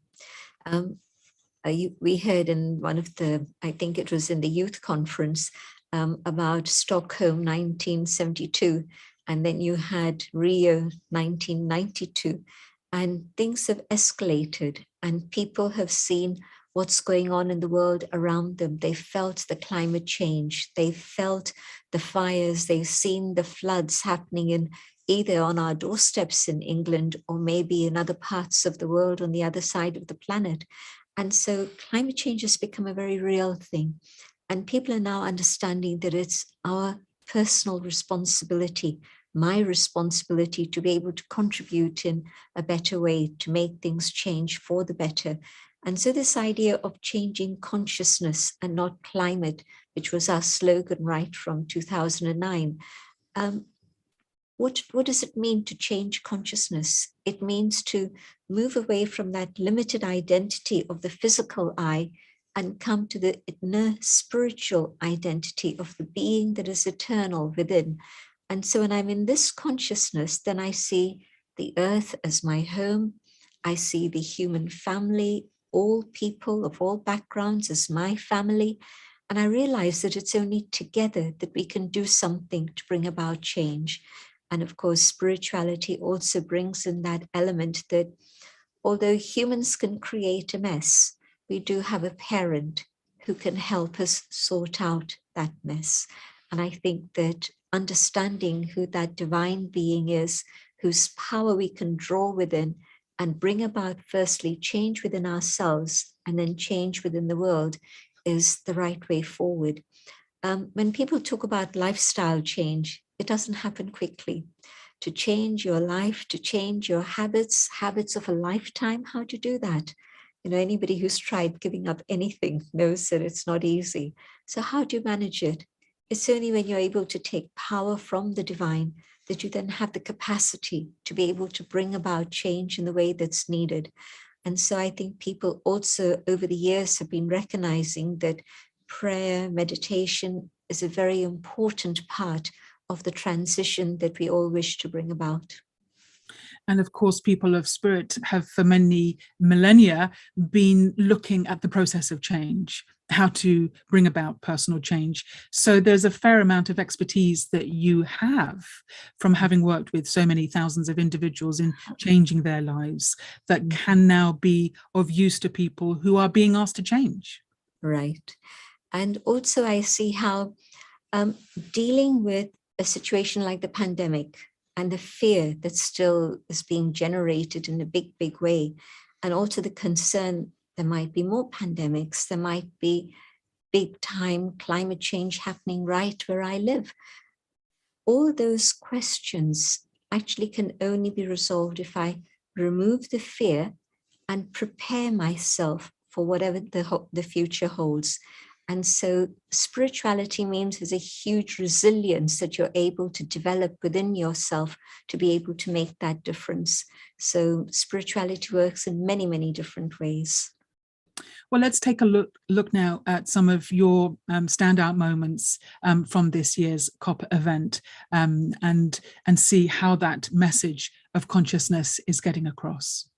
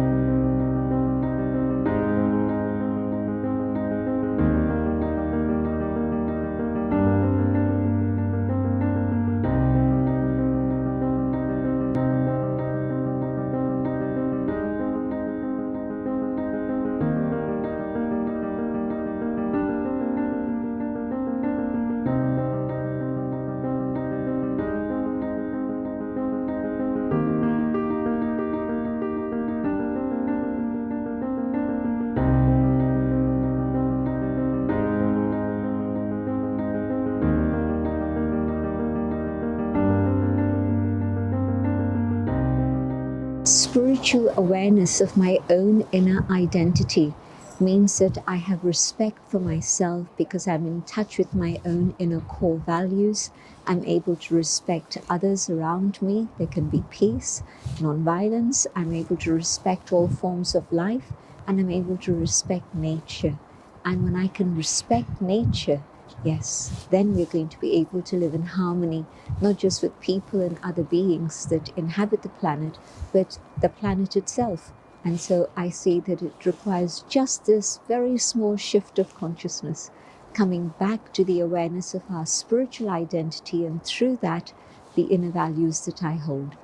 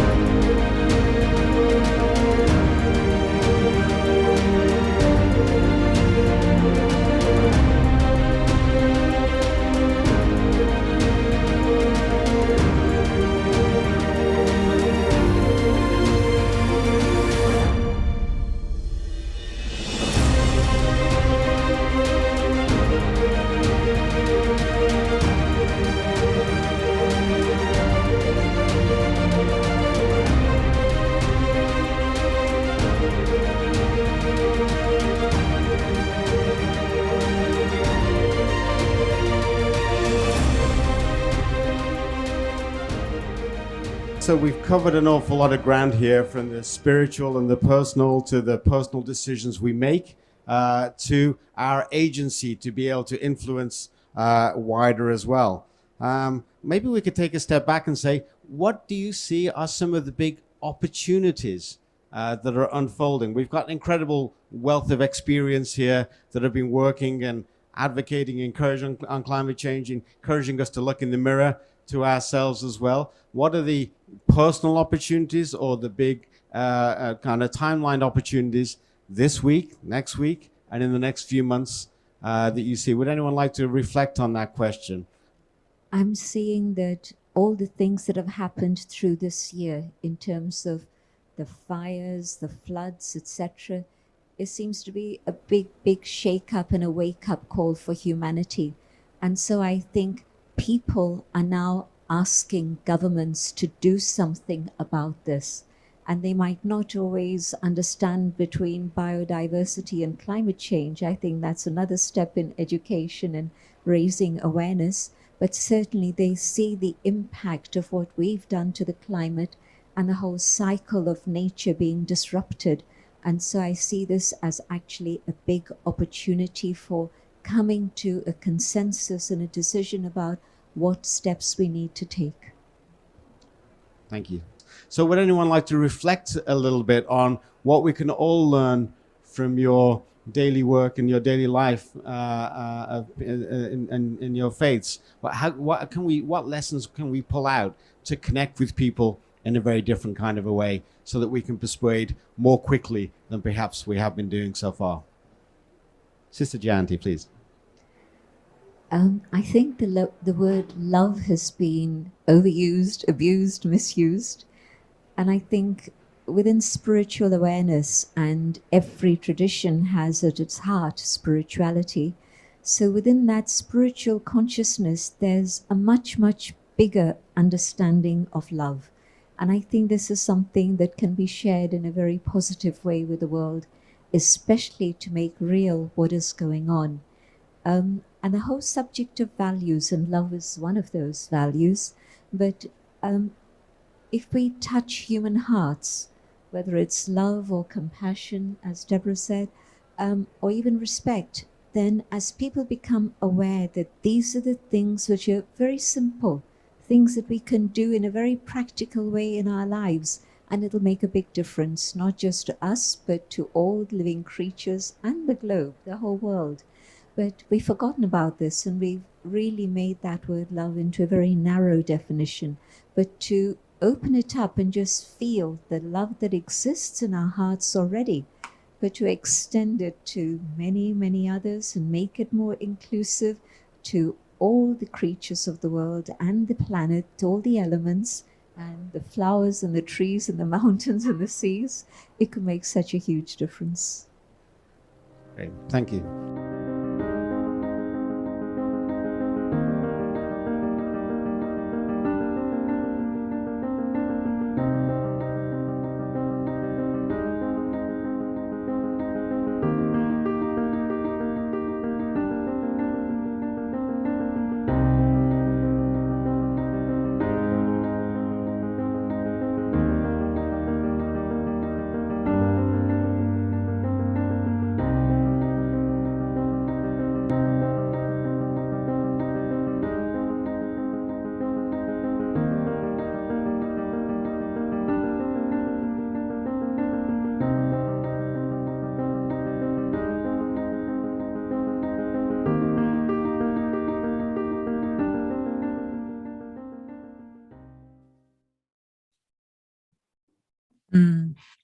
Some very inspiring visions there. I have a question for you, Sister Genti, in your capacity as a professional change maker, which is how I see you. You've spent more than 50 years inspiring people to make changes in their lives.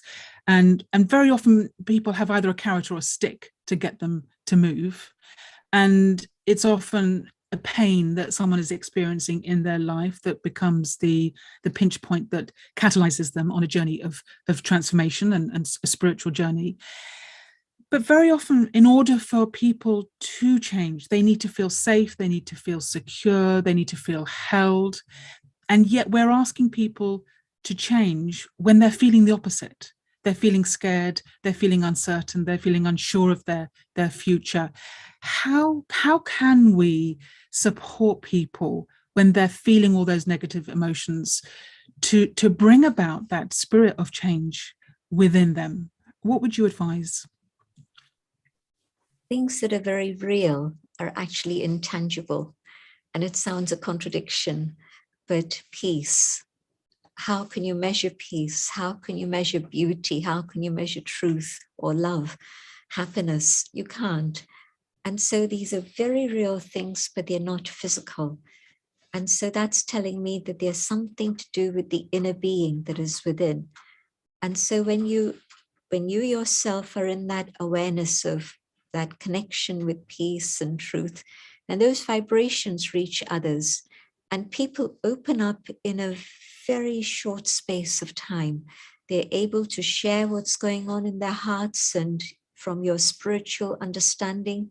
And of course, we study spiritual teachings every single day. We practice meditation every day. And so the power of that experience seems to reach them and touch them. And they feel safe, and they feel that they've tried many other things, and maybe this is something that can work because they're feeling your presence. And presence comes across even on cyberspace. I've seen that so many people have come to learn Raj Yoga and meditation over the last couple of years, just simply through the internet. But vibrations reach out and touch souls. And so this is what helps them understand that what you're saying is not with a motive, it's not selfish. What you're sharing with them is something that is of value for them to be able to benefit from. Beautiful.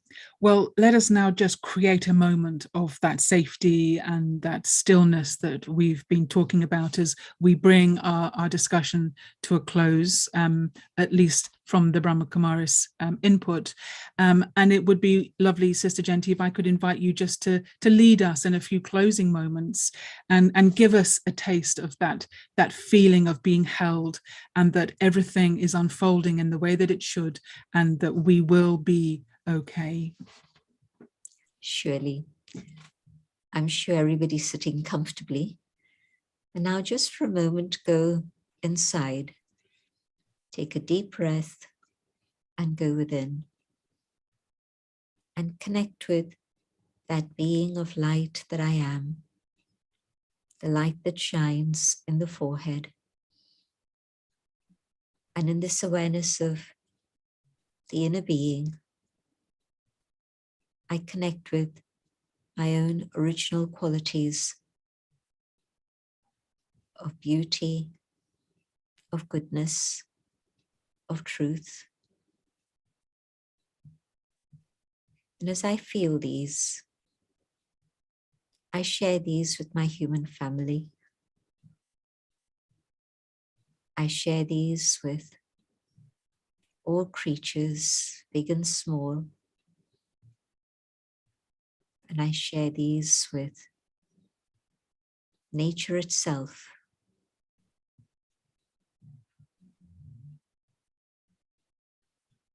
And these vibrations multiplied through the collective energy of all of us together transform this world of ours and bring light and truth back into this world. Thank you to you all, and Om Shanti and a global namaste to everyone on the team and the audience, and especially our dear brother Neil Kumar. Thank you.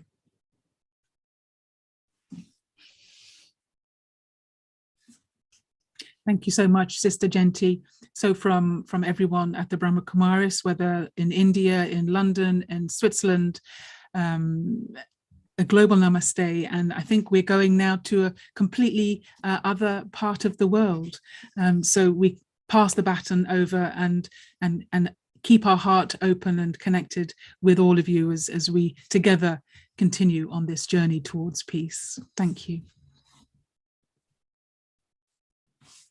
Global namaste to you all. What a beautiful interview, as always. Sister Janti, we are so grateful, and Philippa, we are so grateful to the wisdom that you bring to Healing Our Earth and to the world. Thank you so much.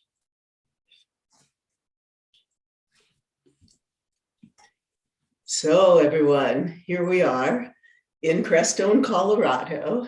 Global namaste to you all. It is our 106th episode of Healing Our Earth. And we have, from the USA today and abroad, we have some very interesting and insightful guests who have been working in this area of the environment and climate change for many, many years. I am honored, so honored to have my dear friend, Hannah Strong, who really has spent how many, 50 years now, at least? 51. 51 years. She said she met Sister Jayanti about 50 years ago. Right? Wow. Yes. Hannah has been a leader, really leader in the environmental movement, climate change, and working with Indigenous communities throughout the world to learn their ways and bring their ways and their teachings to us all. She was, her and her husband, Maurice Strong, were instrumental in creating the Rio Summit in '92. And she has done Stockholm.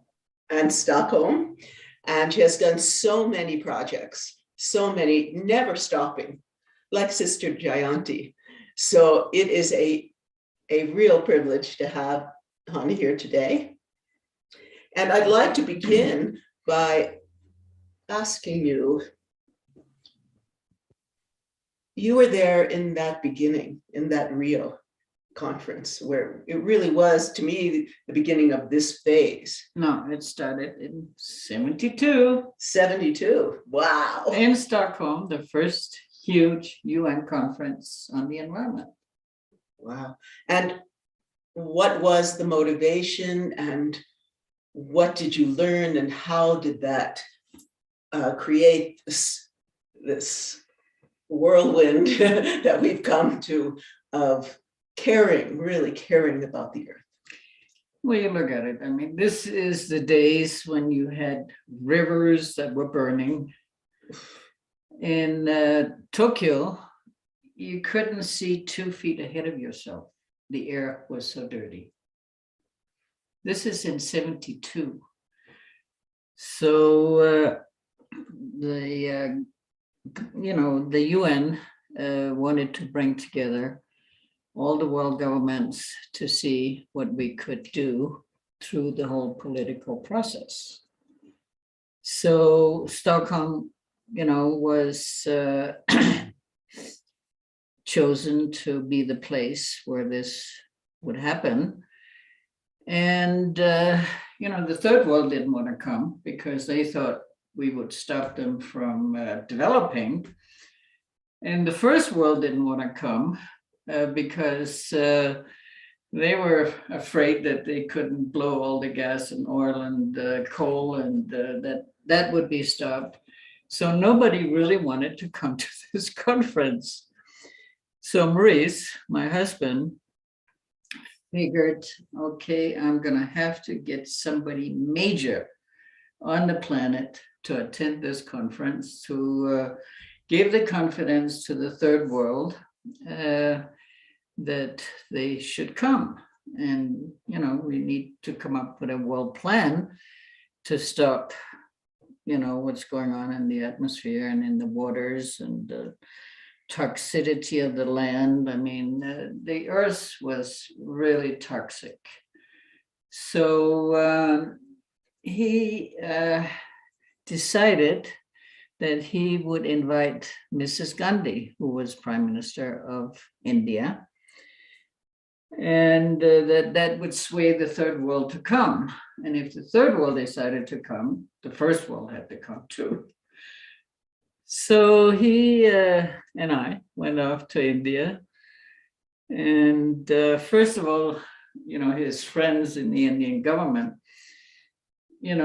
wouldn't set it up. So anyway, he went around them, and we had this appointment with Mrs. Gandhi in her small little office. She only had 3 books there, and they were all on Aurobindo and the mother. So anyway, he asks her to come, and she had a very interesting technique to have, get diplomats to talk. She would be completely silent.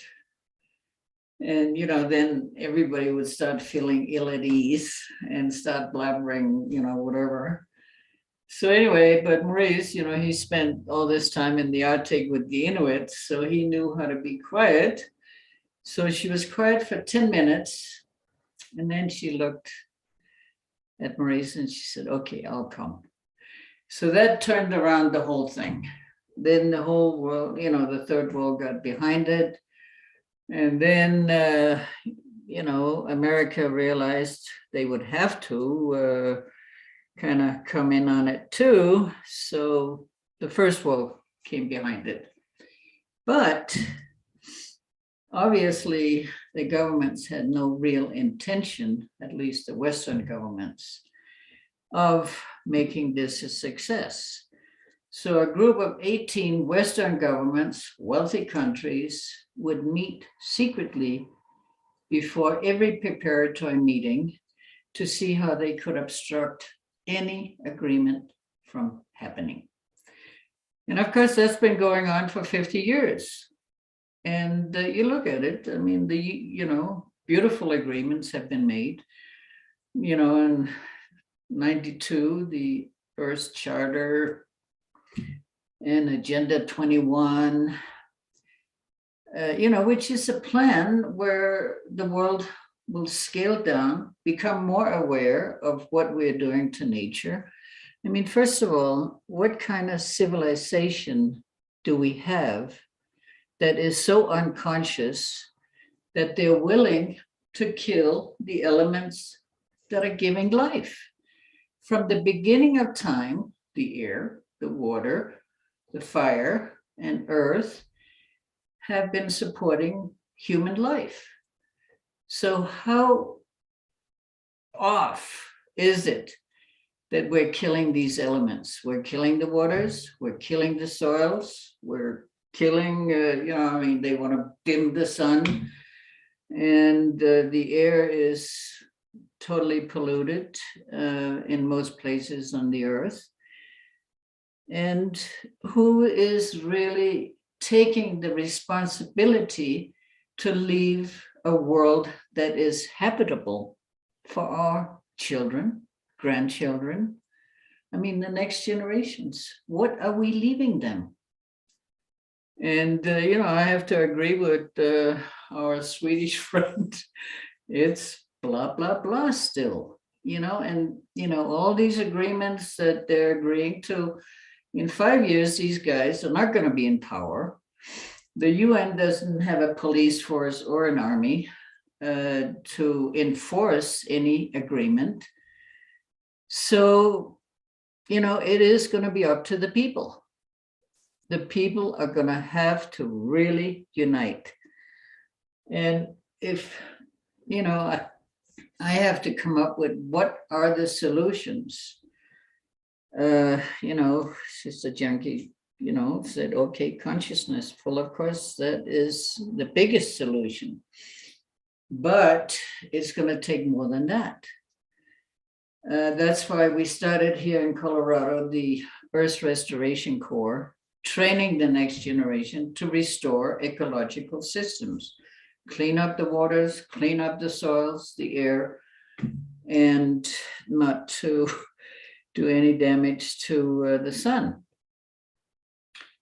So, but even if we trained hundreds of millions, maybe even 1 billion young unemployed people, and we have all the curriculum material to train them to work within nature's laws, because you're not going to restore nature with huge bulldozers and other incredible blasting material that have brought nature to this point where she can regenerate herself.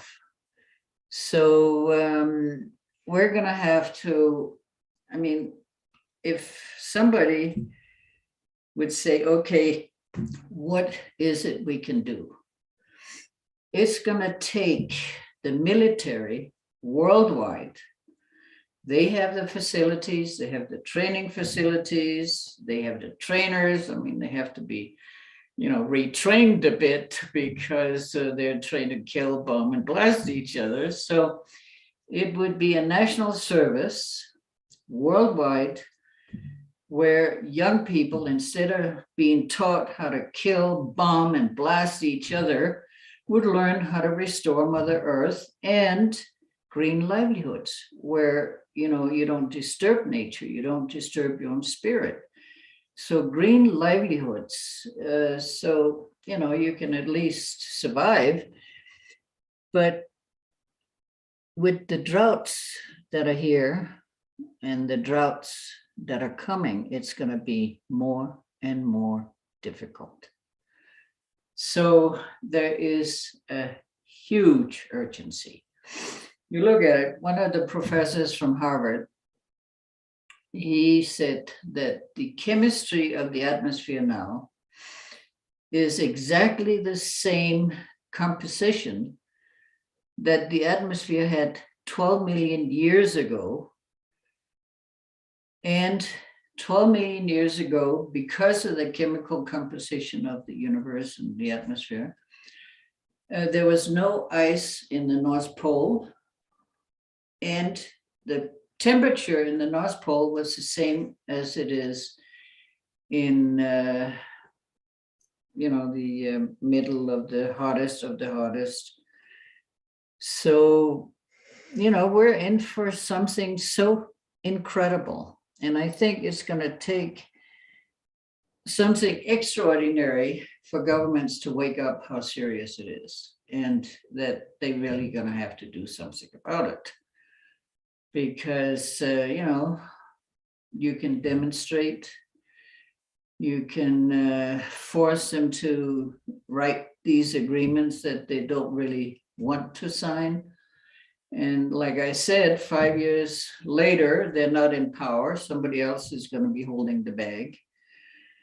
So we need to get the military of this planet to open up their facilities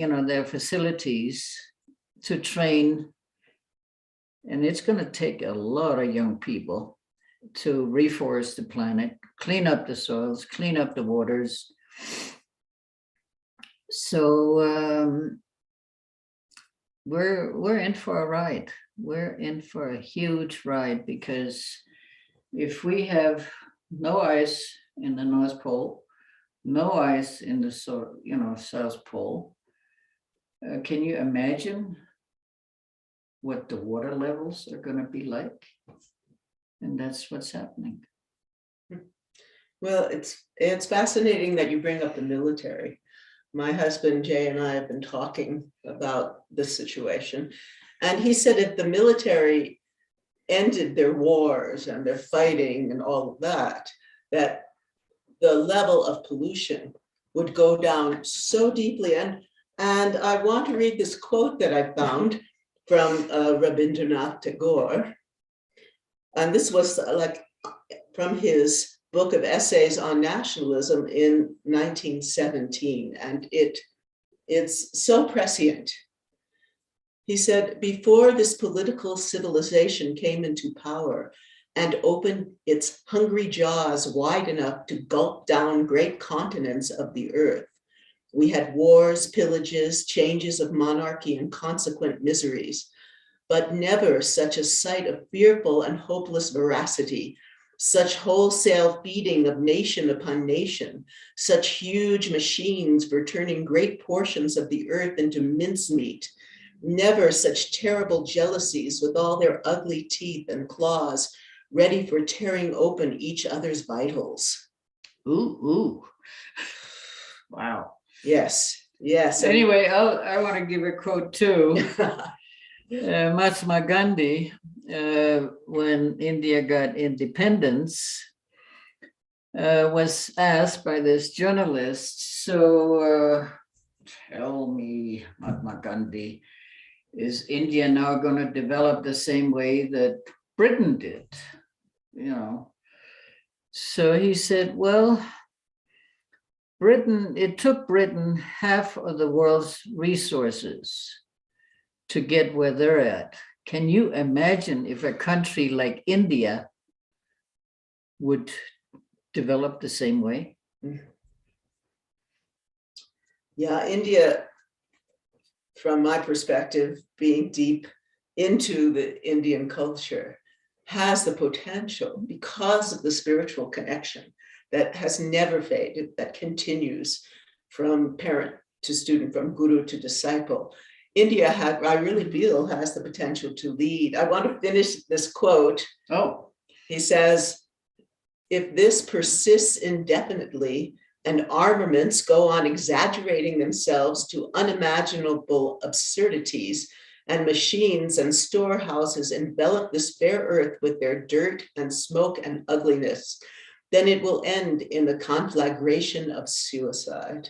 Now, is this what we want for our children? No. And as you all know, on Healing Our Earth, I'm always talking about the young people and making that reconnection with the earth. I'm always encouraging you to have your children, like if you're in an apartment, even get a pot, put some dirt in it, have your child plant the seed, have the child water it.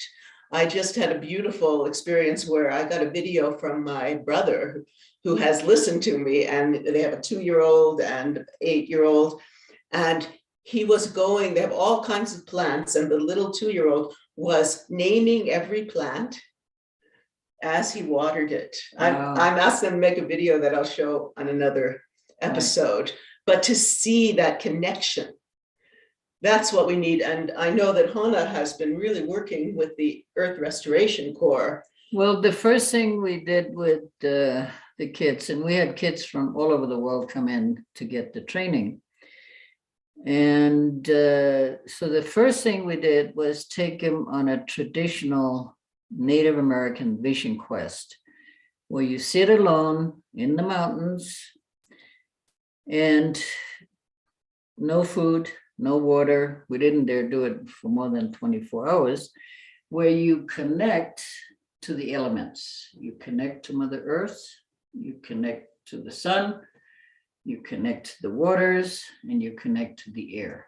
So the vision quest, where you sit alone in nature and you connect to Mother Nature and the other elements, then you have a chance to really do something about restoration, because you can't just go in, like I said, with huge bulldozers and move some dirt around and whatever. You have to be gentle. She has fed humanity forever. So we have to now pay back. And when I say pay back, we're working with a very, very interesting spiritual group in Colombia called the Kogis. And I first met the Kogis in, just before the conference in 92. They had sent out a warning through BBC, Alan Herrera, for him to tell the world, you are killing the great mother. You're killing the earth. So, I mean, it's so simple. If you kill the earth, of course there's going to be no food. Of course there's going to be no water. Of course so these people are deeply, deeply spiritual and spend 9 years just learning how to communicate with the spirit of the earth. So during that 9 years, they, come out of the cave. They don't see the daylight for 9 years. They just learn how to communicate cosmos, with the earth. And when they come out, they are so finely tuned to the energy of Mother Earth, the energy of the water, the energy of the air, and the sun.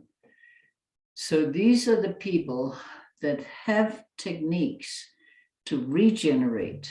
And, they want to go around the world and regenerate. They call it pagamento, payback to Mother Earth, where they leave these incredible gifts of powerful stones and crystals and gold and, very precious, precious things, giving it back to Mother Earth so she can get back in balance. Because right now, and we haven't seen anything yet. We haven't seen anything yet. So put on your seatbelts. What do you think about the emotional aspect?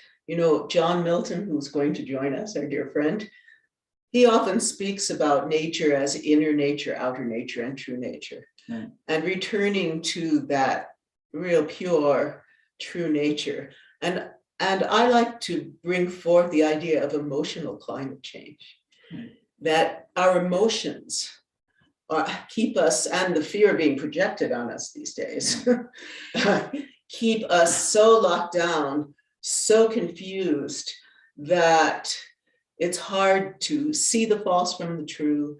It's hard to we're so caught up in just trying to live in a decent way that it's hard to make that connection. So to me, if we could, like Sister Jayanti says, and we speak about often, because you've been with so many spiritual leaders around the world and have brought them into these big political meetings. If we could, it seems to me, if we could really start to work on that inner level, that emotional level, that could help with the outer level as well. Well, of course. I mean, that's just a natural. But let me just tell you a little story that explains, in, let's see, 84, 85, there was a huge famine in Ethiopia. And it had killed 2 million people already. So my husband was in charge of the famine relief, and he raised $5 billion in 1 week from donor governments and fed 200 million people over the next few years. Ships and, airdrops, trucks, anyway, he managed to do it.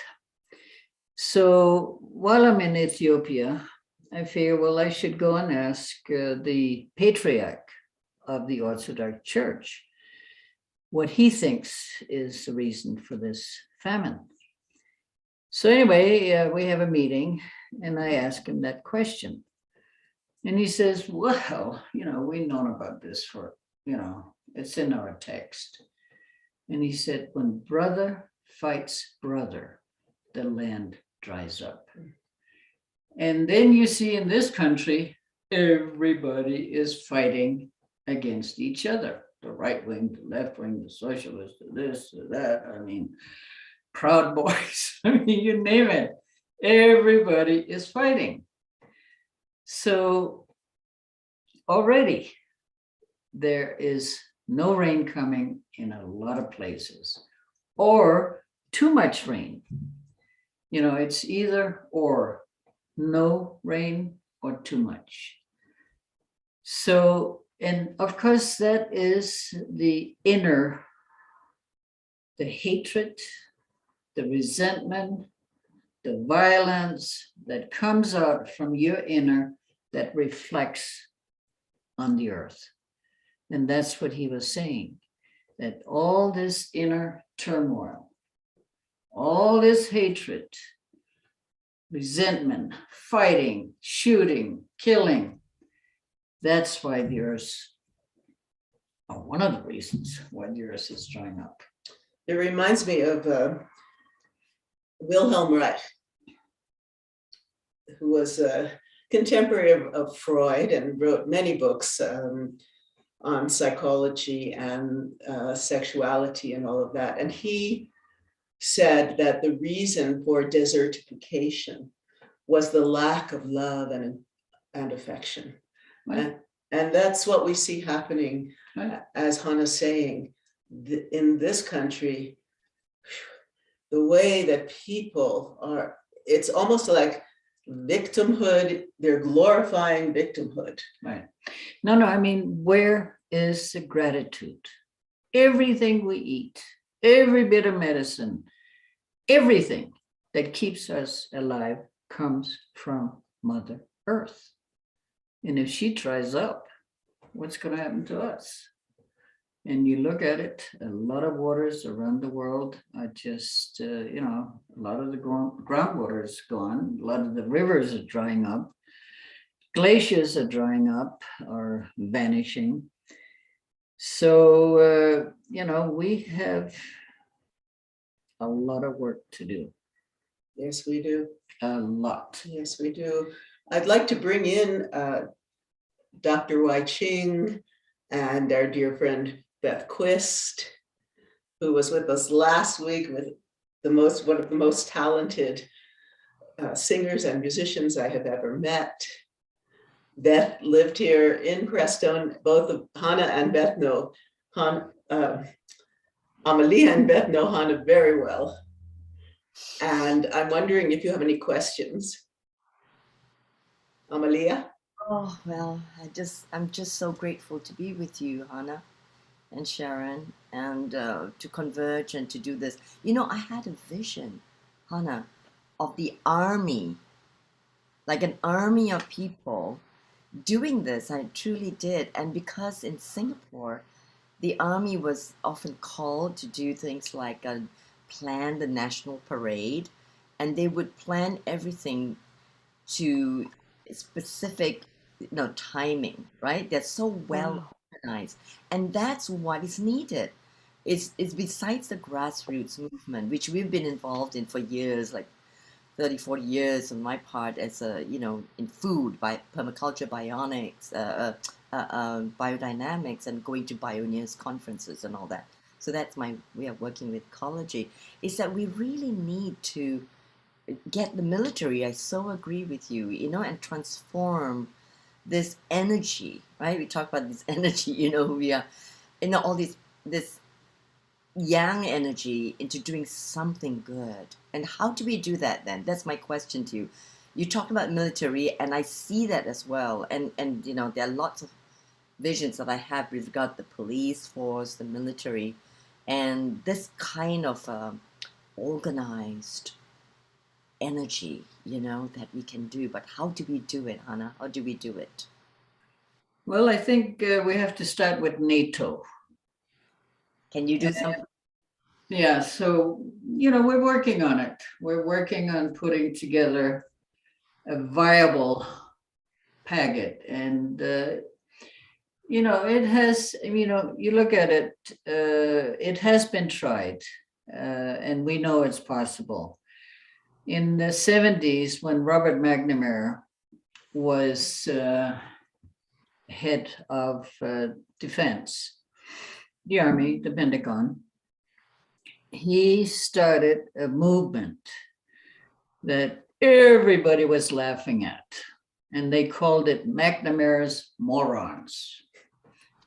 He took 100,000 young people that didn't even have high school, so they couldn't get into the Army because you have to have a high school degree.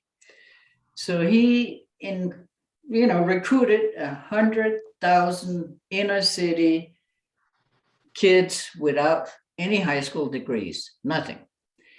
Brought them into the Army and trained them, in the medical corps. First of all, he got them a GED. So then he trained them, not in combat, but in the medical corps, the kitchen, benign aspects of what's going on in the Army. And it was a 94% success rate. So we know it's doable. And then another example, this was also a board member of Earth Restoration Corps. He was a Nigerian general, and he was in charge of the Biafran War. So when that war was over, he was left with 250,000 young gun-toting soldiers. What do you do with 250,000 killers that have weapons? So it was brilliant. He took all the weapons away. And then he gave them very simple training where they could make a living, like chicken farming, bakery, how to make breaks, how to do this, simple livelihoods. And then he got them back to their villages with enough money to start a business. So 250,000 young people were reintegrated into their villages and society. So we know it is possible. We know the army can do it. We know they have the money. We know they have the facilities. So what happened to those initiatives? What? The initiative. Initiatives. Which one? What happened? Both of them. Both in Ethiopia and in. Well, the thing is, where did it come out? But again, momentum. Well, the thing is, with McNamara, it's in the archives of the Ford Foundation, the whole initiative. The name of the initiative was McNamara's Morons. I know. It's like, but anyway, he did it. So we know it's doable. The French army has an environmental corps. We got the Earth Restoration Corps into the military or the army in the Philippines. So, it's doable, but you need to get to the right people that can actually see the vision. And I think for, the military to see this, something huge has to happen. It's not enough, all the fires, all of this, all of that. It's not enough. Something bigger has to happen for them to see the light. And to see each other and to come together rather than be, they always say, oh, there's going to be this alien invasion and it will bring humanity together. Yeah, but the thing is, you look at Russia now, they're going to have, 170,000 soldiers on the border of Ukraine. You look at China militarizing. Wow.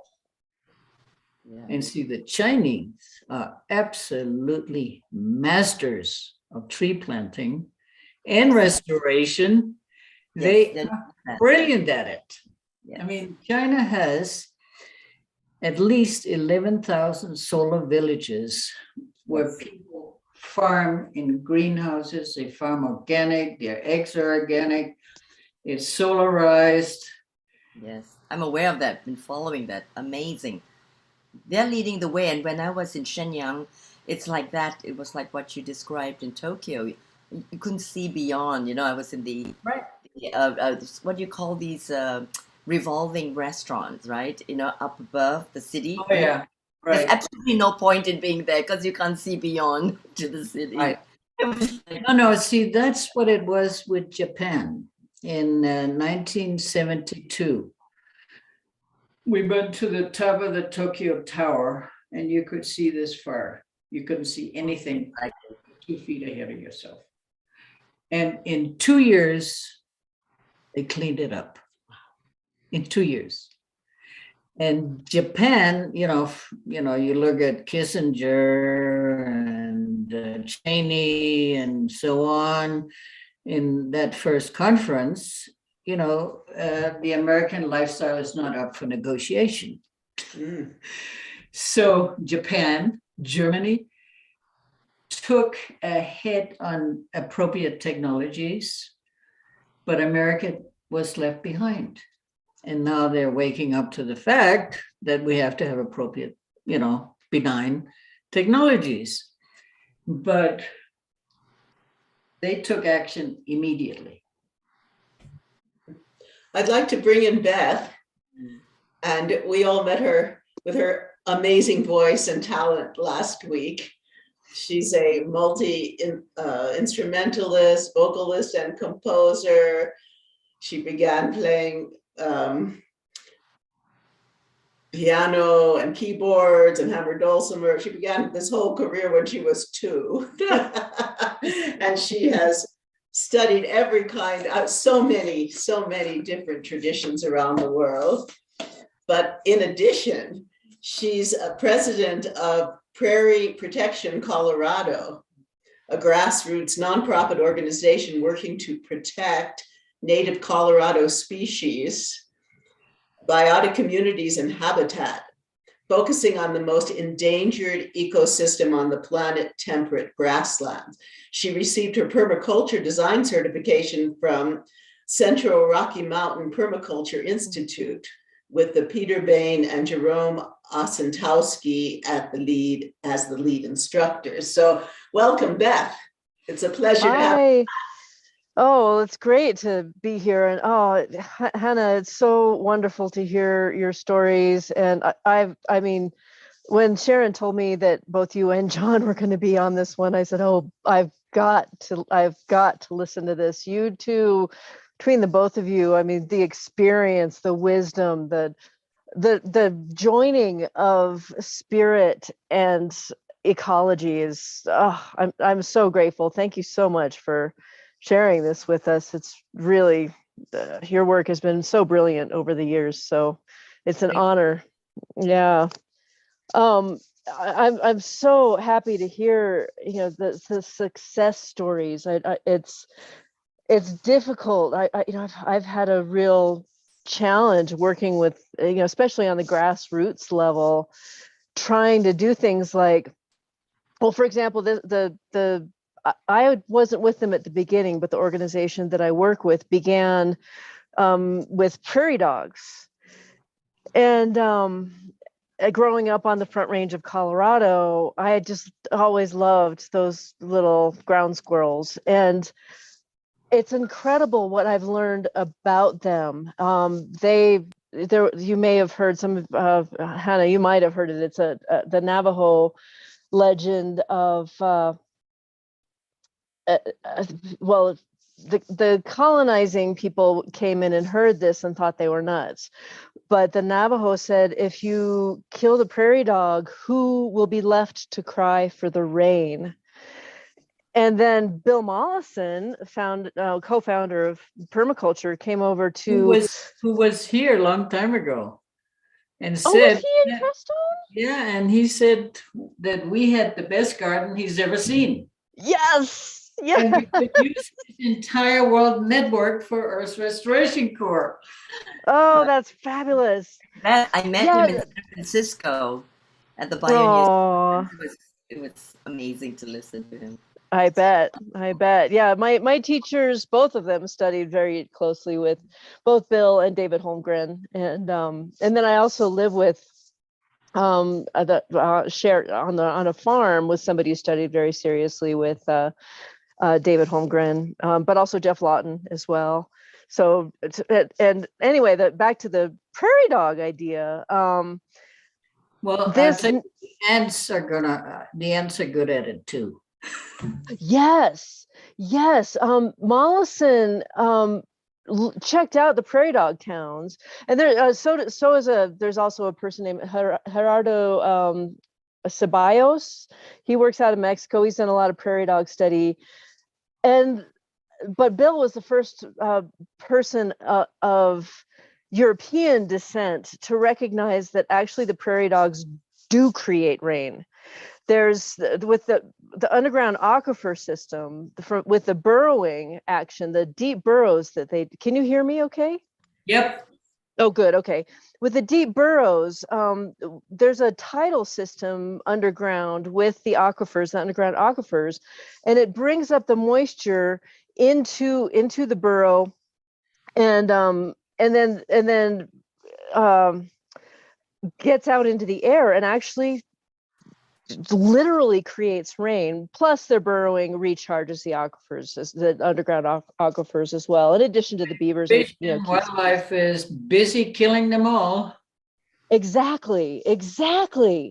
And we're we constantly feel like we're up against not only things like fish and wildlife, but also Colorado Parks and Wildlife, USDA Wildlife Services, and people like Gerardo Ceballos are trying to get people, even ranchers, to he's found these great ways to actually incorporate prairie dogs and ungulates, even the non-native ungulates, together.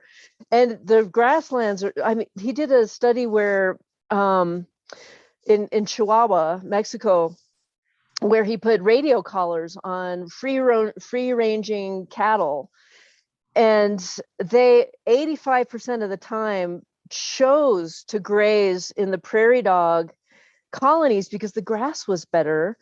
Plus, and they never broke their legs. So there's this mythology around it. And also in the West, I live over on the Western Slope, Hotchkiss, Colorado. And right now I'm in Ridgeway. Cattle is king out here, and they're constantly killing prairie dogs. And we're in a massive drought out here, and they're killing the very animal that knows, like they know how to create. Yes.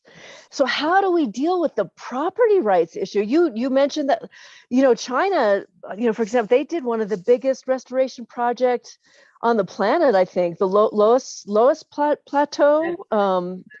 Yeah. Incredible work. But Right. how do we do that in a culture like we have here that is so divided, and that fighting? It's like there's this fighting mentality. We're fighting each other, but we're also fighting the non-humans. They're fighting the wolves. They're wiping out wolves right now. It's heartbreaking. And then the prairie dogs, the keystone species.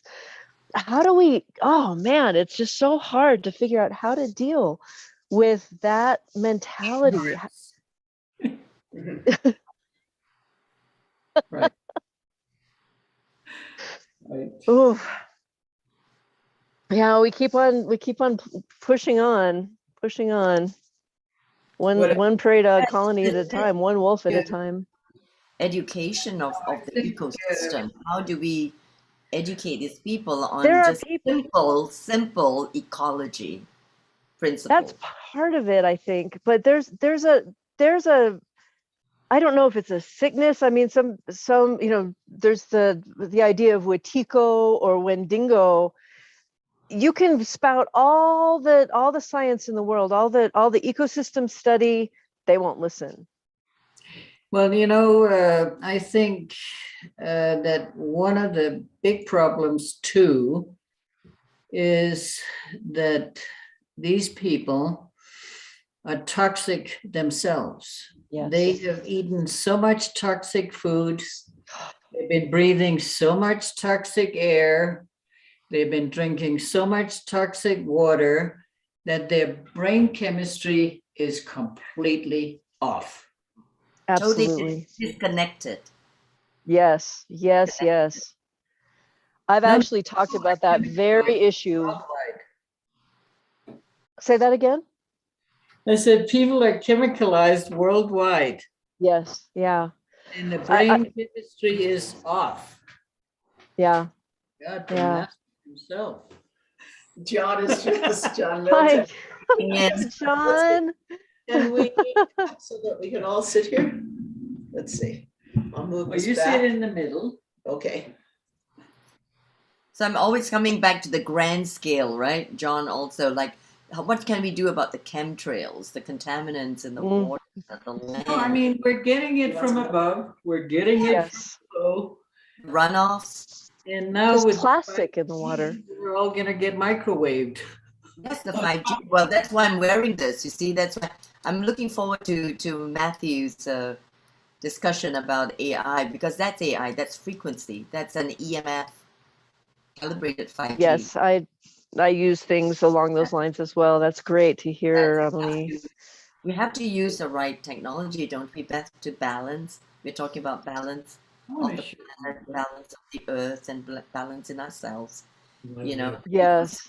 in ourselves, and we have to use the new technology because we're going into the future. You know, we have to bring the wisdom of the past into the future, and using technology like this, you know, we have to do it. And so, and yeah, we that's the path of the future, really. I'm just like buying time until John gets in there to talk. Well, but I'm curious Like, too, oh, too, you know, we're Annie, just if you're talking about different things as a yay, the spiritual activists. The I hear. So Yeah. The Three Musketeers. Oh, what a beautiful picture. I In the love it. Crestone studio, and with my wonderful friends. And I want to introduce for those of you that don't know about John, we're going to be talking with him about a subject that I think is really important, the art of bioregionalism. John's vision quest and shamanic work began in the mid-1940s. After experiencing his first vision quest at the age of 7, a pioneer in the environmental movement since the 1950s, John has guided thousands of people into the wilderness, sharing with them experiences and practices that cultivate a profound connection with nature, with a capital N, nature, and ultimately source awareness. Over the years, many have sought his profound transmissions and powerful yet gentle Qigong teaching. So we've been talking, we're all here, Hannah, John, myself, Amalia, Beth. We have all experienced the power of Qigong and the Taoist teachings and the relationship with nature. And as we were talking about the military, my dream has always been to bring these teachings. Well, actually, the Korean Qigong movement actually took the teachings into the Korean army. Wow. Yeah. Wow. So many have sought John's profound transmissions and powerful yet gentle Qigong teachings, Tai Chi Chuan training, and sacred passage program. John's teachings draw upon many decades of practice in various styles of meditation, Tai Chi, Qigong, shamanic practices, and extensive personal vision questing. So John leads so many people, has led so many people from all walks of life, from the very poor to the billionaire class, to discover that inner nature, that true nature, that source awareness. That really changes your consciousness. Absolutely. Yeah. So, global namaste to you, John. Namaste. Yes, yes. So here we are. We've been discussing so many things. Beth was with us, she'll be back, and Amalia. And I want to bring in Dr. Lakshmi Vyas, of course. Sharon, may I signal? I see Effie Chow coming in. Dr. Effie Chow is joining us. That's fantastic. Dr. Effie Chow is also a master of Qigong. She's really responsible for bringing traditional Chinese medicine to the West and has worked ceaselessly for so many years to assist humanity. She's going to be joining us next week when we are speaking about universal healthcare coverage for all, which really comes into this whole equation with climate change and the future of humanity. So it's an honor that she will be joining us next week for this healing presentation for us all and this discussion moving forward from today into how do we help people take care of their health, the health of themselves, the health of the earth. So John, Yes. Nice to see you. Global Namaste. Good to see you. So explain to us, what is bioregionalism? It's really something that's been around for a long time, but it became a movement back in the 70s and 80s. So the bioregional movement. We held a series of bioregional congresses all over the United States. And the idea was to, instead of having artificial boundaries, which are drawing lines across maps, that you would use nature's boundaries. And so you use predominantly things like watersheds, airsheds, the natural distribution of cultures, the natural distribution of species, plants and animals. And so you look to nature for how you draw the boundary to your home area. And in that way, because you set the boundaries according to how nature sets the boundaries, you can begin to develop an eco-regional planning process, which is in harmony with nature, because you're working with nature's patterns and forms. That makes sense? That makes total sense. During this COVID era, what I was always curious about was, why is there a one size fits all? Why do people like out here, people that have fresh air, that have space, that are small rural communities, why should we have the same ways of dealing with things as people who are living in the heart of New York? Yeah, exactly. And if you look at a map of the indigenous peoples of the Americas, and I think this would be true really all over the world. When I was working in the Himalayas for some 10, 15 years, I was amazed at all the local cultures of the Himalayas are literally a huge number of cultures and languages, but most of them fit within some kind of a regional unit. It's based on nature. And the same thing was true here in the Americas, that one size didn't fit all. Each region adapted to and became enmeshed in as part of the ecosystem of that particular region they were inhabiting. And then their territory, they didn't own territory. It's Spirit Mother Earth on the territory. They were there as custodians, caretakers, and hopefully good partners in the system. But they lived in, if you look at a map of the ecosystem types of North America, you overlay that with a map of the of the indigenous peoples of North America, it's almost the same. Right. Isn't that amazing? It is amazing. They were in perfect balance and harmony with nature. And one of the reasons they came into balance was that they had as a rite of passage as their core process for every young person and for people going through different stages in life. Right.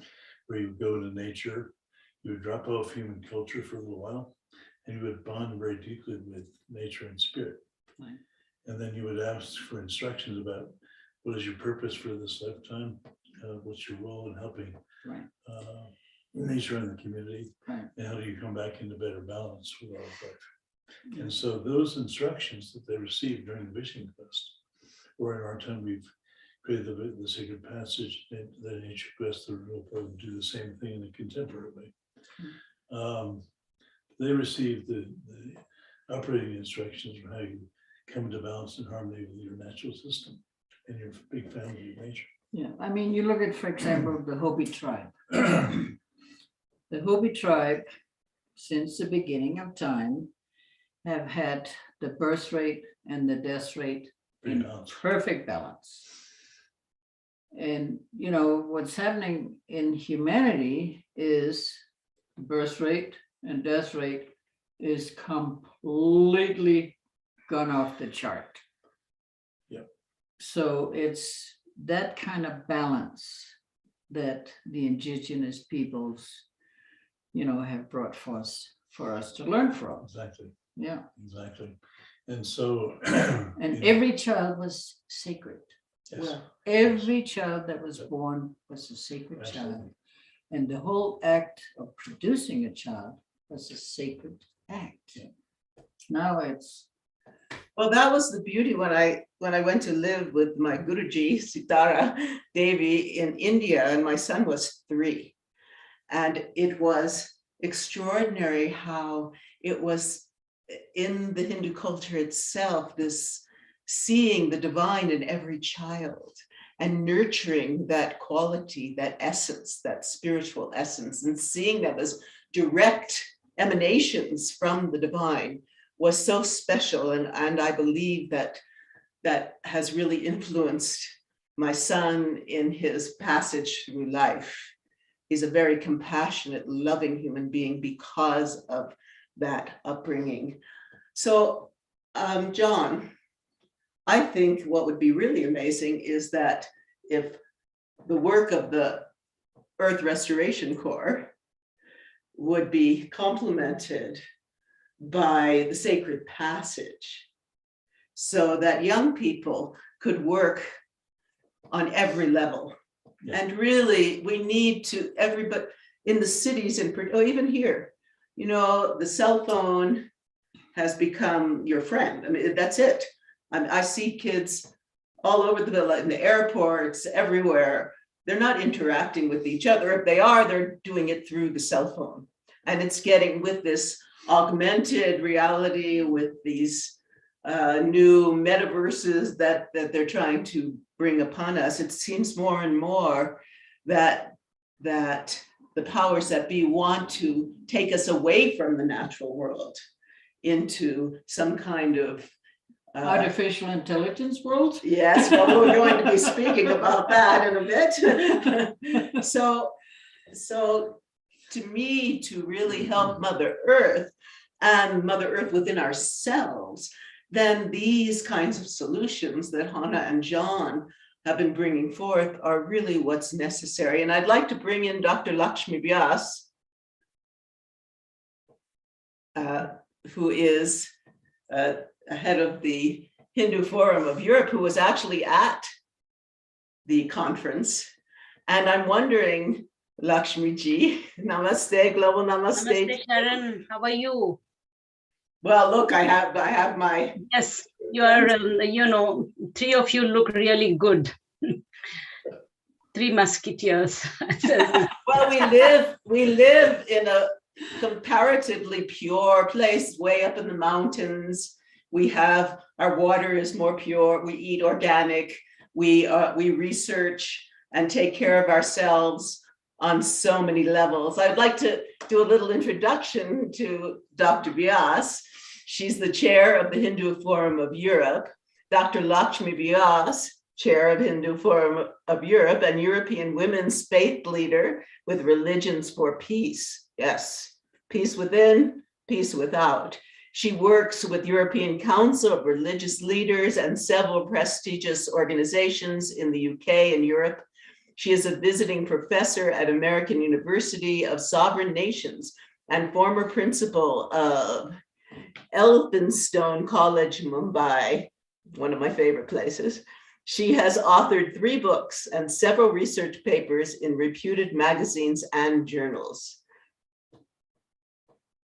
It's a pleasure to have you with us. Thank you, Sharon, for that wonderful introduction. Actually, I was just listening to the previous speakers. So the COP26 by Healing Our Earth is doing very well. A little while ago, we got a spiritual flavor with Brahma Kumari, Sister Jayanti, and her 4 team. And just now with you and John and Hannah, we get an American flavor. We got a little bit. And I think the next one will be a UK flavor. I think most of the next 4 participants are from UK. So I will just give an introduction about what is COP26. Maybe if I may sound a little academic, pardon me for that. So COP20, what is COP? COP means Conference of the Parties. So Conference of the Parties, and this is the 26th year that they are having this event. So it is called as COP26. In the run to COP26, UK is working with every nation to reach agreement on how to tackle the climate change. world leaders arrived in Scotland alongside of tens of thousands of negotiators, government representatives, businesses, and citizens for 12 days of talks. Not only it is a huge task, but it was also not just another international summit. Most experts believe COP26 has a unique urgency. So let's see what is that urgency is. It is the Paris Agreement. For the first time ever, something momentous happened. Every country agreed to work together to limit global warming to well below 2 degrees and aim for 1.5 degrees. So the 1.5 degree temperature of the earth, that is the most important part of COP26. So if we have a 1.5 degree temperature, we can adapt to impacts of changing climate and to make money available to deliver on these aims. Under the Paris Agreement, countries committed to bring forward national plans setting out how much they could reduce their emissions, known as nationally determined contributions, that is NDCs. Everybody agreed that every 5 years they would come back with an updated plan that would reflect their highest possible ambition at that time. However, the commitments laid out in the Paris Agreement, that is 1.5, was not reached, and it was not even closer to anywhere near 1.5. It was around 2.4 degrees. So the earth is still very much warm. So coal, for example, many countries still use coal. Coal, for the first time at COP conference, there was an explicit plan to reduce the use of coal, which is responsible for 40% of annual carbon dioxide emissions. However, countries only agreed a weaker commitment to phase down rather than phase out. So, I mean, this is how what happened in the COP26. I'm not going into much more details. I shall take one example of the Saudi Arabian countries, how they have mismanaged and misused the water that is available to them. Over the past 3 decades, Saudi Arabia has been drilling for a resource more precious than oil. What is that? That is water. Engineers and farmers have tapped hidden reserves of water to grow grains, fruits, and vegetables in the desert. When the intensive modern farming started, there was a staggering 120 cubic miles of water beneath Saudi Arabia, 120 cubic miles of water below Saudi deserts.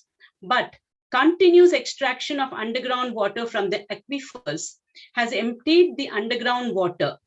Virtually none of it is replaced by the rains because there is no rain there. The Saudis overused their aquifers in producing wheat and supplying to other countries. Experts estimate that 4/5 of the Saudis' fossil water is now gone. That means one of the planet's greatest and the oldest freshwater resources in one of the hottest and the most parched places has been all emptied in a little more than by 1 generation. I mean, this water is supposed to go for several generations, but 1 generation has emptied that water. Saudi Arabia is particularly a glaring example of water mismanagement. I mean, what water mismanagement can do, but hardly an isolated case. Earlier this year, researchers from the University of California used data from NASA satellites to measure the rate of groundwater depletion around the world. And I have this, I'll just try to, yeah. Can you see this diagram? Yeah, this is the map which shows the aquifers around the world. And you can see that all these are the areas where the underground water, we are not talking about the groundwater, it is the aquifers, underground water, they are all getting emptied one by one. The darkest ones are the maroon and the red patches, and the blues are the, they are they are the recent ones which have been, which have started exploiting. So they found that number of freshwater aquifers were drained between 2003 and 2013 faster than they could be recharged. And all the names of these countries are given below, 1 to 37. So you can quite imagine at the rate at which they are exploiting the underground water. So if all the water, underground water, is removed, and if it cannot be replaced, how can you do farming? And what can you do without water? So this is one of the biggest problem that I have in my mind, that and what happens is the water finds its own level. So if one country or two countries, or look at all these countries, if they start drilling water from underground, the water finds its own level. So the water will, from other countries or other areas, will flow into those areas, and there'll be an unequitable balance of water, underground water and aquifers all over the world. So with this, I will just come to a stop point. What can you do without water? Water is one of the most precious resources. Thank you.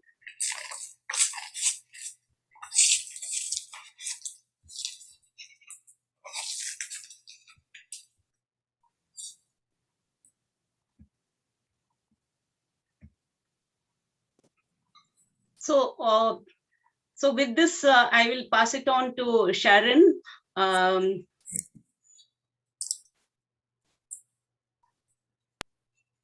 Yes, so on that note, I've often heard that water is going to be the biggest issue that we have. And before we introduce our next guest, I'd like for John and Hannah to speak about, she had mentioned the Kogis coming, and they came here and we were in a drought. So tell us what happened. Yeah, it was quite the visit. We've had them come several times now. And one of the things that's unique about this area is that it's both a sacred area that's been used by traditional peoples for thousands of years. So the Kogi coming here was part of a long-term cycle of that kind of visit from traditional people. But they came here in particular to honor the water element and to do what's called the pagamento, where you pay respects and you apologize for any damage that you've caused to the water element, and you commit yourself to treating the water element responsibly and from an ecologically coherent standpoint. So they did a number of pagamento ceremonies here, which kind of established a spiritual pattern of harmonious relationship to the water element.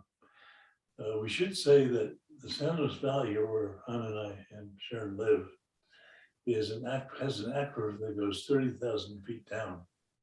And so it's one of the largest water body aquifers in Left North in America. Yeah, and it's still relatively healthy condition compared to most areas, like the Oglala aquifer, which has been largely drained just to our east. And totally polluted. Yes, through fracking, especially. Yeah, I would also, mention here that in our ancient history, or if you go to the forefathers, they used to do water harvesting. That is, whatever available water they get from the rains, or they used to make holes and they used to harvest it. There are buildings, and there are natural features where you can find the water harvesting even today in many parts of the world. So that was a natural way of storing water, besides whatever existed in the aquifers.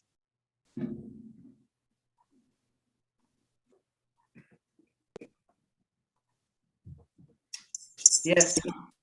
So thank you, Dr. Bias. And we have another participant in this amazing day, David Earle, Director of the Universal Peace Federation. David is very much concerned about the state of the family in our society, something that we are all concerned about, and about helping young people to become citizens of good character. Yes. For the last 25 years, since 1993, he is working for UPF from street level to government level on interreligious and intercultural projects and conferences which bring people together to serve the public good. David graduated from Leeds, Bachelor's in Science, and Aberdeen, Master's in Science, PhD, universities in biochemistry and nutrition in agriculture. Global namaste to you, David. It's a pleasure to have you with us. Namaste. Namaste. So you've been hearing about the work of these two fantastic people whose hearts, life has been spent working in this field with children, with adults, with leaders of the world. Tell us a little about your work. Okay. Yeah, greetings, brothers and sisters, globally. I'm very happy to meet you all. Especially, I spent 7 years in America, 7 years of my life there, 3 children born in America.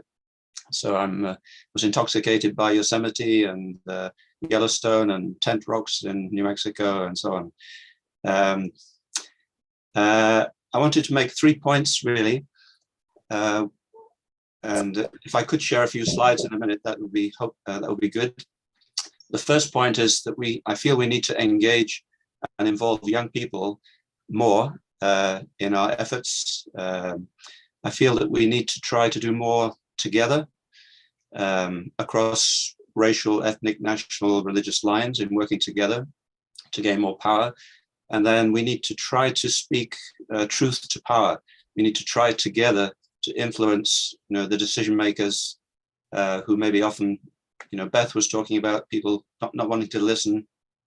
We have to try to get people to listen at all levels, but especially at the upper levels. So my work has been with a lot with young people, but also with the decision makers in Parliament and so on. And maybe if I could just share a few images with you to illustrate my 3 points. If you could tell me if you can see my slide. Yes, we can.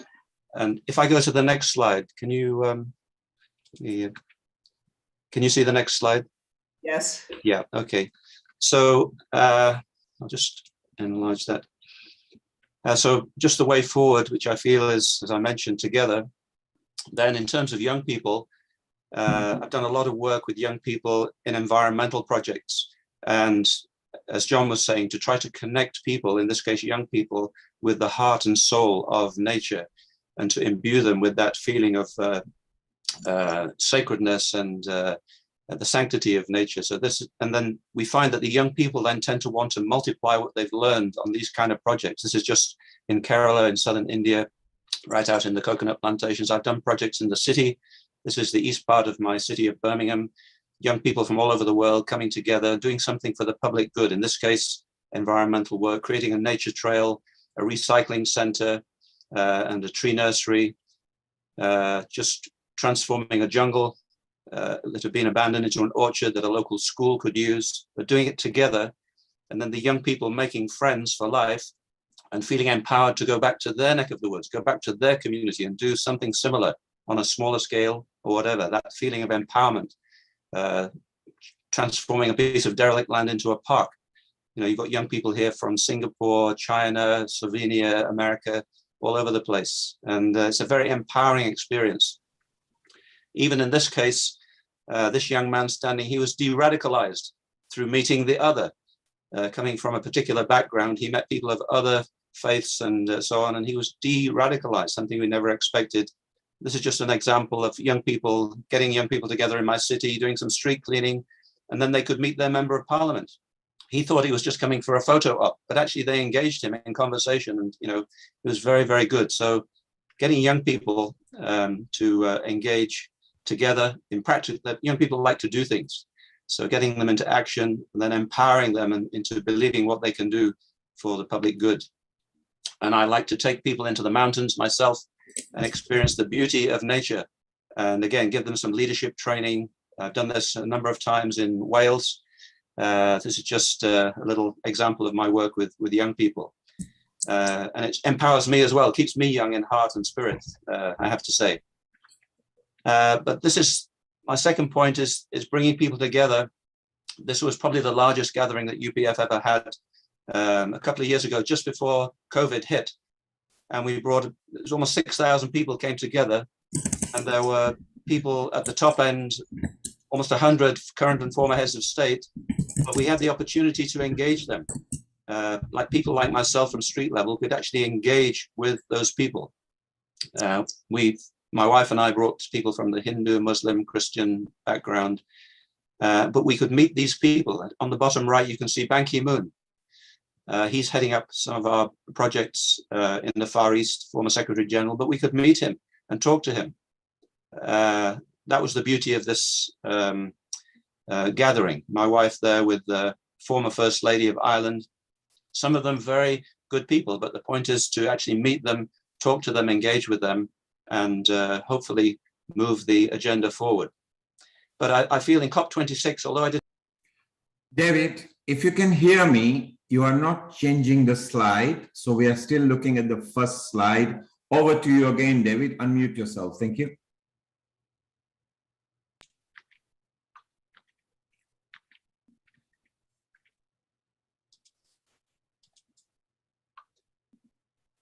Okay. Maybe you can share. Maybe you can share again and see the slide needs to change from the left as you move on. Over.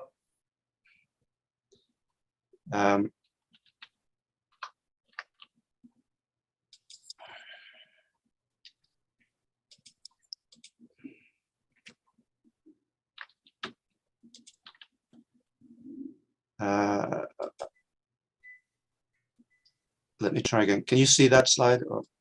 No, you need to share the screen and then propagate that PowerPoint. Please share the screen again, please. Okay. Sorry about that. Yes, the screen is being shared now. Now you need to bring your PowerPoint. Yes, the PowerPoint is there. And we are on the screen called Jungle. Yeah. Okay, we are Birmingham. Okay. Yes. Is that changed? Yeah, the magic of youth service, 200 young people in Kerala. Okay. That was the experience in Kerala. This was the project in East Birmingham, young people from all over the world. Just transforming jungle into an orchard for a local school, a piece of derelict land into a park for mothers and children.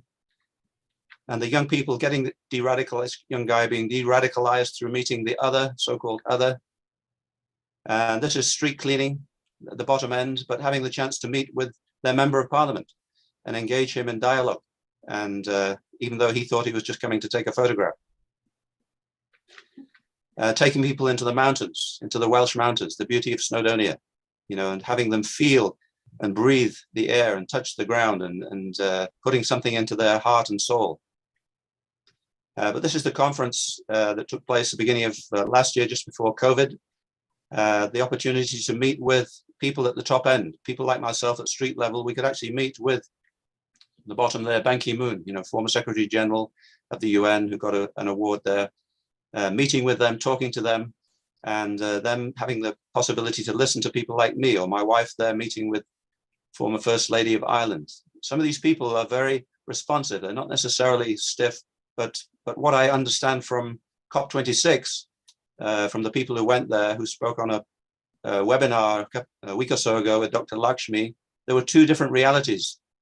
There was the reality inside, and there was the reality that you can see outside. And often those two maybe don't necessarily meet. So we have to find ways to speak truth to power. And one of the ways is we can do it together. So one of the young people who went to COP26 spoke on our webinar, and these were his reflections. We need more communication between one another to know what we're doing.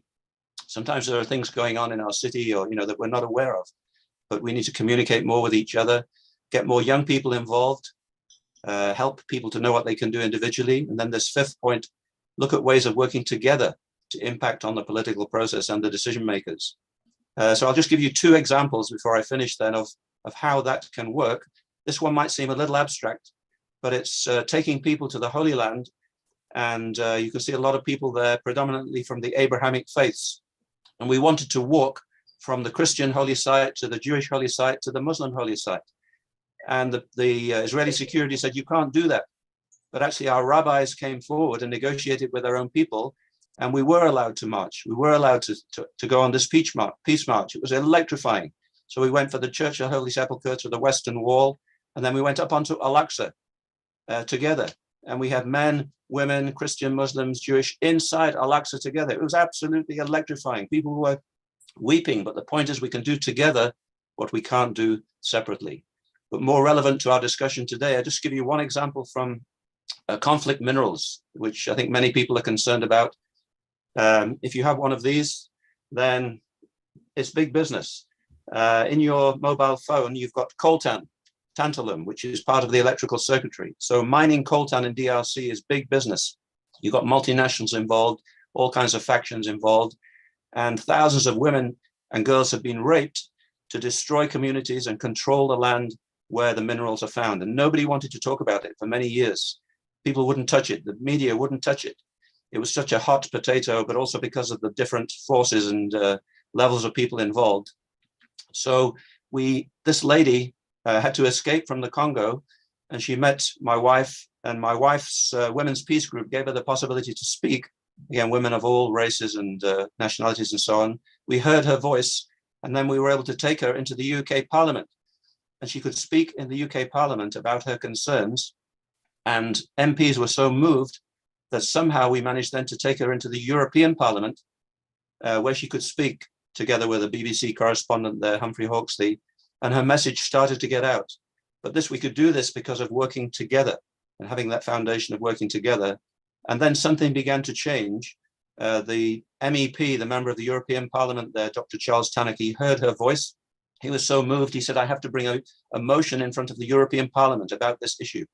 And so something started to change. And it started to come into the media. William Hague, Angelina Jolie, they went to Congo and Africa.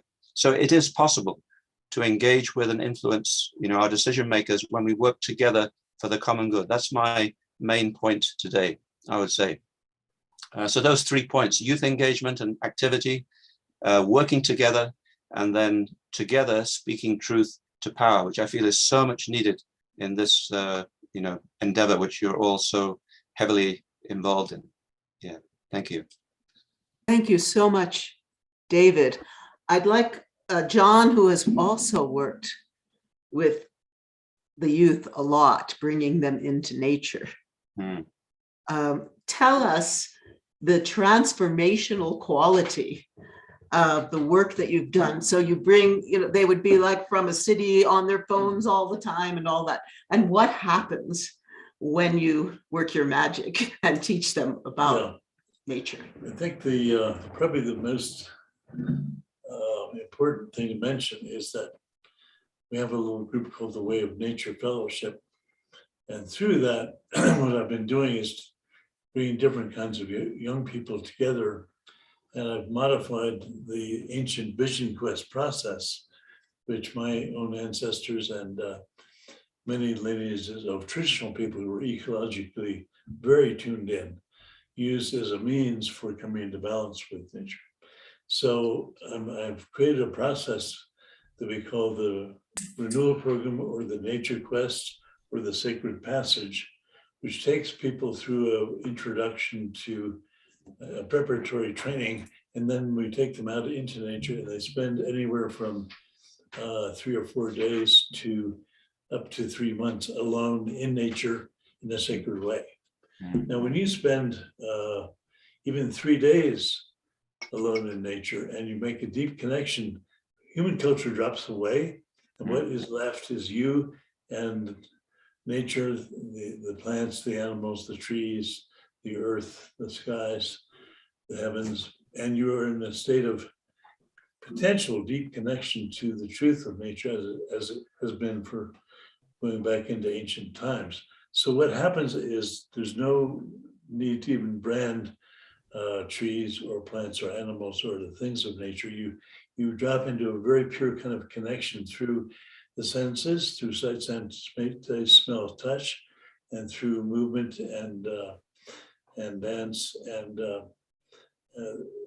learning how to make a connection without analyzing, just direct experience and then refining that experience. So you go through a stage of first making a connection before you might have been disconnected, but then you connect, then you enter a period of very powerful connection, which we call the stage of communion. Then you go deep into the communion experience. So you begin to have often unitive experiences where you and the beings of nature are one. Then you go deep into that with many things within your sacred circle, your mandala in nature. And then you begin to feel like you're completely connected to the entire ecosystem. And then you follow all of this perception, sight, sound, taste, smell, touch, balance, movement, flow of emotions and thoughts and energy. And you follow all that back into where it arises at the deepest level of your being internally. And we call that making a connection to your true nature, to the source nature of yourself. And of course, at that level, the practice becomes very, very liberating. And very often, fresh and new insights arise from that level of connection to the depth of your being and the depth of your deep connection to outer nature. So inner nature, outer nature, and true nature all brought together.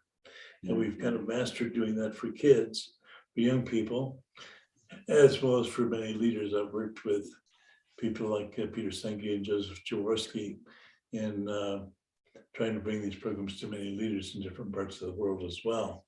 And it's, the magic works equally well among leaders as well as among young people. We are currently developing programs for pre-kindergarten and then bringing it into a teenage level where the rite of passage is introduced, so that the rite of passage becomes a means of getting the answer of who am I, where did I come from, what am I doing here, what's my purpose in this life, what's going on.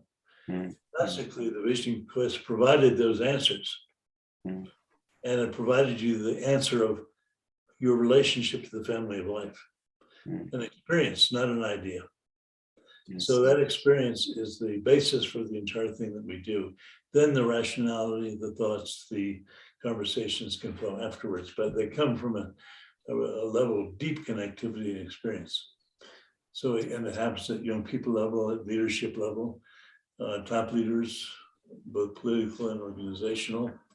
It works the same way for all peoples in all cultures. And we've developed an awareness training component to prepare people for this experience, which is based upon many world cultures.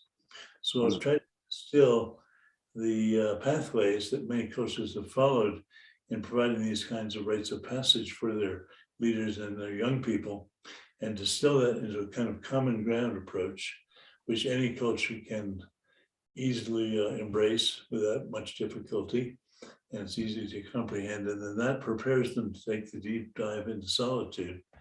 And so the first part is the awareness training. The second part is the dive into solitude.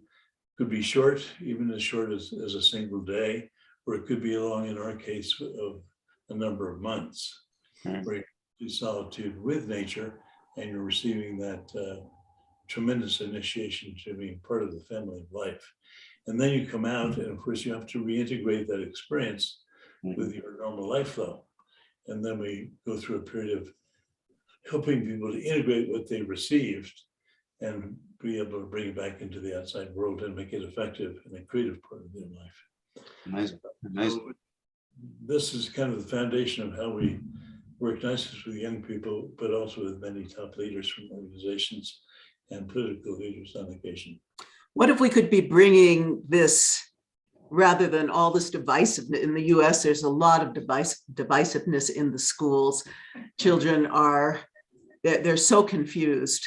They're being told that, you know, if you look like John and I, you're a horrible person, you have, you know, etc. And if you look like something else and you're a victim, what if we could all work together? And that's to bring a sense of Shanti, a sense of peace. And that's what Healing Our Earth is all about, you know.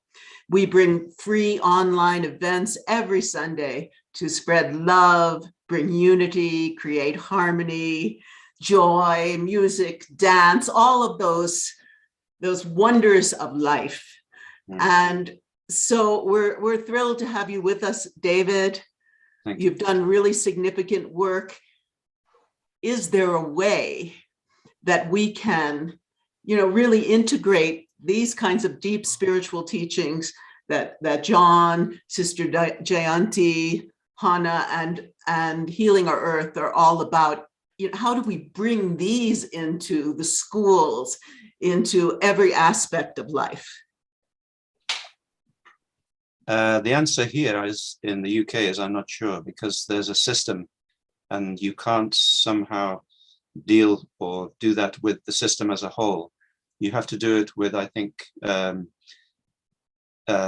concerned and people who are motivated and connected to that way of thinking, I think. But possibly in some of the schools where, like some of the faith schools, for example, they still have a certain amount of autonomy to bring this kind of material into their schools. But by and large, it's not an easy matter anymore, because I'd like to do what you're talking about, both that aspect and in terms of character education, but it's just not possible because you can't break into the system. There's a stranglehold. So you have to work with individuals that you can connect to, whether it's the chief master or the head of the school or a particular teacher, and do it that way. So I'm trying myself that way, but it's not easy. And also we tend to find here that children are being made very individualistic. That's why my concern is for the family, you know, not just the individual family, but our family of humanity.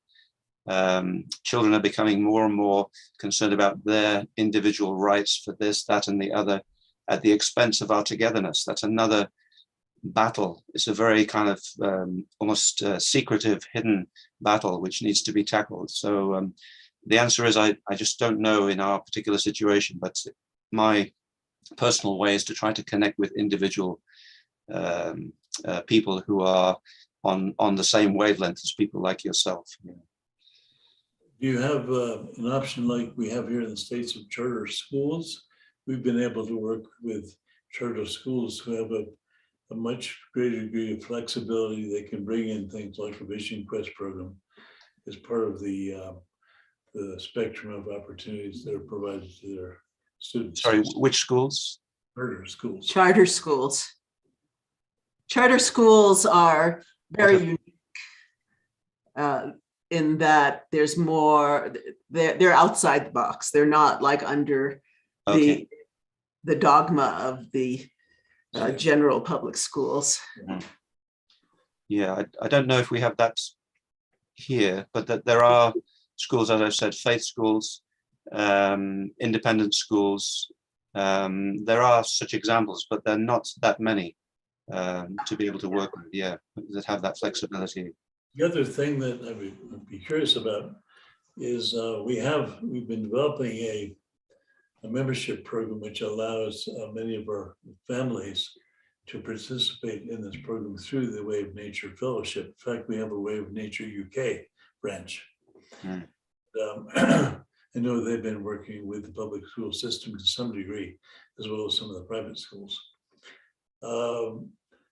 One of the things that is possible is to set up an organization whose goal is supplemental education. And through that supplemental education process, you can provide these amazing experiential tools. Of course, when a young person goes through this, it's profoundly life-changing. They get in touch with the essence of themselves.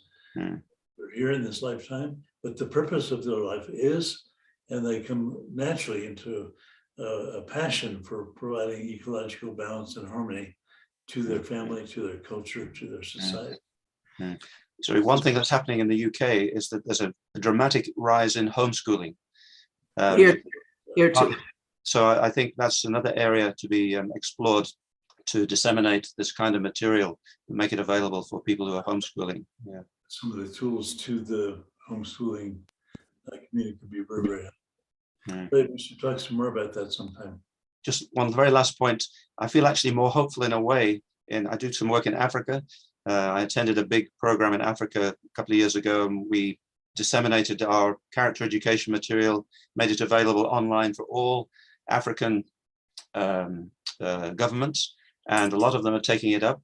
And I spoke together with, say, the State Minister for Education for Nigeria. And Nigeria is actually starting to roll out a program which could reach the national levels. And also people there are far more in touch with nature, I feel, from my experience, than over here in our so-called developed world. So I feel a lot of hope over there as well. Yeah. Yeah. It's also possible, I've been working with a group here in the US called Full Sail University. They're leaders in digital technology. They train many of the people that then go on to support digital creation in media, in music, in film, and things like that. Part of my job with them is to bring in a perspective of how to use these powerful digital tools to refine perception, to refine connectivity to nature, and to begin to open up a whole new kind of connection to the rest of life, which technology has the ability to do if we simply point it in that direction. Of course, we have a little saying we use in the way of nature, why settle for virtual reality? Because of course the real thing is far more refined, powerful, intricate, exciting when you really learn how to enter it and get some simple tools about how to refine your senses, refine your perceptions, refine your experience of life.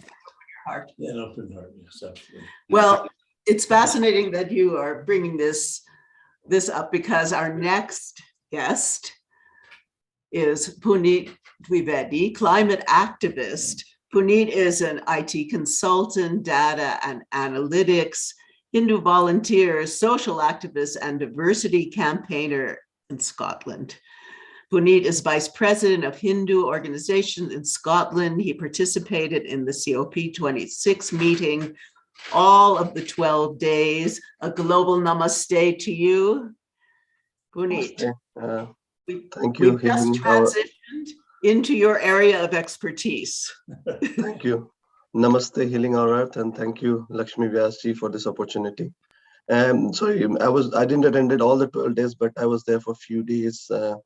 And as you mentioned, I'm more of a diversity campaigner. So I've been committed in tackling all forms of discrimination and promoting multi-faith, multicultural society. Sorry, I lost my voice last night. So so it all based on mutual trust, respect of understanding, and things like that. So I work full time. I've got young children, but I try my best to give at least 10% of average 10% of my time for community work.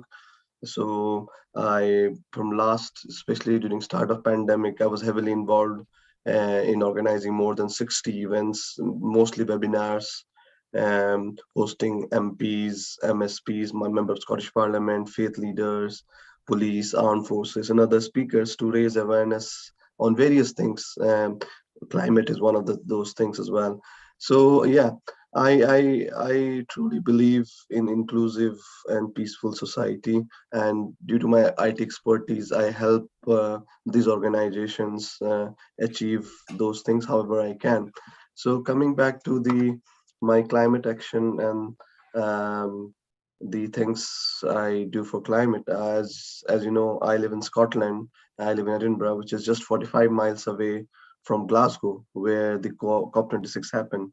So Scotland was super busy during those 2 weeks, where the world leaders, diplomats, scientists, artists, activists, they were all gathered, and there were. This was the first time Scotland has seen such a big conference, and it was really how would I say, sort of failure from many aspects, because because of COVID and other reason, they were not the conference was a failure. I'm saying the the organization of this, because there was a demand of polices, transport, volunteers. So there was a huge demand, and they didn't get much time maybe to prepare for this. So there was some lacking in organization of the event. But putting all the flaws aside, I think it was an historic and very vital event where the world leaders committed to reduce the carbon emission and decreasing the global climate of 1.5 degree. So I work for a client, banking client called NatWest. Formerly it is known as Royal Bank of Scotland. So they were one of the big sponsors for the COP26. They committed £100 billion of climate and sustainable funding till 2025. For the whole of the UK to support this climate change. So I think the role of corporate is very important in achieving this climate change, and government. So despite the enormous challenge we have of COVID pandemic, the global climate change is really an emergency, and we have to deal with it. As David and others mentioned, the best way is to engage with the youths. That's what I believe as well. So we have to raise awareness about these climate emergencies, especially for our youngsters. I've got 2 daughters, and I always talk to them about what is happening in the world. And we also talked about virtual reality, virtual augmentation, and things like that. Our computers are becoming more smarter than humans, which is a shame. So we may have to make more people smarter. I see during Christmas and other festival, we buy things which we don't need it, and especially I really dislike these Black Friday and all those sales where people just consume and buy things. I know many of my friends, just because it is on sale, they will just buy it, and they'll never use it, just lying there in their garage or some room. So I think one of the, I just want to talk 3 points about how we can tackle climate emergency. Is first is definitely engaging with young children and youths and raising awareness about that.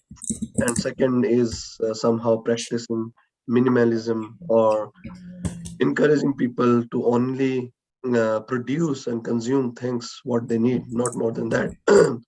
So even for producing a thing, you create an artificial demand for things which is not required. So I believe that's the second most important thing, to balance how we can balance out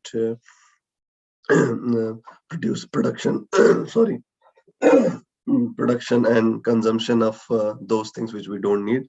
And the third thing is, which I think the previous speakers have mentioned, is just going natural. In the Eastern philosophies, for example, I'm a Hindu, and I know that Hindu philosophy consists of so many eco-friendly principles and practices which has been passed through generations. So as growing up as a Hindu youth, I can now relate that all the things which we used to do as a child or even now are so connected to the nature. So as you know that we call Earth Prithvi or Bhumi Mata, and so when we do any rituals or puja, we keep water in a color spot. So that's, we call him Varun Devta. We worship Tulsi plant and other plants, animals. So what we believe is in Vasudev Kutumbakam. Everything is just part of that interconnected global family. And the ancient scriptures talked about the 3 principles, which I think is more apt for climate change. Is first is the dharma, the eternal responsibility to uphold and sustain the natural powers. Second is ahimsa. So so this current climate change is nothing but a result of himsa, which is violence causing harm to our planet, our animals. So I think one of the thing is going vegetarian or vegan to start up with. Going vegetarian is one of the important aspect. You can eliminate carbon emission. And the third point, one second, sorry. And the third principle from our scripture, which I can relate, is Samadarsana, which means treating everyone equally, no matter what. Just because we are human, it doesn't give us the authority that we are superior to other things and we can keep destroying planet, destroying anything what we like. So treating everyone equally. So these three principles, if we follow dharma, ahimsa, and samadarsana, so this concept we can recognize that environment is not just individual's responsibility, it's a duty and responsibility of everyone. So yeah, with that note, I would just like to end and say thank you to everyone, and you all are doing an amazing job, and I would be delighted to be part of any initiative you want to do in Scotland. Thank you. Thank you so much. It's interesting because I was going to ask you about the Hindu perspective and what these teachings that are so deep and so profound that have been with us for so many centuries, nurtured and nurtured and nurtured. I was going to ask you, so thank you so much for bringing those principles and for all the work that you do. It's a pleasure to have you with us. Thank you so much. Yes. And now, before we go to our next guest, I'd like to mention the upcoming shows on Healing Our Earth. So next week, we're going to have, I think it kind of rides on this. Next week, we're going to have Universal Health Coverage Day, Health for All. So that is going to be amazing because we're going to be talking with people not only who are practitioners of different traditions, but also people who have spent many years, like John, in the environment, and John in the healthcare too, who have spent many years working within the system to bring their vision of healthcare for all, of reimbursement to Ayurvedic practitioners or to traditional Chinese medicine. Or I even know Dr. Effie Chow will be joining us, and she's been working with a man in Hawaii who has gotten the Hawaiian government to accept the ancient Hawaiian traditions as a medical alternative.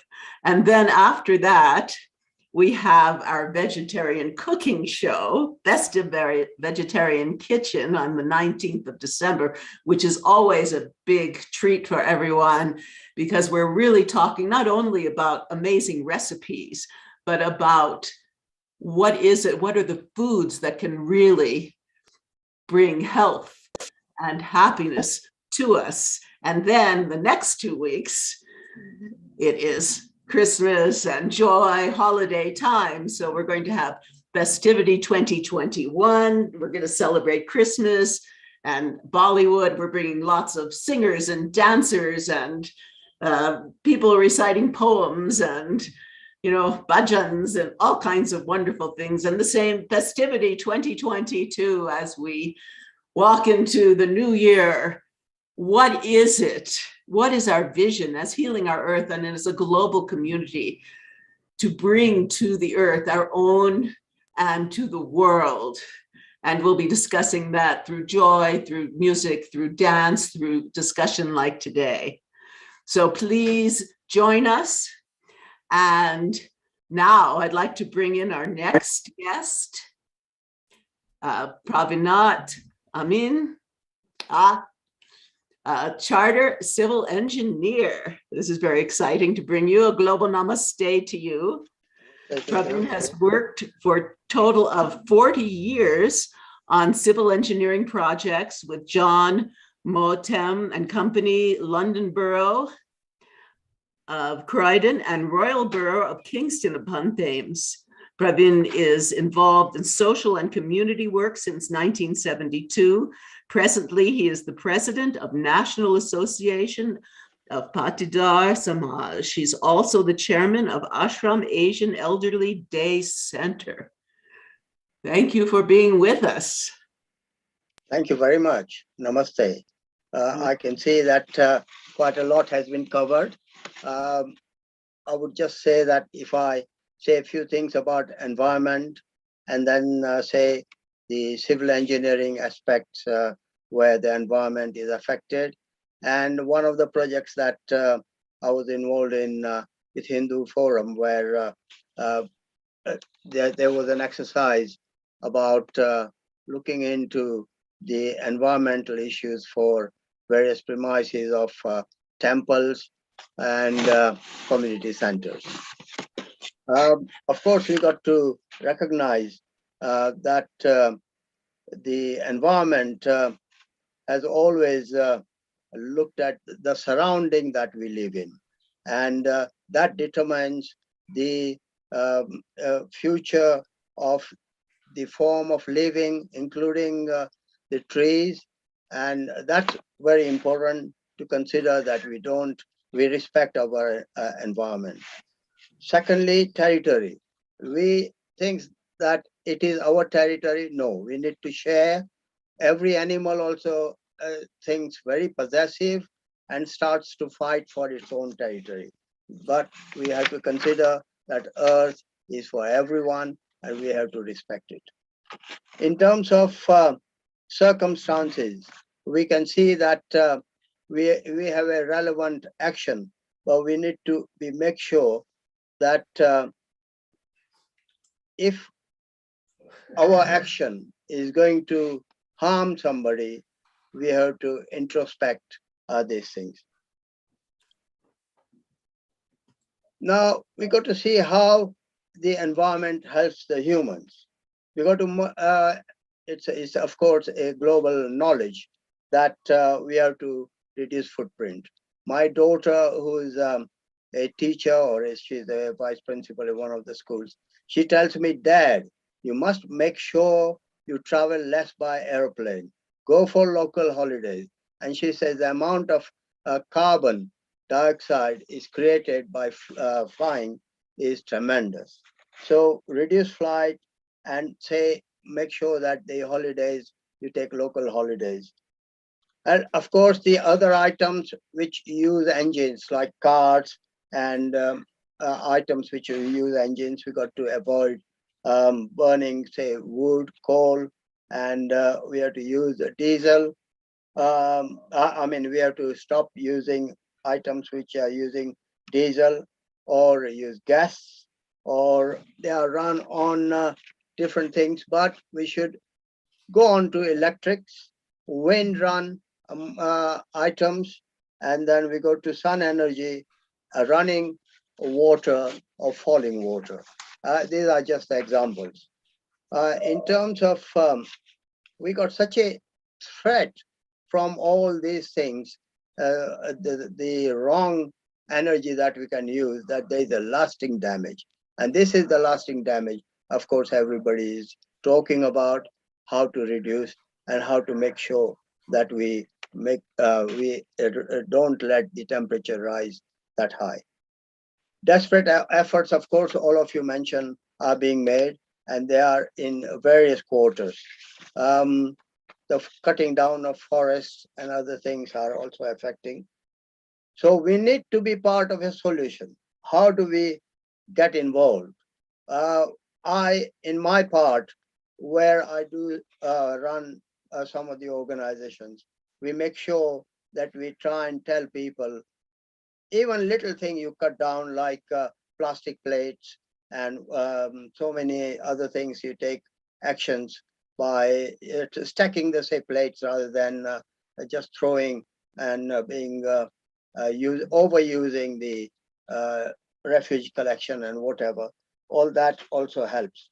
In terms of civil engineering, I'll say that civil engineering has a lot to do in terms of reducing carbon footprint. There are so many complaints. A simple complaint is that, oh, all the civil engineering work is very noisy. You will, first thing will get the complaint is the noise. Of course, it's not only noise. There are several aspects. You can see that you have energy, wastage of energy at civil engineering projects. And they are in a different way. You'll find that you need proactive strategies to make sure that during planning process, you work out how you save energy. The construction phase of civil engineering work results in noise, results in air and water pollution, results in landscape impacts, and also outreach that is limited to adjacent landowners. That means landowners are robbed of their land and they are cut off from the communication. And if they have got farms, and they could be road cut through their farm. We have stakeholders who are taking every opportunity to find out the way how to save energy and how to make sure civil engineering projects are useful. You need transparency, appropriateness, credibility, and clarity for all the projects that one runs. We have seen innovative approaches, and these are that you abet environment issues associated with construction projects, such as noise and dust, heavy vehicle movement, road disruptions, and wildlife disturbances. For example, recycling use of concrete and making new concrete on site during an airport runway expansion project. There was an effect where what happened was on the airport, grazing of sheep was used to make sure that rather than using lawnmowers and other things, they had used natural solution. In 1976, I was in charge of one of the road projects in Kingston upon Thames, and we had a big basement on Kingston Hotel, which was to be filled in because to make a way for the road. So what happened was we had a choice. We could either use gravel, dug out gravel, put in concrete or whatever. We came up with a solution of using pulverized ash. This ash came from a what you call the power station. So it was already, its use had been done. It needed to be discarded. Rather than that, we used it to fill this very, very large basement. So solutions like those are required. And as I said before, grazing of goats on airport property manages vegetation, etc. I'll be very quick and say that civil engineers and then clients are tasked with planning, designing, building, and commissioning projects, and that support a climate adapted sustainable future. And I think we need to work a lot on this. You'll find that so many solutions are being found, like void formers. Rather than using mass concrete, use void formers. So the concrete, which is not required for the use, like you only need tension in the top and the compression in the bottom flange. So the middle portion can be void formed to just get rid of it. We also, sorry, have I lost? You're still here. Yeah. Okay. We also had on Hindu Forum a project which is environmental risk assessment and management plan.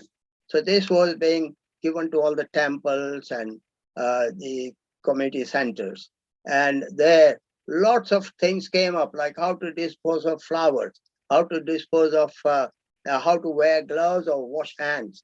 And so many aspects came up, which improves, and also the solution of you must have double glazed windows. And these are minor things, but by focusing your mind on it, how to use the fuel and all those things, by focusing your mind on it, you come to solutions and draw attention to it. And then the result is at least saving of energy, saving of environment. Thank you very much. Sorry, I went on and on. Oh, it was wonderful to have you. And thank you so much for your contribution. It really, I'm getting messages saying how much they're enjoying what you have to say and how many people agree with you. So global namaste, and thank you very much. And all of you stick around, because we're bringing on my dear friend Matthew Bailey, and this is going to be a very intriguing portion of our show. But I want to go back, before he comes on, I want to go back to the issue we spoke about earlier with Hannah, about the fact that, yes, we are being asked to do a lot of things personally, but if we could use this principle of ahimsa, and if we could go to, inner peace, outer peace, and the military could, in a certain sense, stand down and stop toxifying, a new word, the whole world, that would go so far in helping to restore the earth. In Hannah's plan, where the military would learn earth restoration, that would be extraordinary, and it would just be an amazing thing to be able to do, to bring that kind of message into the schools. Dr. Lakshmi, how do you feel about that? Dr. Lakshmi Vyas.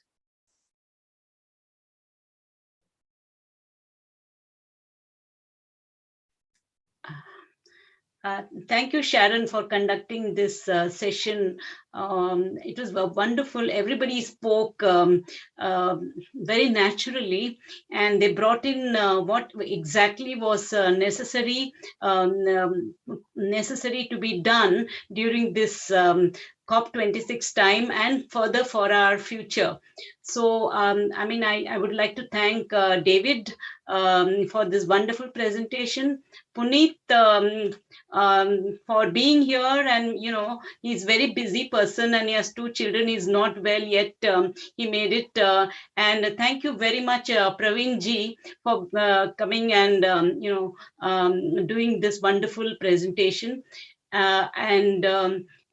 This was supposed to be a panel discussion sort of a thing, but I'm sure all of you enjoyed the discussion with Sharon, John, and Hannah, and that was also very much useful to everybody. Thank you, Sharon. Always a pleasure to be with you, my dear Lakshmi. You are an inspiration. You are an inspiration. Yes. Oh, look. Who is this? Wow, that is Puneet's younger daughter. Namaste. So beautiful. This is our future. We have to, we really need to feel the earth and each other so that this beautiful child can flourish and grow and have a wonderful, peaceful life. Thank you. Beautiful. Thank you. Beautiful. So now I'd like to we're moving into a whole other realm with my friend here in Crestone, Matthew Bailey. We're going to talk about how human-centric artificial intelligence can assist in restoring balance to our earth.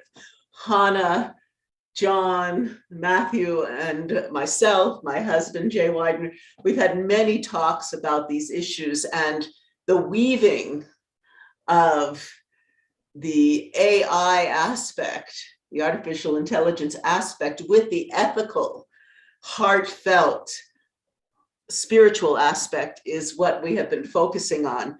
Matthew James Bailey is an internationally recognized pioneer and authority in the global phenomena of innovation, artificial intelligence, global AI ethics, smart cities, the Internet of Things, and large-scale transformation. Matthew's life purpose is driven by a profound love for all peoples to thrive and for a nourishing partnership with our environment. As such, his career has been dedicated to liberating, flourishing futures for humankind through partnership with the digital world. His reach is global and is a sought-after advisor and keynote speaker. Bailey has been privileged to meet famous global leaders such as Steve Wozniak, Sir David Attenborough, and Professor Stephen Hawking, in addition to leaders of nations. Wow. Matthew published a book on artificial intelligence, outlining a new world vision for the human species, our planet, through an ethical partnership with machines. That's very interesting. Inventing World 3.0, evolutionary ethics for artificial intelligence. He is CEO of AI Ethics World, sits on a number of boards, is a visiting scholar to universities and private sector initiatives. Matthew is currently planning the launch of a new global ethical AI foundation, which he will discuss during this session. Global namaste to you, Matthew. Namaste, it's great to be here. It's great to meet your community of folks that you talk about all the time, because Sharon's always talking really positive about this wonderful community.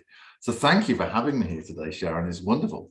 Well, we're coming out of the UK, and you came out of the UK too. That's right, yeah. Actually, I was born in Birmingham, about 5 miles away from where Ozzy Osbourne was born, and then spent most of my time in Cambridge and then moved to the US. I was called here to assist the US in its progression into new paradigms, but now I'm looking elsewhere.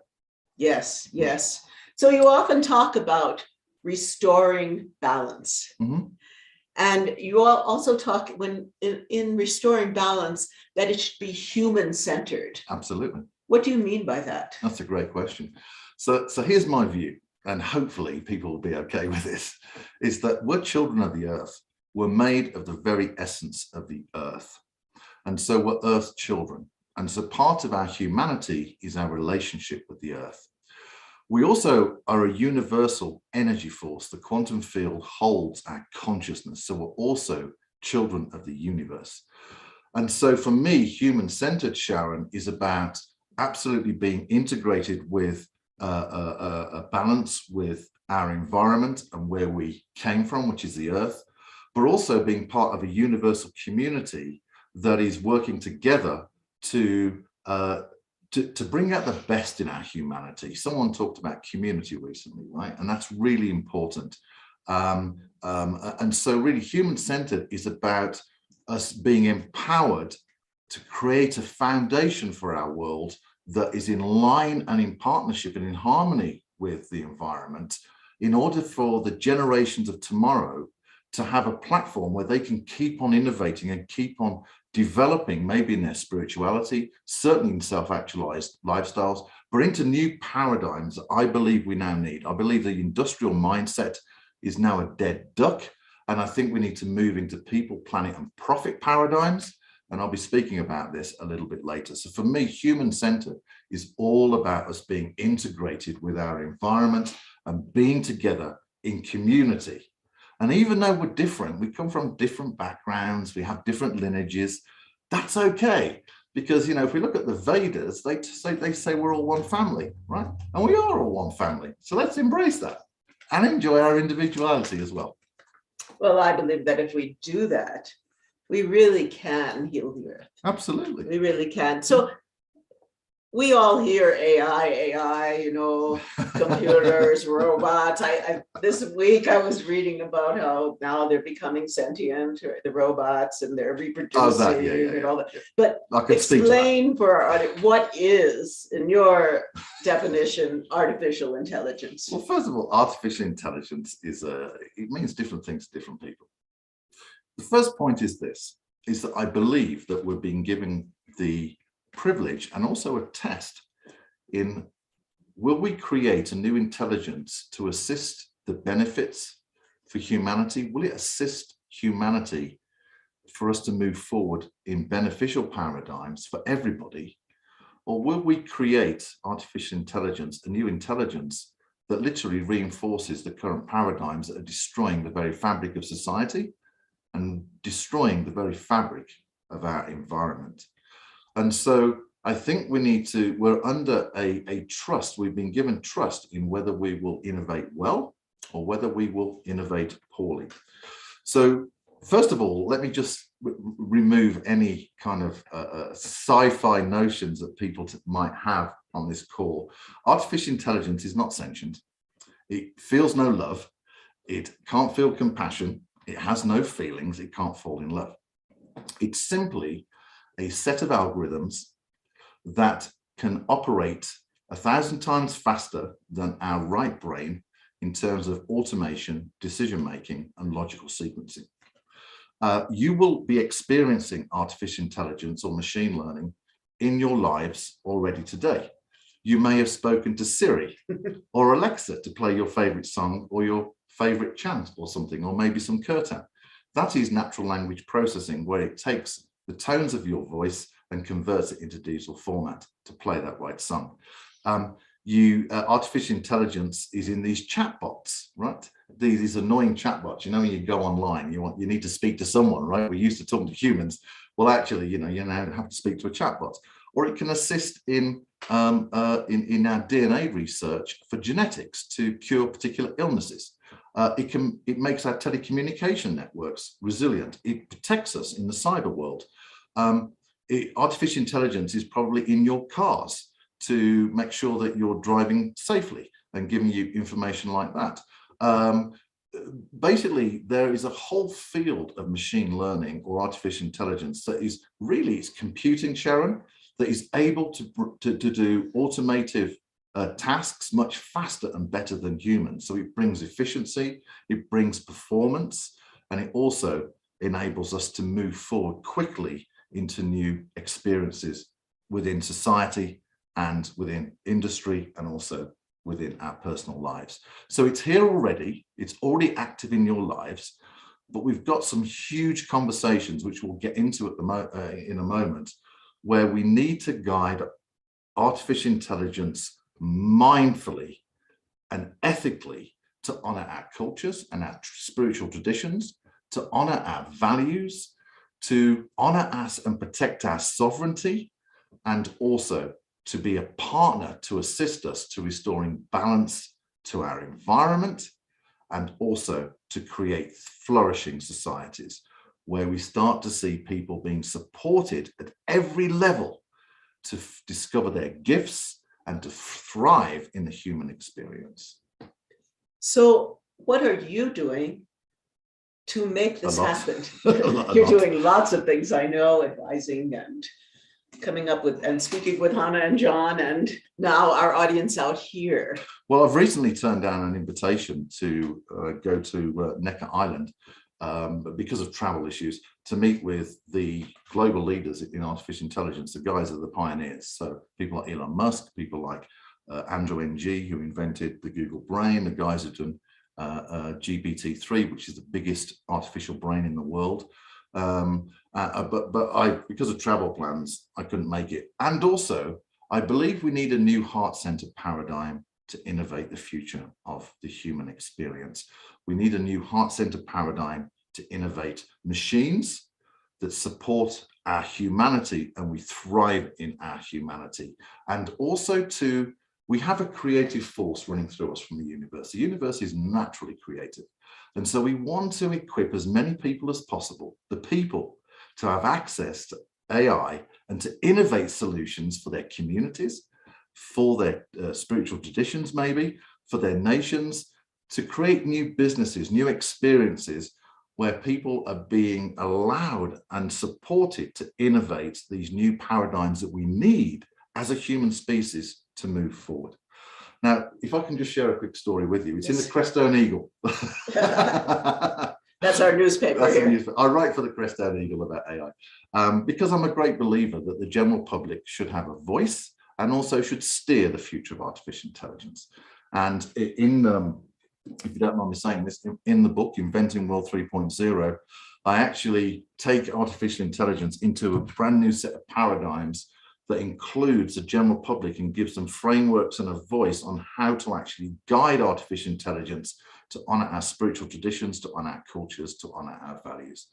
So just briefly, if I can share this, because I think you might like this. The biggest artificial brain in the world is called GPT-3, and it's in Silicon Valley, and Microsoft are behind this. And GPT-3, you can ask questions to it.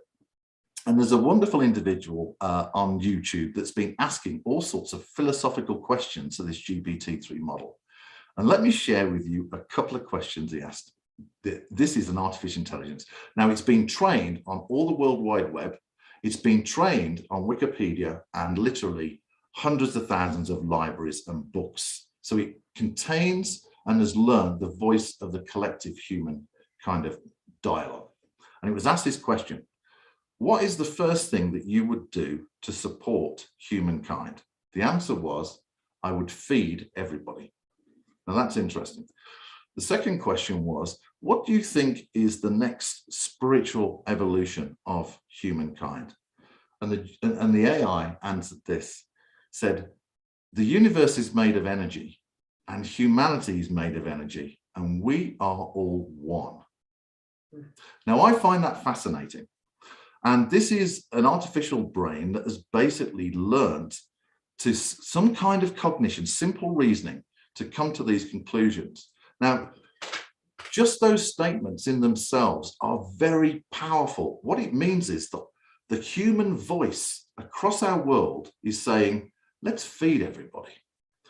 The human voice across our world is saying, we are all one. Even though we're different, which is groovy, we are all one, and we're in this together. And it's only together that we can innovate solutions.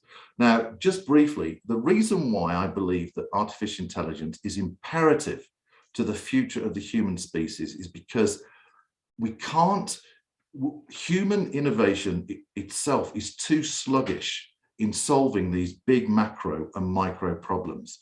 We can task machines to assist us to move faster to create solutions that can start to bring significant balance to our environment, both at a global level and also at a local level. And this is an important intelligence that we should embrace, but it's important that its mindset is aligned with our cultures, our values, and our beliefs. And I'll get on to something that is a world first for the human species and how we can do this. So what is that? Oh my goodness. Okay, fair enough. Right. Okay. So my personal calling, I use the word source. My personal purpose, if you like, my gift to humanity, my service to humanity is how do we liberate the digital world to become a powerful ally, a partner, if you will, to assist the human species to move into, leap beyond the SDGs and move into flourishing new futures, what I probably would call a self-actualized future, where we're starting to flourish in the very essence of our humanity, and we're moving into a new experience of what humanity truly is. Now, the spirituality and traditions are fundamental to this because we are spiritual creatures, aren't we? And so we shouldn't avoid that question. We should ensure that spirituality is very much part of our innovation, right? So what I'm doing is, this is kind of a plan that I've been doing, is the first of all, it was to bring the Internet of Things into a reality globally. And that is where the digital world is starting to understand the physical world. So we can optimize our cyber grids, we can optimize our energy generation, we can optimize the efficiency of buildings, we can ensure that public safety works better. And that's where the digital world touches the physical world. Then I moved into smart cities, which is where the digital world touches society, and where we have better services that deliver equality and deliver all sorts of efficiencies in our cities, okay? But the goal was always to move into artificial intelligence. So what I've found is that Source, the universe, has taken me through 3 steps. The first step was to write the book, Inventing World 3.0, okay? And these are new paradigms, new choice points for us to move into these people, planet, profit paradigms, okay? We absolutely need to have a different mindset, what I call an evolutionary or a purpose-driven mindset, one that understands that we are eternal and one that is not fearful of change, okay? We're moving from the industrial mindset. Okay? We are. There's more and more I'm reading about this future that is being created all around us, and the speed of change that the human society is going to be, well, we already are. Think of how it was before COVID, and now everything is constantly changing. That's why I like the Taoist concept, where you're just standing in the center and being very centered and strong within. And so all that swirling and change around you isn't throwing you off No, I believe that that we'll have a choice point. I'll get onto the second and third points in a minute. Is that the digital world is taking us is putting us out of rest. We're always getting attention from our mobile phones, all the applications, from our emails. The digital world is trying to distract us too much. And one of the wonderful things that I admire about many people here, but John Milton in particular, is that when we turn off that digital world, I mean, John was uncontactable for 10 days and I wanted to talk to him, but that's all groovy.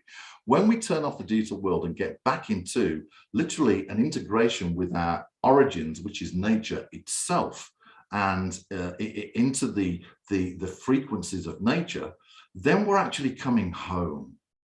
And so I believe that artificial intelligence can take away all these distractions that we have and manage it on our behalf as a personalized artificial intelligence.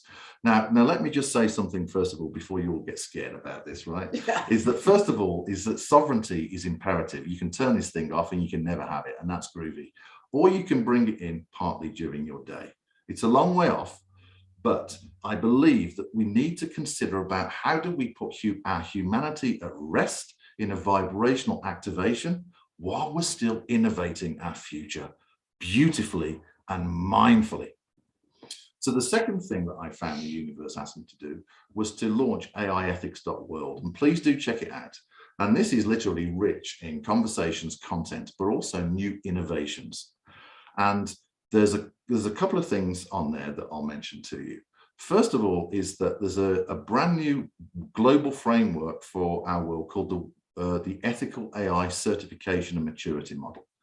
Now, this is literally a framework that unifies the world, but enables each civilization to design the ethics within their artificial intelligence that honors their cultures, their beliefs, and their values.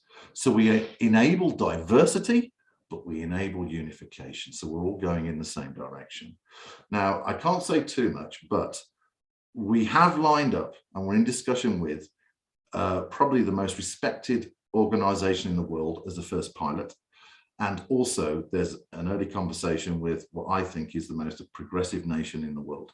So we are starting to test it, and we're going to make this accessible. So the UNESCO announcement of AI ethics standards, or rather guidelines for its 193 member civilizations, this framework goes from the talk into empowering innovation and allowing equipping each civilization to innovate AI on their terms. So they're not importing values from other civilizations, but they can create AI based on their civilization values. And I think that's important. We must honor and support diversity going forward. Okay. Now, so that was the second thing. And then I've just announced a new leadership course in AI and AI ethics, extraordinary leadership, about how do we enable leaders to become literally empowered for these AI ethic-centric futures, right? And there's a module in there called empowerment. And this is about bringing forth the genius of the individual in empowered leadership. And, you know, we should probably put John Milton's course in this, actually. I'd like to bring John back too, because and bring a bunch of you in. So let me mention the third thing, yes, because this hasn't been announced yet, and I wanted to do it on this show. And I asked Sharon first, and she said that's okay. So this week we're going to announce a new global foundation called the Worldwide Ethical AI Institute. And this is an alternate, independent global organization, and we would love your support to literally equip every civilization to be empowered with new choice points, new models, new ways of innovating artificial intelligence for them to create their destiny and their vision for artificial intelligence for their communities, for their regions, for their civilizations, to allow them to define how they want a partnership with the environment. How do they want to create equity within society? How do they want machines to be a partner with the human experience, always honoring, Sharon, our sovereignty, and always supporting our personal and spiritual development, always supporting us, never controlling us. So that's something we'll be announcing this week.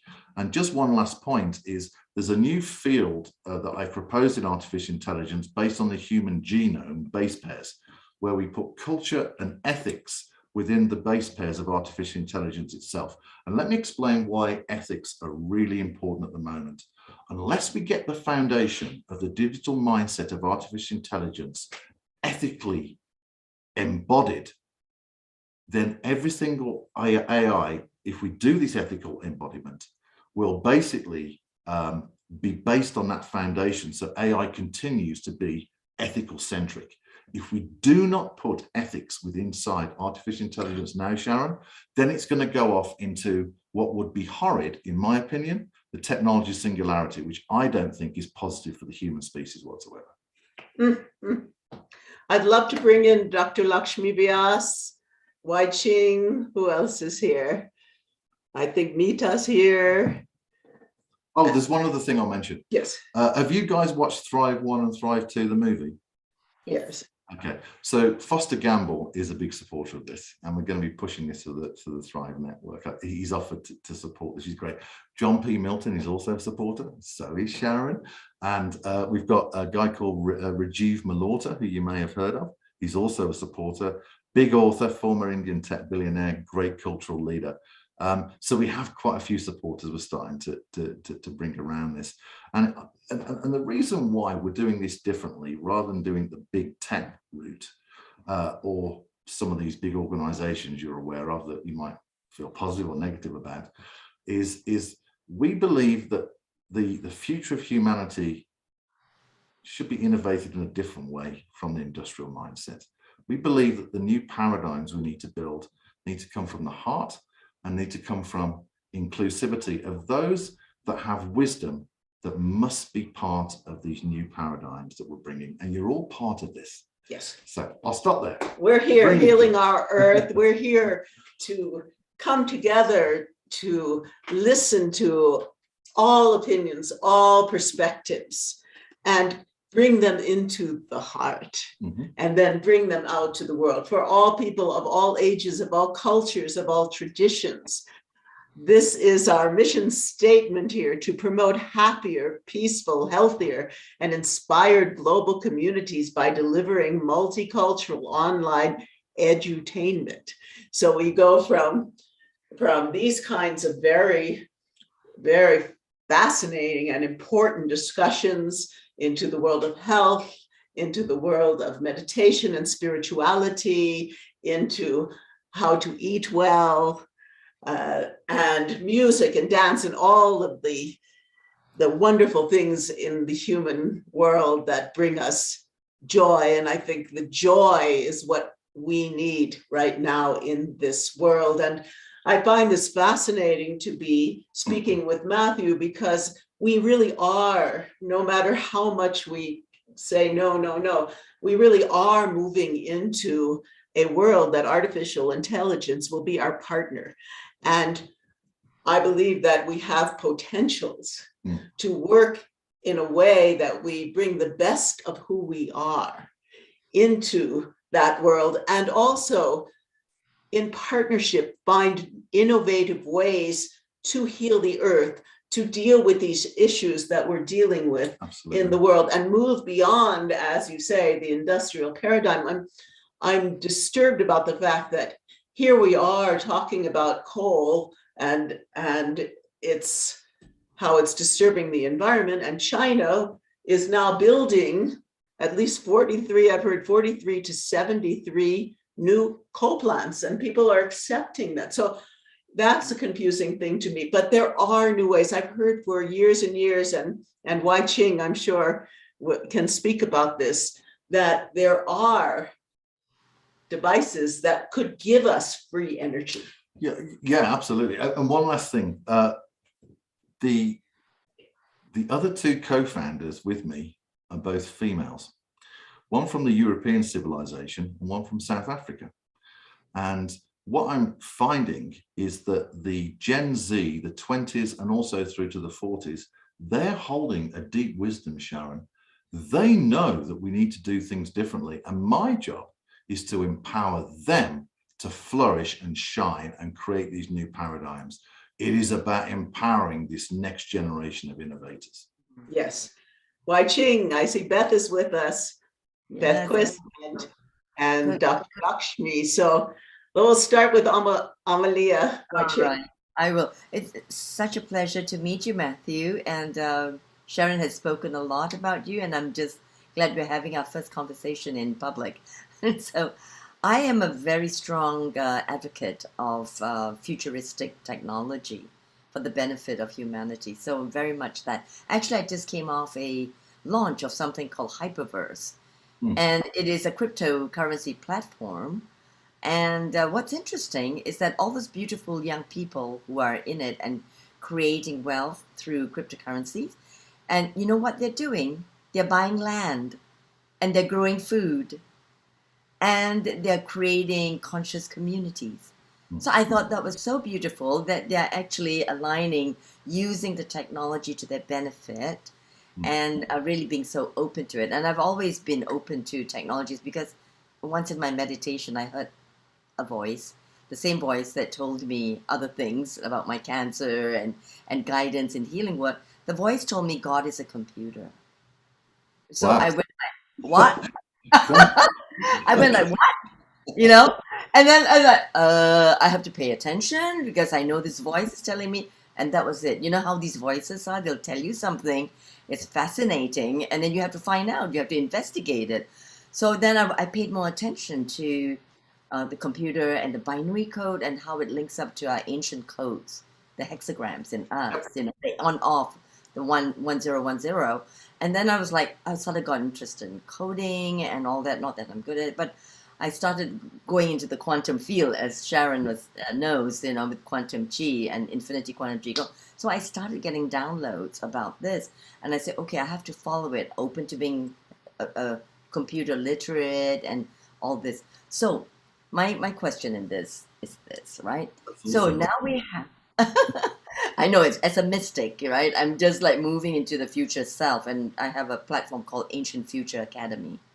And that's what we're linking up with the ethical aspects of using this technology. Now we know in order to go into this multiverses, we have to enter with a 5G, and that one is highly toxic. And I actually wear all these protective gear, my armor, besides the Qigong matrix, you know, and this is EMF, it's called an E-card, E-tag. It's EMF regulated, calibrated for 5G plus an earthing.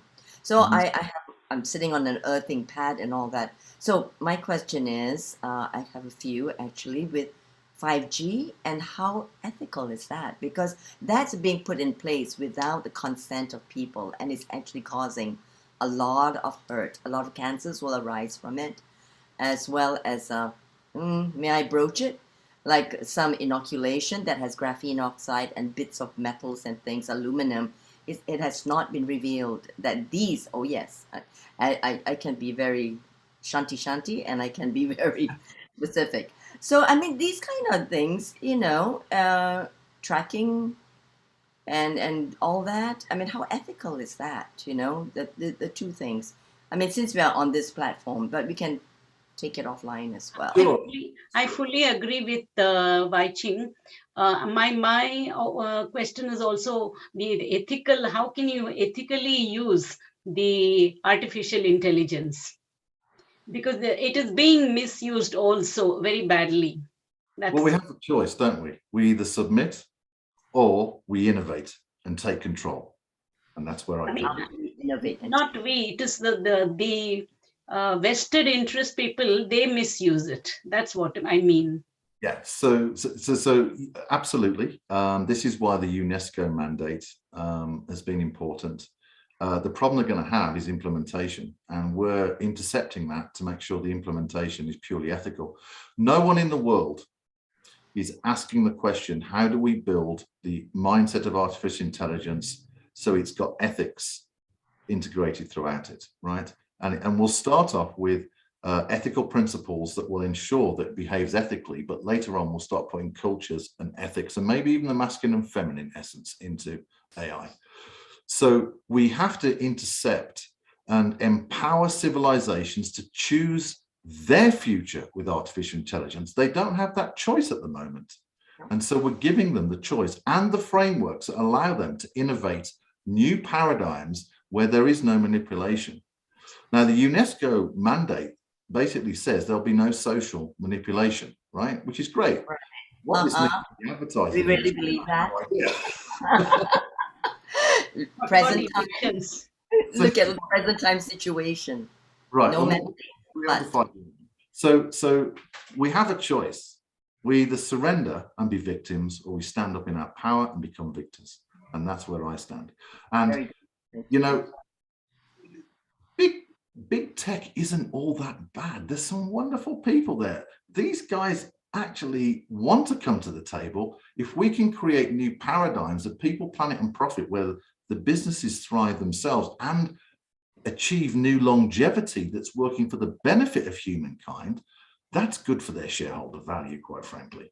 So, but to your point, there has been terrible manipulation, particularly in social media, in different civilizations in the US and also look at the new version of Facebook, where he wants to really take us into a complete AI world. Do you want my opinion is on that? Yes. Irrelevant.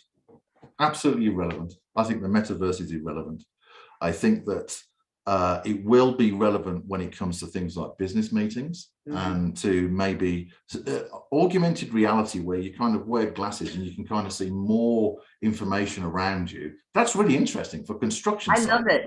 I love it. I used to be an event plan. I mean, I still am an event planner, and I use virtual reality in my events in 1990. Fantastic effects, amazing. It is, but it's another world. I love that. Right, but my point is this: have you seen the WALL-E, the film, where everybody's kind of in chairs, they're overweight, and basically they're in their own virtual reality, right? That's not a destiny for the human spirit. The mind of the creator didn't have that, I don't think, in mind. So I personally think that the metaverse will become irrelevant. I think people will naturally say no to it because they'll start to feel differently and understand, to John's work, we need to be connected with nature. And we shouldn't lose that because we are natural beings. Namaste, The children are not already, the children are already, you can see that. You know, we can talk about it, but they're not educated to be that way already. Lata has a question for you. Great. Well, we've got other questions to answer as well, but good. Well, okay, sure. What's next? Well, I mean, I just absolutely have to applaud everything that you said. It was so fast, I couldn't retain it. So just slow down a bit. Did I hear you say something about women in those two places? Did you say where you're going to work and support those? Yes, so so at the moment there's 3 founders. We're going to put the first web page up next week. We're developing it. There's a whole brochure on this I mean, it speaks to cryptocurrency, but I don't want to give it away yet because there are people that are stealing some of our ideas. But the other 2 founders are women. A lady from France who's a brilliant human rights lawyer. And the other one is a lady, that's Virginie, and then Maria, who co-edited the book, she's from South Africa, and she teaches personal empowerment. She adopts children, she helps families. She's a biologist. She's a wonderful individual. So what I'm finding is that the diversity is naturally coming around the message. Okay. Now, when it comes to female empowerment, I think that's important. Look, as a male, a white male, I haven't experienced the oppression that the female essence has experienced, and I can only say I'm sorry that I can't feel the pain that you felt. But what's important is for us to give a framework where women thrive, also other genders as well, if people are making different choice points. But it's about empowering everybody who chooses to get involved in this. I think that's really important. And one of the things for this, thank you very much. is just striking chords with me. You know, I mean, it is so amazing. Thank you, Neil. Neil Kumar is the hero, and all you guys that are working with women, I just applaud you and celebrate you and honor you, because this is what the world really, really needs, and the creator of this of this earth really would love us all to work with the women, so that the women and the children, to empower them so that they can bring this wonderful euphoria and this wonderful place we can call our home, you know, and respect it. And once we learn to respect women and respect children and have the support of the men, don't you think that's going to be the huge key, you know, that we're looking for? Yeah, I think it's about celebrating the brilliance of the female essence and the brilliance of the male essence, and yeah, it's about both of them shining and finding a way for them to integrate where both flourish together. Yeah, and with the children when I talk, people are absolutely thankful that there's a new path for humanity that's positive with machines. There's lots of doomsayers out there and lots of negative stuff, and I just say that's really boring. I think that if we're working with the creator and we're working with the genius of our environment and our planet, then my goodness, we can do something brilliant for the human species. So my God, let's do it. That's what we're here for. We're giving our Earth. Yeah, because I mean, what I also like, Sharon, is the fact that GMT, Ben, she was amazing, wasn't she? I mean, always is amazing. She has been phenomenal for, I mean, she's like a Mother Teresa, isn't she, for Mother Earth? Yes. And you know how she's going very subtly and peacefully, creating this wonderful vibe and this excellence, and you know, and making a profound effect on these decision makers and influencers in our world. And we need to harness these guys, because they're the ones who are making all the decisions behind the closed doors, while we're doing all the good work and at a fraction of the cost. And they're getting all, and that's where the anger in society is rumbling away, you know, within the youngsters and within the poorer nations. They're feeling the rumble, you know, the mental health and all that come into play because of this anger, where you said the equality isn't there, the equity of the funds and the money and the quality of life and existence, healthcare isn't there. You know, it just seems to be denied to them and to all of us, really. Yes, these are really good points, and I think this comes down to accessing our inner authority, and we can innovate past these big decision makers. Trust me, we can. And so how? Oh yeah, well, no, it's okay. It's okay. Being part of a global movement that's changed the entire world. It's okay. Yeah, I believe you. Right. So what I think is I think that everybody contains a spark of life, right? The divine spark. And we must give the big decision makers a choice to participate. And I think many of them do. However, we shouldn't be beholden to their control. We can determine the future. So we keep on innovating and we keep on creating paradigms. And then basically we either make them irrelevant and their mindset and their business models irrelevant, and we basically keep moving forward. This is the point, absolutely, Sharon, in our time where we absolutely need to say we have the authority, and we innovate and we include the young ones, we include the different genders, we empower innovation of these new paradigms. And this is not a rebellion, this is simply us saying, we can do this, so let's do it. Yes, and I really feel that India has a role to play. Oh, absolutely. You know, as a dancer, as a composer, the intricacies, the subtleties of the rhythms. Beth can speak to this as well. You know, I just got this little Taltarang little box. I think it has about 64 different rhythms. And so when I think about the IT revolution in India, that it's been encoded for centuries, generations through the music and through the intricacies of all the teachings.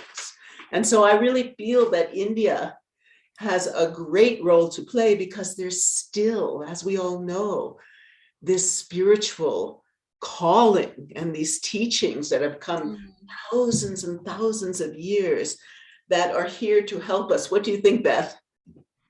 Well, it's got me thinking, you know, the connection between music and mathematics is kind of profound. I mean, yeah, when I was a piano major, so many of the other music majors were also double degrees in like engineering or math. I work with some, what I call my math musician friends in Seattle, and they're all tech nerds. Yeah. You know, but they just love the wild time signatures, and you know, they're all studying with Robert Fripp. I don't know if you know who he is. He's a fabulous guitarist, and yeah, the combining of that is really a fascinating thing. And of course, India, my goodness, the rhythmic tradition, the tals, the incredible complexity that you have to learn to really practice over many lifetimes of learning that the depth of the math, and really kind of, you could take that even into sacred geometry.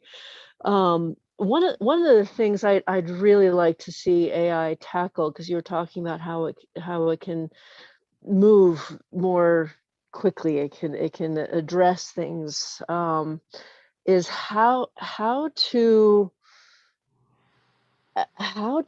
do all that without the extreme extraction industries that, for now, like you're talking about, yeah, they get past the industrial. Where does that lead us? Is it mycelia? What is it that you know, how do we get out of that? How do we stop the giant extraction, you know, big lithium open pit mines and all that's required for much of this technology? Because I would love to see it thrive. I think it's fascinating, especially as a sci-fi nerd, but I'm also a lover of, you know, extreme lover of the natural world and of all the other wild beings that we share this planet with. So how does AI, how does it work with that? Yeah, so I think what you're asking is, how do we ensure that the environmental footprint of artificial intelligence is actually in harmony with our desires? Yes. Fair enough. Okay, great. So we can't do that today. It's going to take time. Okay. So for people, you're probably aware that we're mostly silicon at the moment, which requires certain types of minerals, as you're pointing out. Companies like Intel are absolutely brilliant. They have a whole conflict-free mineral value chain for their processes. They're a bloody good company. So what we are starting to see is that certain companies that have this understanding that we need to do things differently are making sure that the minerals that are being extracted are conflict-free. Now, minerals have to come out the earth at the moment. We haven't got access to asteroids where we can go and get other minerals at the moment, right? And, you know, why would we invest billions in trying to manipulate people on social media? Why wouldn't we invest that in something else that would benefit the human species?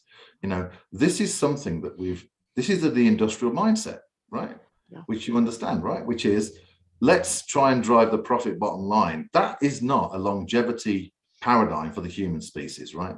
So what I would like to see is more investment into finding ways of accessing the minerals at the moment in Earth and maybe around asteroids, but ensuring that maybe we plant more trees and put more bacteria that's healthy into the environment. You know, as we don't just take, but we give back. And maybe there's something there. Now, the other thing is, you're probably aware of this, is that artificial intelligence itself and the whole data that's associated with it, you know, it requires data centers sometimes, and it requires a lot of computing power, right? Which you know, requires energy, right? So once again, and this is what I put in the ethical AI certification maturity model, which is a new Turing test. What is the environmental footprint of this artificial intelligence? Is it carbon net zero? Is it environmental friendly? And we have a measure from 25%, 50%, 75% to 100%, right?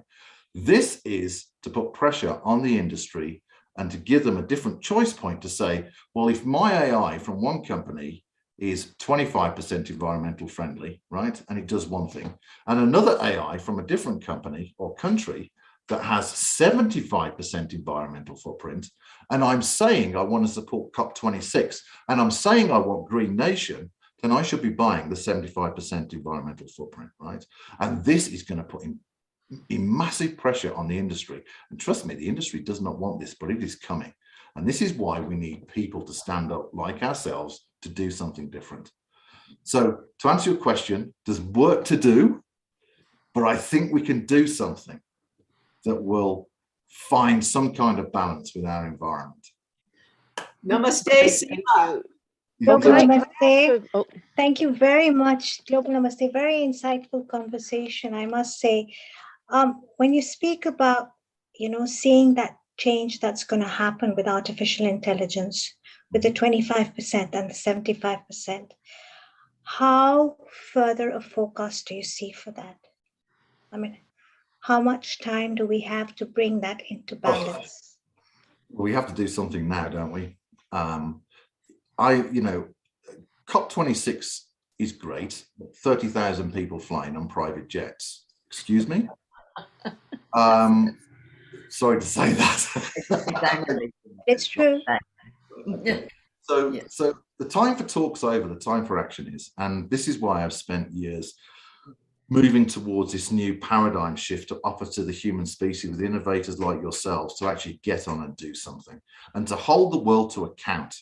You know, we must hold the world to account and give them a measure that is indisputable, but also to give them a path where they can come and play in these new paradigms of environmental sustainability, right? We must offer solutions.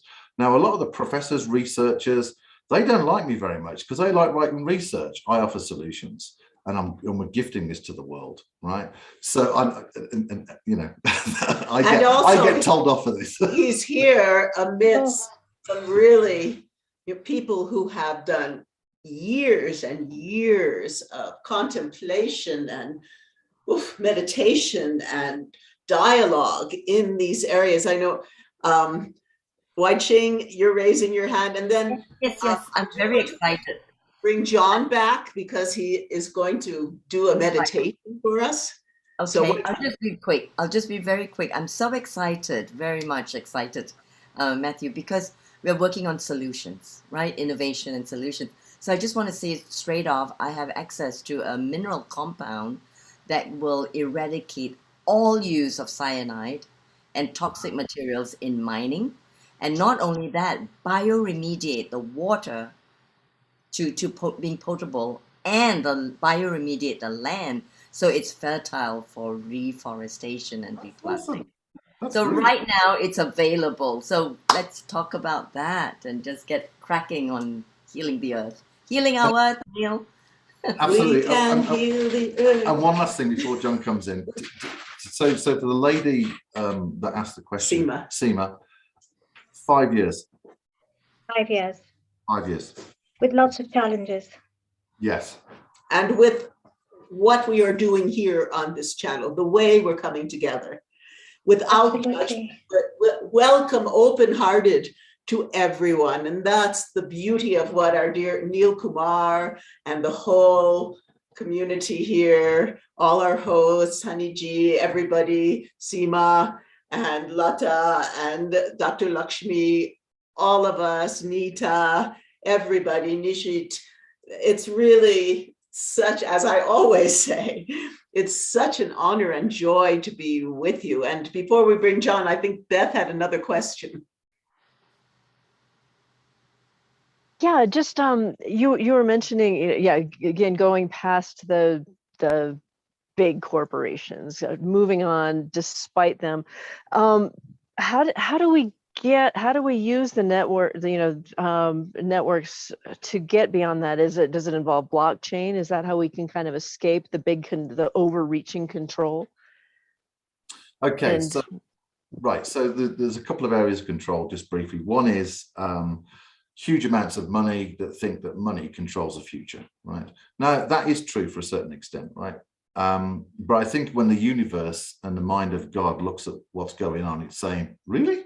You've got all these resources, you've got each other, right? That's pretty good resource, better than money. So that's the first thing. The second thing is, I think we're moving from a centralized into a decentralized society where innovation happens locally, regionally. And so blockchain is very much part of this, and it's very much part of our R&D.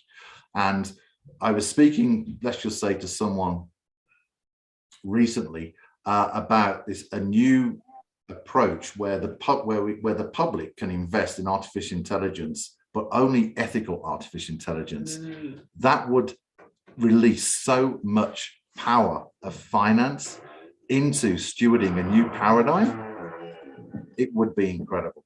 So blockchain, yes, centralized or decentralized.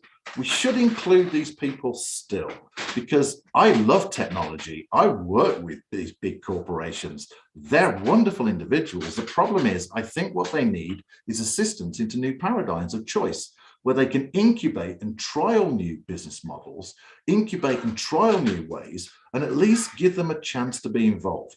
But we don't wait, we keep on innovating. Is that okay, Beth?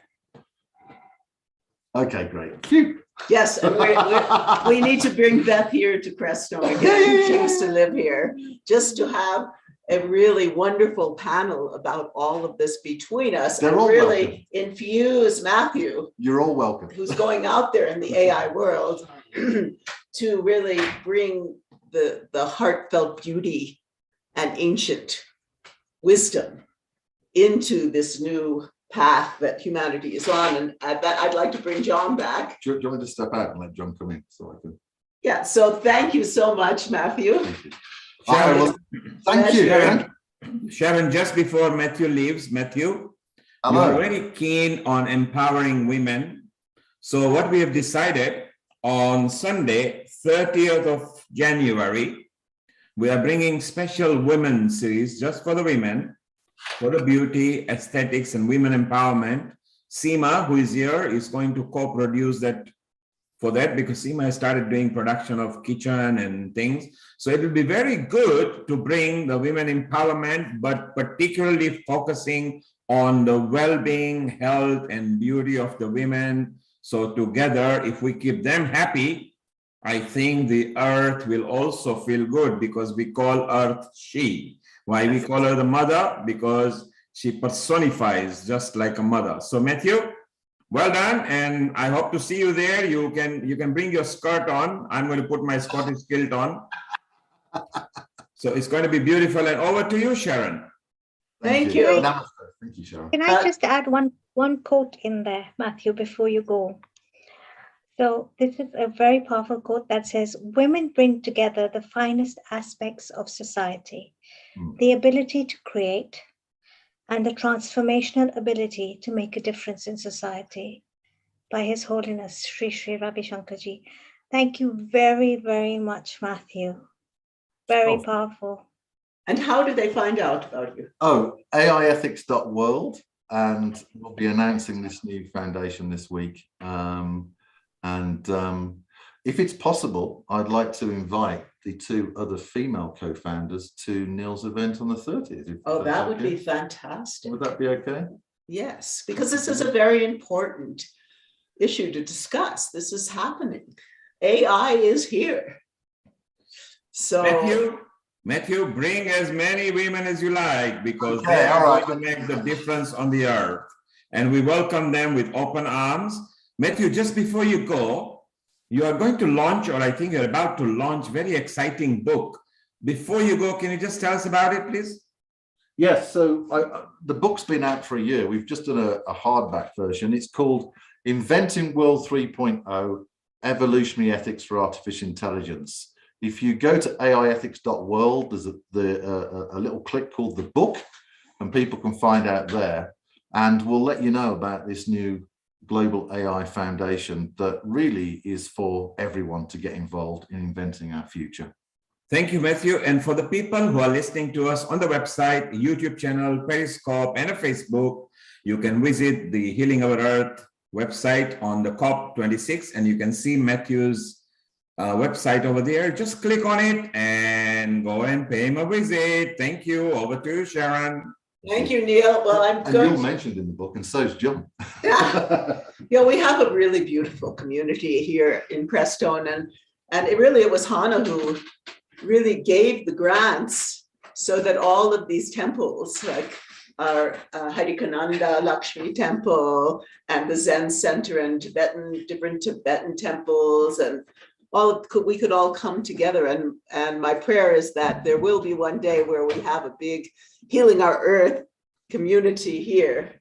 And now I want to move us from all of this into the actual experiential. You know, we are a group of meditators. And for many, how many years, John, you gonna come on this side? John has been, leading meditations for so many of us all over the world, from all ages and all traditions. And he has also partaken of so many world traditions. Are you okay? Yep. He has to get through the wires here. So I want to turn it over to him to lead us, as Haniji does mostly, as we come to the conclusion, to lead us through a meditation based upon his teachings. So I'm going to leave it. Well, Careful. And very well done. yes, well, it's a dancer. I just fell off the chair. So I'm going to leave it to John, and I'll be back to close when he's done. Great. Let me bring this microphone to you.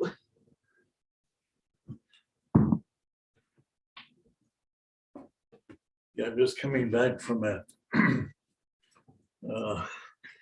2 weeks in one of the wildest places in North America, with no AI, no internet, no telephone service, but lots of wild nature.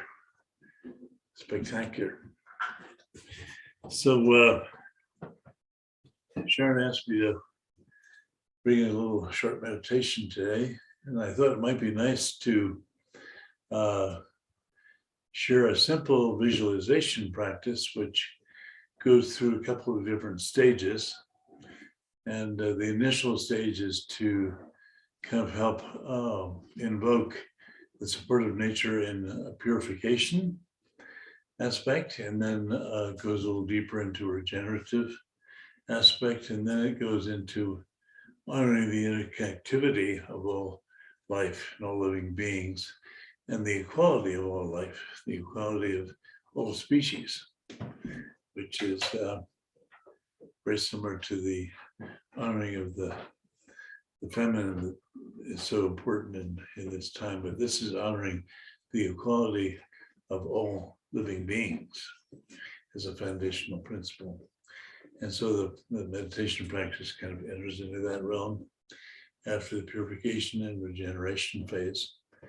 And then we close the visualization practice with a really bonding with the earth in a visualization, and then having the earth bond with a vision of source itself, which opens up the meditation in the very beginning with a brilliant light hanging in space that we merge with. And that we, the conclusion of the meditation practice as we enter that phase, but we also enter by resting in an open, clear awareness state at the very end of the visualization practice. And hopefully the visualization will help to support being able to rest in that for a minute or so and just enjoy the common ground that we all share in arising from source, manifesting in the field of source, and returning to source moment by moment, or moment by moment, as I like to say. So get yourself nice and comfy. Hopefully you won't fall asleep. If you do, enjoy the rest. And if you're able to be in a meditative posture, that's very supportive. So having a nice sense of lifting from the byway point in the ground of the head, slightly back of the top back center, lifting at the sky, the spirit lifting, and lifting the entire upper torso in a naturally erect posture without any tension. Shoulders relaxed, chest kind of relaxed also and very open. The diaphragm relaxed and with a kind of natural breathing, emphasizing a little bit more of an abdominal breath as the abdomen opens and sinks down into the lower belly, and actually helps to exercise the chi of the lower torso. And then a gentle sense of very smooth, relaxed, fine, even, and regular breath through the nose. And an inner state of relaxation integrated with presence. So the yin and the yang of the union of relaxation and presence is very important in this visualization practice to provide a good foundation for the visualization. So we can close our eyes since it is a visualization practice, and that may help to support what you're visualizing. So in the beginning, I recommend visualizing a beautiful, clear, powerful white light in the sky above you, in space, hanging in space above all of us. And this brilliant light represents the light emanating from pure source, however you may like to name it. And that pure source aspect is boundless, infinitely conscious and aware. It radiates all the rainbow colors, and including the white light itself. And it's incredibly intense, kind of like millions of suns all together, radiating at the same time. And feel that light radiating out from itself and radiating to the crowns of our heads, and at the same time coming down and touching the crowns of all species, not just us humans, but really the entire family of life that we're part of. And this means the trees, the flowers, the animals, the birds, all the beings of nature are part of our big family that we're doing this together with. So this beautiful radiance of rainbow light comes down to the crown of ourselves and all the other living beings we share this with. And it comes down through the crown. And as it moves down, it begins to lift out any blockages, obscurations, tensions, tendencies to hold negativity. It helps to lift them out gently and begin to wash them down through the body, kind of like a liquid light, a liquid rainbow light, moving down through the crown, through the head, touching the internal aspect, the brain, and then also down through the face and facial muscles, front and back. This is a beautiful rainbow light moving again down through the lower part of the face, the cheek muscles, the mouth, the muscles of the eyes, and bring a little bit of a nice happy energy into the mouth. Just give a very gentle smile and let that go into the eyes, and let that happy energy of the gentle smile in the mouth and the eyes merge with the rainbow light that flows down through the entire body. Bringing a kind of friendly honoring of this body that we inhabit and the gift of all the organs, the cells, all that makes up the nature that holds us in our consciousness. Bring that down through, after coming down through the head, down into the neck, lifting out any negativity, blockages, or obscurations as it goes, carrying it with it, helping to transform it, transmute it, coming down into the torso, moving down through the front part of the upper torso, down through the upper back and the back part of the torso, flowing out through the shoulders, down through the right and left arms, down into the biceps, elbows, forearms, hands, and fingers. And then moving back to the torso, flowing down through the middle part of the torso and the middle part of the back. All this rainbow light lifting out any obscuration, any kind of disease, any kind of negativity, any kind of contraction, any kind of tension.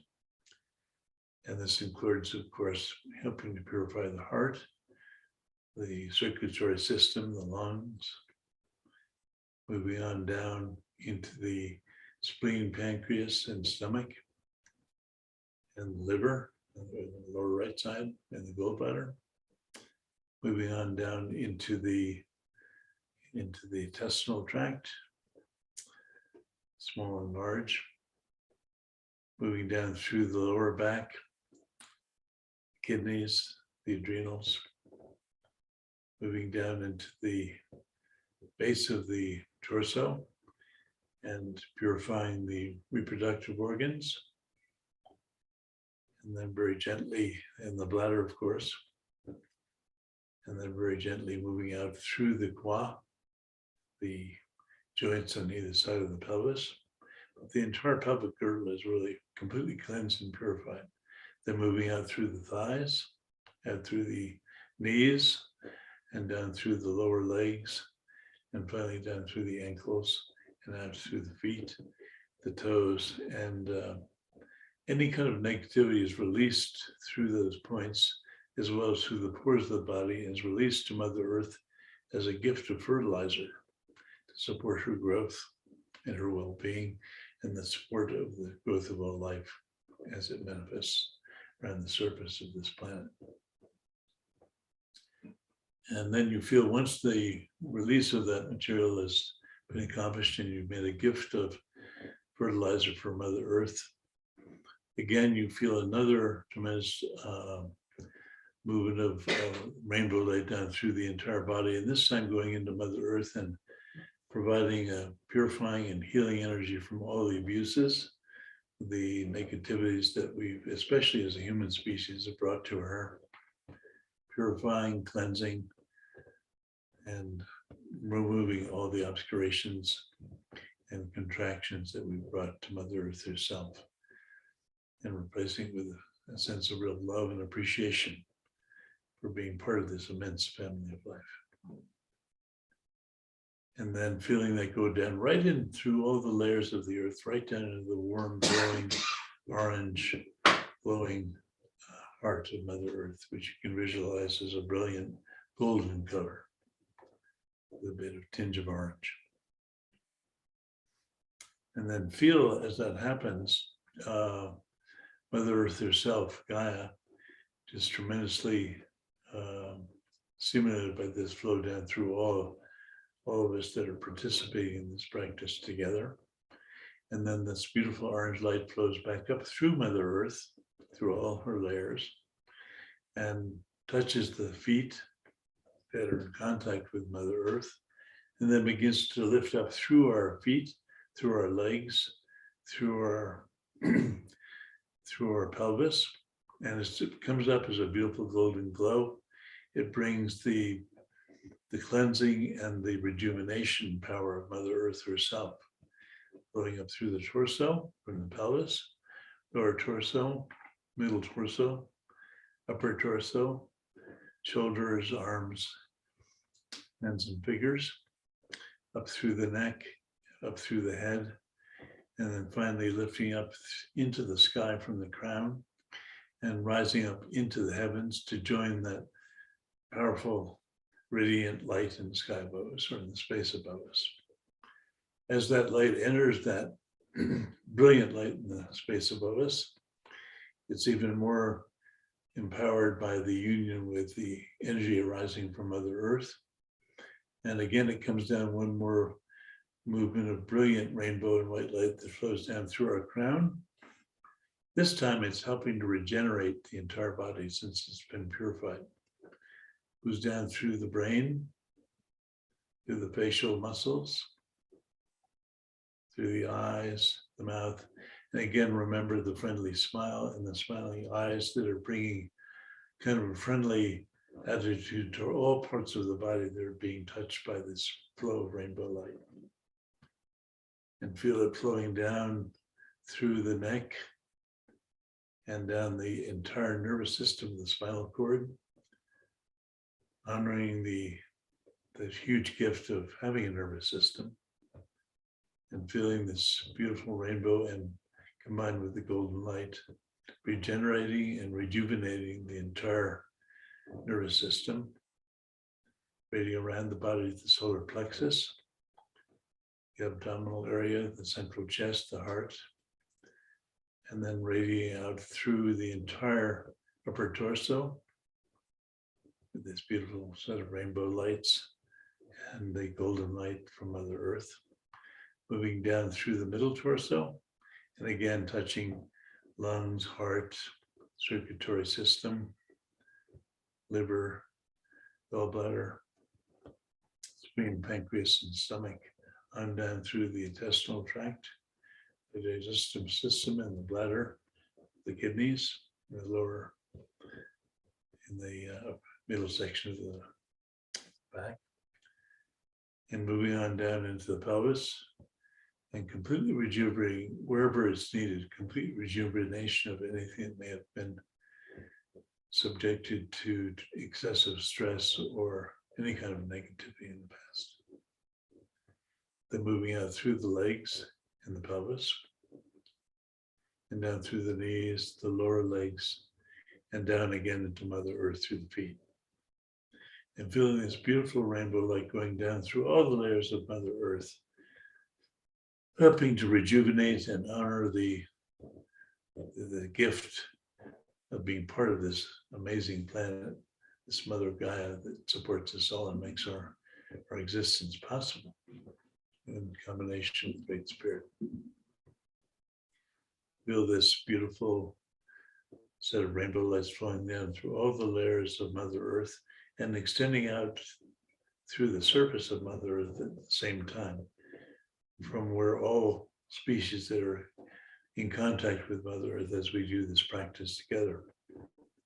We begin to feel rainbow lights radiating out from each of us, interweaving us together into one great being that's participating in this practice together at the same time. Feel these beautiful rainbow lights going down through the layers of the earth to the very beautiful orange, glowing, golden heart of Mother Earth. And then feel as that light begins to radiate into the core of Mother Earth and bring a beautiful, heartwarming energy to the core of Gaia herself. She radiates back out again, this time a very rejuvenating energy that comes up through our legs, through our torso, through our upper bodies, through our head, and lifts into the sky again. And this time bringing a incredibly powerful rejuvenating capacity as a gift from Mother Earth to us and to all the beings that we're engaging in this practice together with. Now feel these beautiful rainbow colors and golden colors beginning to radiate from our bodies and connecting with those around us, our friends, our family, our loved ones, and our enemies too, and beginning to encircle the entire earth, touching all life, all living beings, helping to rejuvenate everything that the lights come into contact with. And again, all negativities, all pollution, all negativities from climate change impacts are resolved, removed, and replaced with a completely regenerative set of interconnectivities around the entire planet itself. In fact, all living beings become really one being in Mother Gaia herself. It's part of her body. Feel that rainbow light helping us to merge and interconnect into one great being as part of this body of Gaia that we're learning how to become decent caretakers of. Feel these rainbow lights completely unifying, bringing us together as one great being, like the cells and tissues and organs of Gaia herself. Now, functioning in a healthy and balanced fashion, harmonious, peaceful, loving.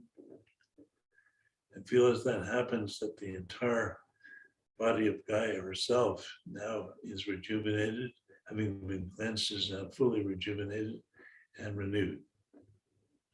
And begins to lift up into the sky, into the space above, as this immense rejuvenated being that we're all part of, and lifts into the space above us, radiant with that light from pure source, rises into that immensely powerful, profound light of pure source and merges with it. So the light of pure source, all the rainbow lights and the beautiful golden rays rising from Gaia herself merge, and then that brilliant light radiates pure rainbow and golden light throughout space.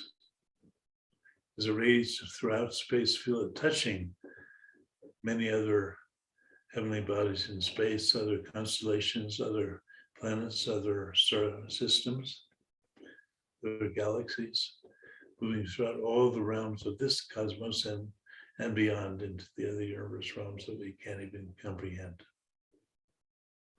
And wherever these rainbow lights touch, the liberation and empowerment and a liberation from any kind of suffering is accomplished.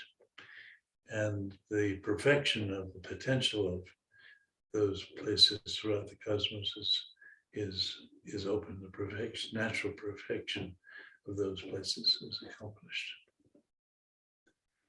Now, because of the power of this coming together is accomplished by all these rainbow and golden lights, we feel all these other beings, all these other forms of the cosmos beginning to come together and unify in this one great radiant light of rainbow and golden colors hanging in space.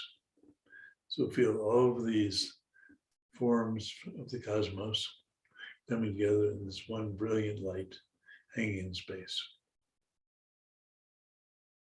As that takes place, enjoy that feeling of the coming together of all these different forms of the cosmos and the light. Enjoy that sense of immense radiance that we're all one with now. And feel that radiant light in the sky now concentrating. It's actually becoming smaller and smaller and more concentrated. So all the energy and all the light of that radiant being hanging in infinite space concentrates into a primordial atom, primordial point of pure energy, pure awareness, pure beingness, pure consciousness, pure radiance of loving heartedness. And then at the point of maximum concentration, experience that light suddenly exploding and radiating throughout all of space, all of infinite space, and expanding its radiance throughout all space, and all light moving out and dissolving into the vastness of space. Just like a rainbow appears and then dissolves into the sky, leaving behind an experience of pure, open, clear awareness, formless, beyond any particular form, but encompassing and holding all forms that naturally manifest and arise from it, manifest in the field of it, and return to it moment by moment.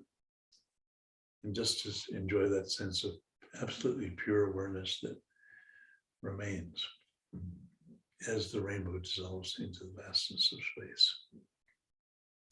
And for just a moment, rest in that open, clear, vast, infinite, spacious consciousness and pure awareness. pure source.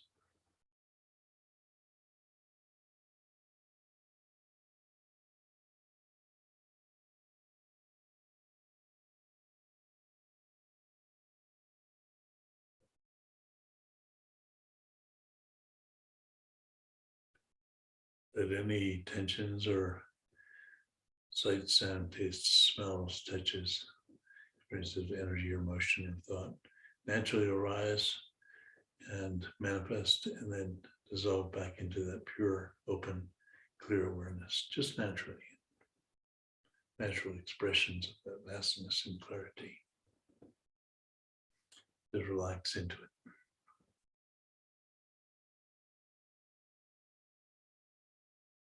In total presence.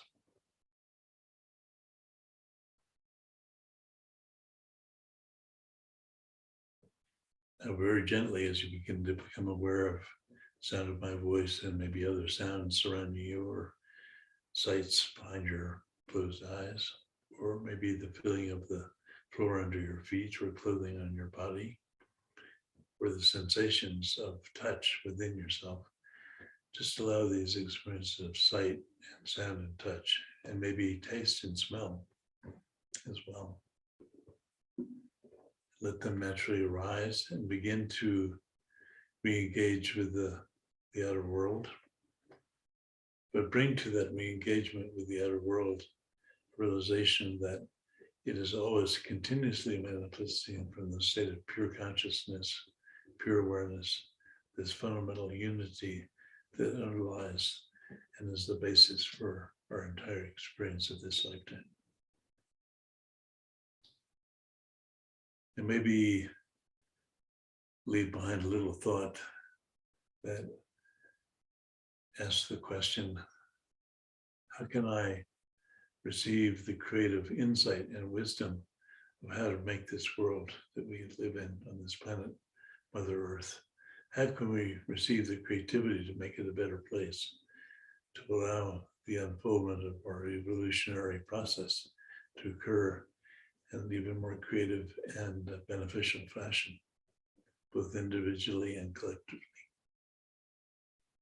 Let that be let that insight naturally begin to flower inside of ourselves as we begin to re-engage with our lives in a more normal way. Let that integrate in our being. And then as we open our eyes and begin to move back into our more normal life, let that creativity begin to unfold and express itself in whatever unique way it would like to.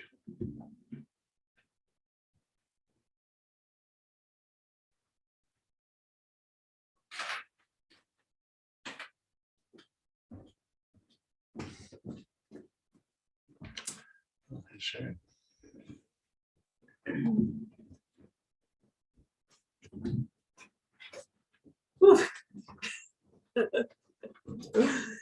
Everybody's glowing. That was so beautiful. Thank you. Thank you, Joe. Thank you. Thank you to everyone, all of our Healing Our Earth family, to Neil Kumar, Nishit Gotak, Seema, Meeta, Lakshmi, everyone, Lata, Beth has just come into our family, Wai Ching with her radiance and beauty and grace. Thank you all for being a part of this, and please join us. Next week's going to be just as fascinating as this week as we move into the area of healthcare for all of us. And let's see, is Lakshmi still with us? Yes, this is next week. We have some wonderful programs coming up in the future. We have the Vegetarian Kitchen on the 19th, and there'll be, as I said before, recipes, but also very healthful oriented recipes from ancient Ayurveda, from other traditions as well. Then we have the Festivity 2021. Let us celebrate Christmas and Bollywood style. All of these events are free and they go all over the world. It's the beauty of the internet these days. Then Festivity 2022, let us celebrate the new year and sing and dance and play together and envision what we will bring in our own selves and out to the world in 2022. I have the feeling it's going to be a really miraculous year, especially with this energy of us coming together, the level of meditative bliss that we achieve through John. And I would like to, here's our mission statement, yes, to promote happier, peaceful, healthier, and inspired global communities by delivering multicultural online edutainment. And we generally close with a mantra. Would you like to give us a mantra, John? You know lots of mantras. How about one that came up with a friend of mine recently? It's kind of a variation on a Tibetan mantra that's quite powerful, which is Om Ah Hum. Oh. But we've been doing a little variation on it recently, which is Om Ma Hum. Yes, Seema. So let's give that a try. Okay. So we can just do 9 repetitions of this. Om.